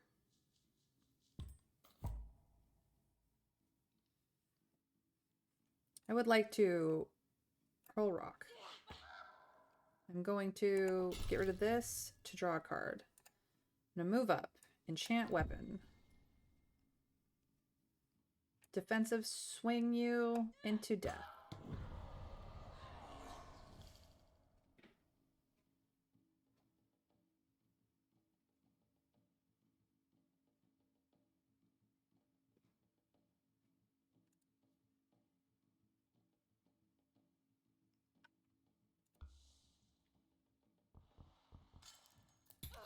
Mm-hmm.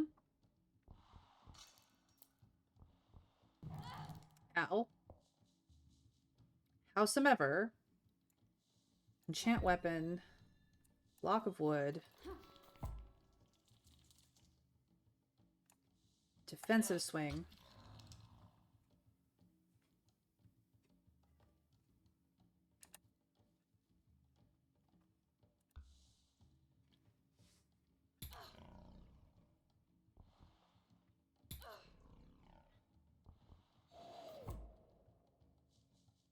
Okay.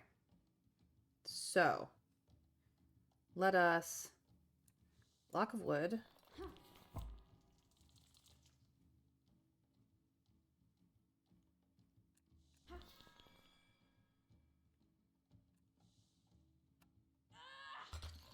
Got you.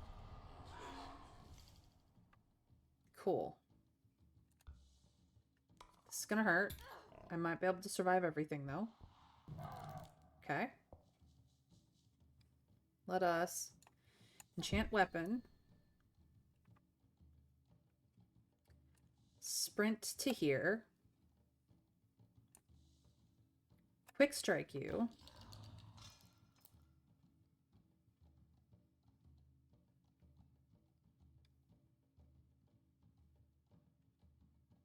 Move up, block of wood. Yeah. Yeah. They're gonna run into me, but they're still standing in the weakness zone, and that is precisely the point. Okay. Enchant weapon.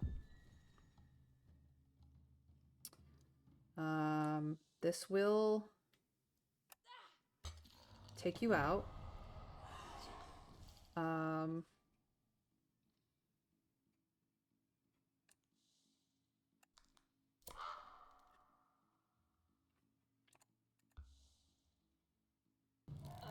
Yeah. Ow. I am at 1.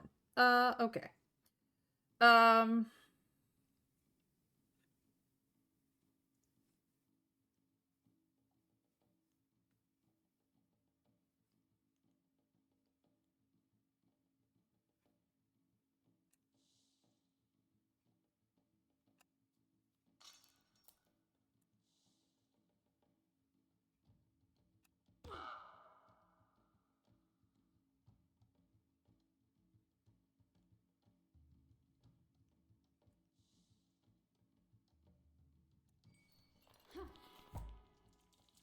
I'm not gonna survive this. I'm so close! I'm so close, you guys. But sadly, this is where I have to wrap it up. This is what, this is what, this game is about. Death Howl. You can find it on Steam. It is an amazing game. The demo is very hard. They are constantly trying to make this game harder anyway.